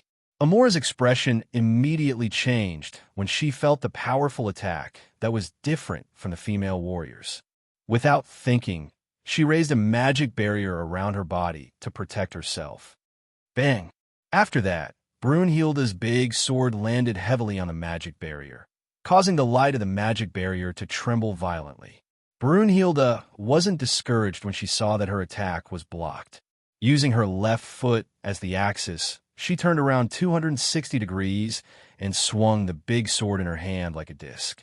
With a bright golden light, she once again slashed at the other side of Amora's magic barrier. Bang! The huge force exploded, and the magic barrier shook even more violently. It looked like it was in danger. Amora's expression changed drastically. She knew that if she continued to defend herself like this, her magic barrier would definitely be broken. She didn't dare to hesitate. She raised both her hands and shot several magic light balls with powerful magic power at Brunhilde, who was outside the barrier.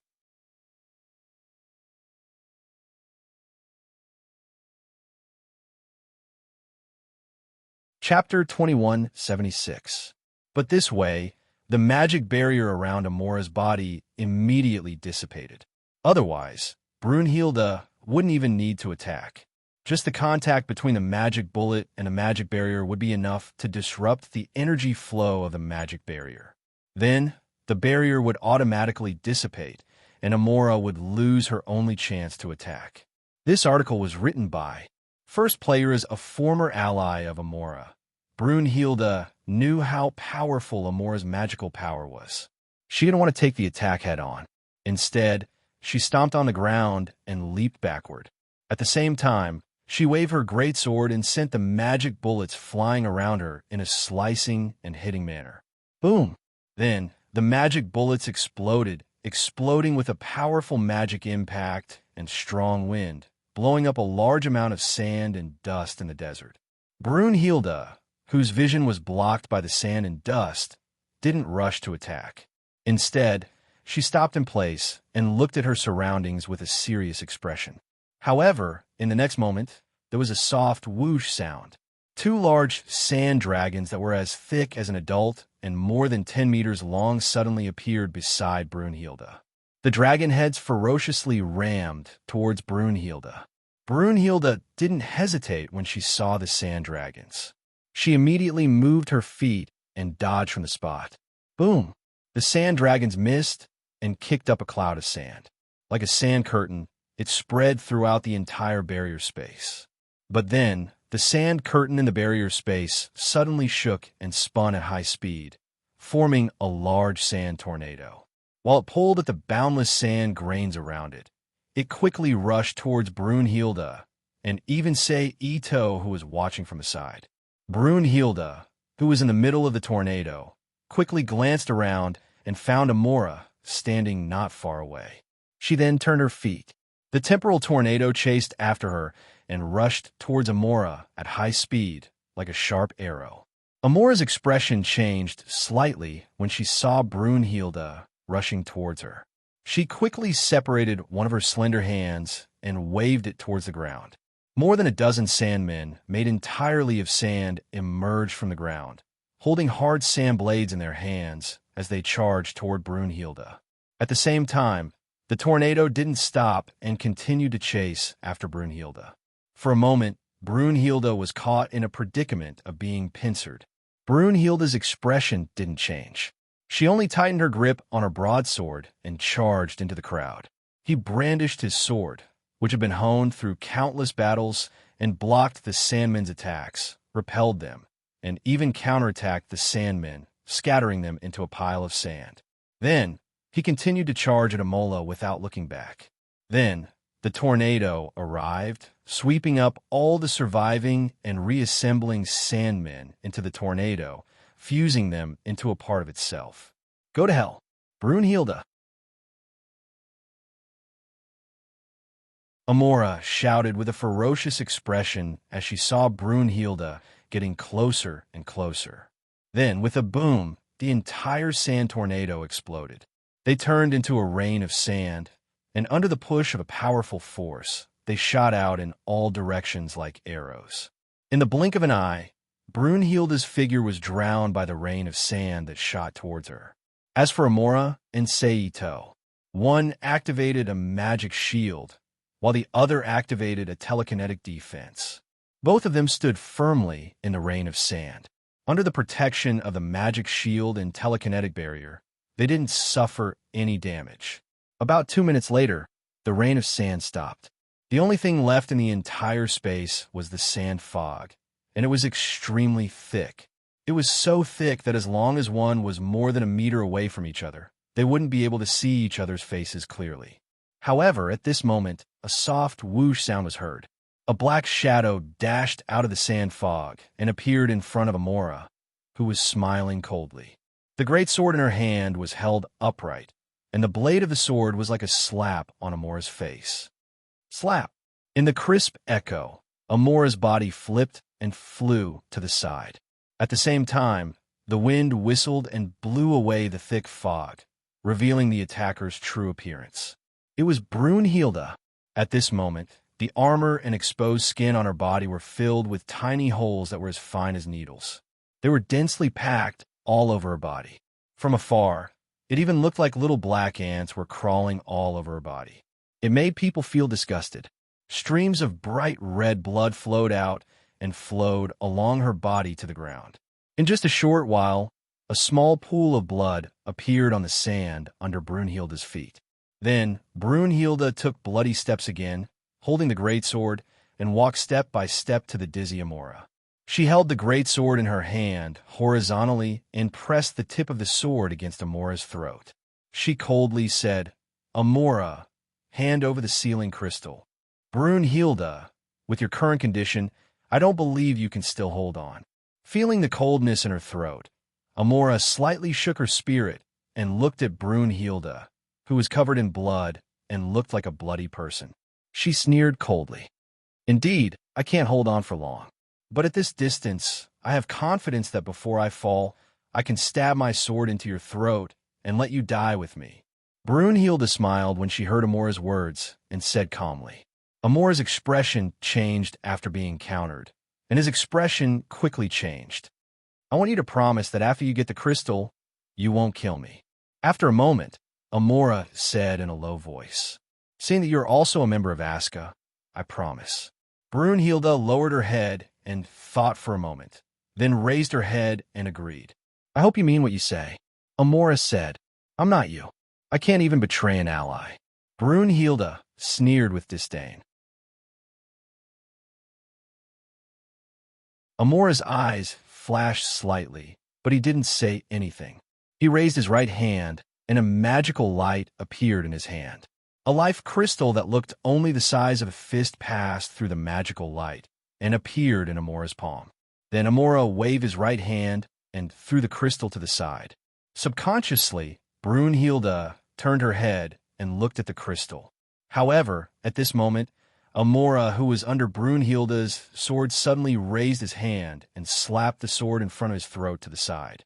At the same time, he turned around and kicked Brunhilde's ankle, causing her to stagger and fall. Then, the magical light in his hand shot out and turned into two dark green magical halos that covered Brunhilde's body. Her limbs and body were tightly bound. After doing all this, Amora stood up from the ground and sneered at Brunhilde, who was struggling with all her might. I've said it before, I was able to seal your true body, but now I'm able to capture a defective product like you. Now you can die, Brunhilde. After saying that, the magical light in his hand condensed and turned into a sharp dagger, shining with cold light. Amora held it with both hands and fiercely stabbed at the throat of the mortal that Brunhilde was possessing. Bang! However, the moment the dagger was about to pierce Brunhilde's throat, Amora's body immediately fell to the side with a muffled sound. Amora looked up with an angry expression and shouted at Ito, who was slowly walking towards her and Brunhilde. Ito smiled at Amora's angry glare. He pointed with his finger, and a scarlet energy rope appeared out of thin air beside Amora. Like a small snake with intelligence, it spontaneously wrapped around Amora's body and tightly bound her like Brunhilde. Ninth binding path, strike. Is this your true body? Brunhilde. At this moment, Ito walked to a huge crystal which had expanded to about 2 m in height. He looked at the woman, who was more than 1.7 m tall, and was wearing a full-body armor similar to Brunhilde's, which looked like a metallized conservative swimsuit. She had a pair of white thighs, a pair of metal boots, a pair of wrist guards, and a dark brown cloak. Her golden hair was braided into 2 long whips in the shape of a twist whip.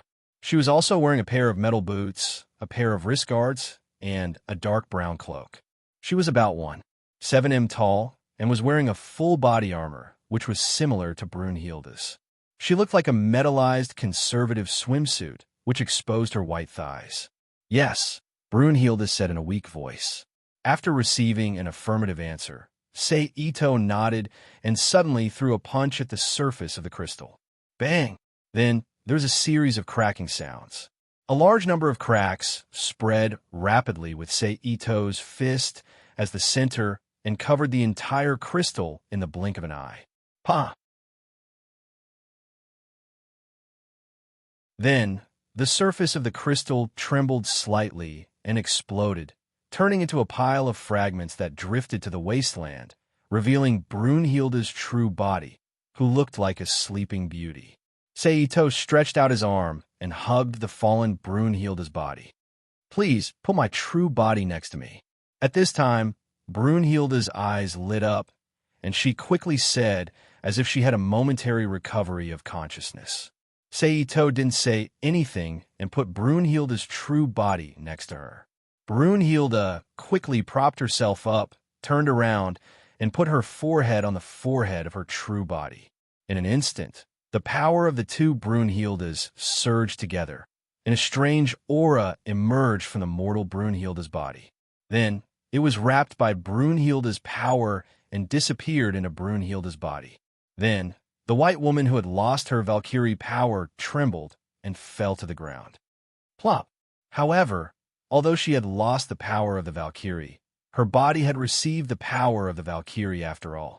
It had been greatly modified and was no longer at the level of an ordinary person. Therefore, as long as she didn't die this time and got a certain degree of training afterwards, it was not impossible for her to become a new generation of superhero. Of course, the premise was that she was willing. And then, Brunhilde groaned and slowly opened her eyes.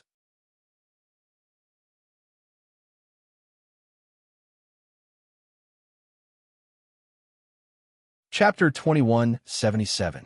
Thank you. Brunhilde stood up from the ground and thanked him sincerely. It's nothing. Ito smiled and turned to look at Amora, who was still struggling. Before Ito could do anything, Brunhilde asked first, Sir, can you hand Amora over to me? I'll bring her back to Asgard and hand her over to Odin to be judged. Stop dreaming, Brunhilde. This guy is an enemy of Asgard. Not only did he capture Prince Thor and Princess Sif, but he's also going to extract their divine power for unknown purposes. He won't allow you to take me away, because he still needs me to do experiments, Amora said loudly with a sneer on her face. As soon as she said that, Brunhilde's expression immediately changed. However, because of what Amora had done in the past, Brunhilde didn't fully believe her words, but a seed of doubt was successfully planted in Brunhilde's heart. Brunhilde then turned her head and looked at Saito with a cautious gaze. So troublesome. If I knew this would happen, I would have locked you up first, Saito, who noticed the change in Brunhilde's expression, said regretfully as he shook his head slightly. Then, he immediately flicked his finger. Before Brunhilde could react, a bolt of lightning immediately spread over her body and tightly wrapped her up. Ah! Brunhilde cried out in pain. Itoari, who had gained the upper hand, didn't hesitate and punched Brunhilde's chest and abdomen. Bang! In an instant, Brunhilde felt a sharp pain in her internal organs. Her body couldn't help but fall to her knees. Saito didn't let her off after gaining the upper hand. He flicked his wrist and chopped Brunhilde's neck, who couldn't retaliate because of the pain, instantly knocking her out. Plop! Brunhilde's unconscious body fell heavily on the sand. Then Saito's mind moved. Brunhilde was sent into the Rubik's Cube world. Amora's expression turned ugly when she saw the person she relied on being defeated so easily. Her voice was filled with unwillingness as she threatened. Loki won't let you off. I'm not going to let him go either, Saito said calmly. All right, if you have anything else to say, you can say it in the prison I prepared for you. With that, Saito opened his hand and a white light suddenly blossomed, enveloping Amola's face and causing her to fall asleep. Nameless Composite Ghost Path by Fu. Saito then tossed Amora into the Rubik's Cube world. Saito then removed the spatial barrier. He teleported back to New York City and appeared at the top of Stark Tower. Wow, looks like you guys are having a good time, Saito teased as he looked at Ant-Man Hank and Wasp Jenny who were fighting with the Cheerita soldiers. Don't make sarcastic remarks there. Hurry up and help, Wasp said loudly as she forced a Cheerita soldier away with her stinger. You should say, please, Saito laughed. Then, with a wave of his hand, a dozen lightning bolts immediately flew out of thin air, each finding a fully armed Cheerita soldier. With a bang, the lightning bolts slammed into their bodies like a large truck speeding at high speed. They were sent flying off the top of Stark Tower. Phew, we're finally saved. Ant-Man Hank, who suddenly felt the pressure greatly reduced, exhaled deeply. Hank, there's no time to sigh now. Hurry up and turn this thing off, Wasp reminded. That's right. I still need to close the door. Hank, who came back to his senses, quickly ran to the energy launcher and was about to start operating it. But as soon as he moved his hand, he was immediately sent flying by a strong electric repulsive force, crashing heavily into the wall beside him. Bang! Hank! Wasp felt strong. She quickly flew to Hank's side and shouted, Are you okay? What's wrong? Tony's doubtful voice rang out from the earpieces on Little Wasp and Hank's ears. I'm fine. I forgot that there's an energy field next to the launcher. If I can't remove it, I can't close the door at all. Hank got up and replied. Go to the arc reactor. The energy generator's basic energy comes from the arc reactor. As long as you turn it off, you can also close the door, Tony said. No, I've already checked. The reactor has been out of the system's control after the instrument was activated, so it's only possible to turn off the instrument and destroy the Sorcerous Stone on it. Hank explained. Damn it, Tony said with hatred. Wait, I'll go over now. Tell Tony that there's no need. I'll destroy the instrument and close the door. Saito, who had casually taken care of another group of Cheerita soldiers who had rushed over to protect the instrument, walked to the front of the instrument and said, You don't have to come over. Chun said he'll take care of it. Hank nodded and said to Tony through the headphones. Chun? He's back. Tony asked. Yes, he just came back, Hank replied. Help me stop them. Say Ito turned his head and said to Hank and Wasp. Okay, Hank and Wasp agreed. Okay, let's stop talking. We're going to help. With that, Hank and Wasp moved at the same time and came to Seito's side, helping him to stop the Chirita soldiers who were rushing toward him. Seito, who had obtained a moment of free time, did not hesitate. He immediately flipped his palm and summoned the divine sword, Celestial Clouds, into his hand. He held it with one hand and poured a stream of spatial energy into the blade, then instantly slashed at the instrument in front of him. The blade turned into a black shadow and silently cut through the instrument. Retreat, Ito shouted as he put away the sword and turned around. He released a lightning spell with both hands and sent the Chirita soldiers flying. In the next moment, lightning flashed, and a surge of energy burst out from the instrument, forming an azure blue flame energy ball, which quickly expanded outwards. Then, with a loud bang, the azure blue flame energy ball fiercely exploded, turning into an energy shock wave visible to the naked eye, which quickly spread out in all directions. Along the way, all the Chirita soldiers and aircraft that rushed over were destroyed and sent flying.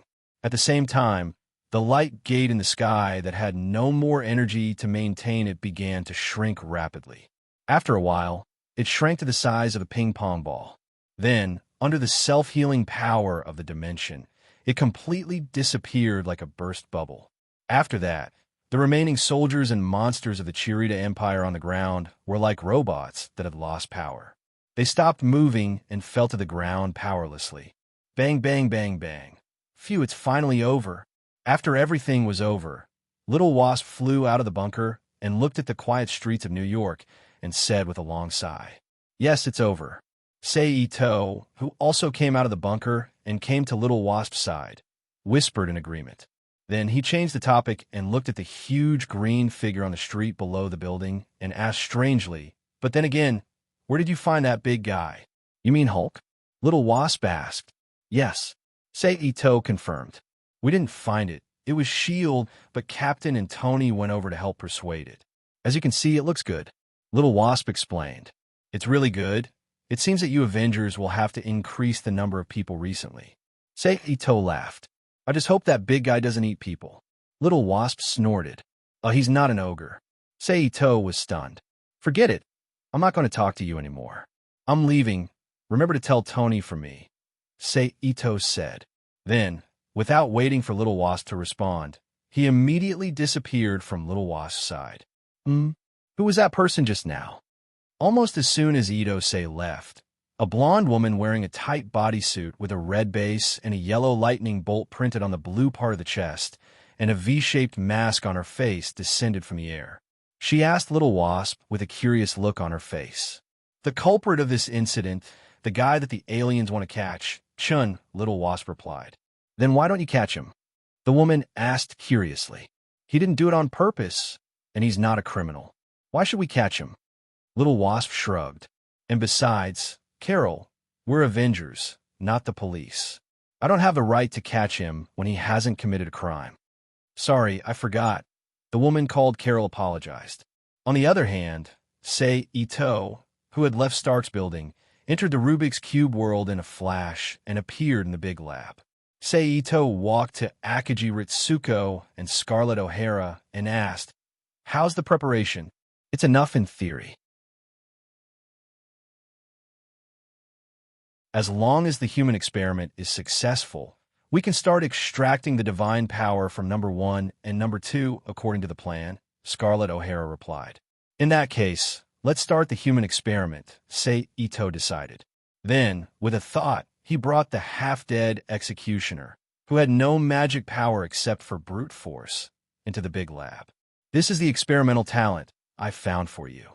Except for the lack of strength, his background and race are the same as number 1 and number 2.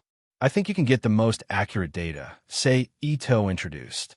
"It's best to have a similar sample as an experimental subject," Akagi Ritsuko said, nodding. Then, Akagi Ritsuko summoned the assisting researchers through the internal communication and asked them to take the executioner away. "You're tuning into the Warrior Lore YouTube channel. Don't forget to subscribe and join us on this journey to catch the most captivating stories.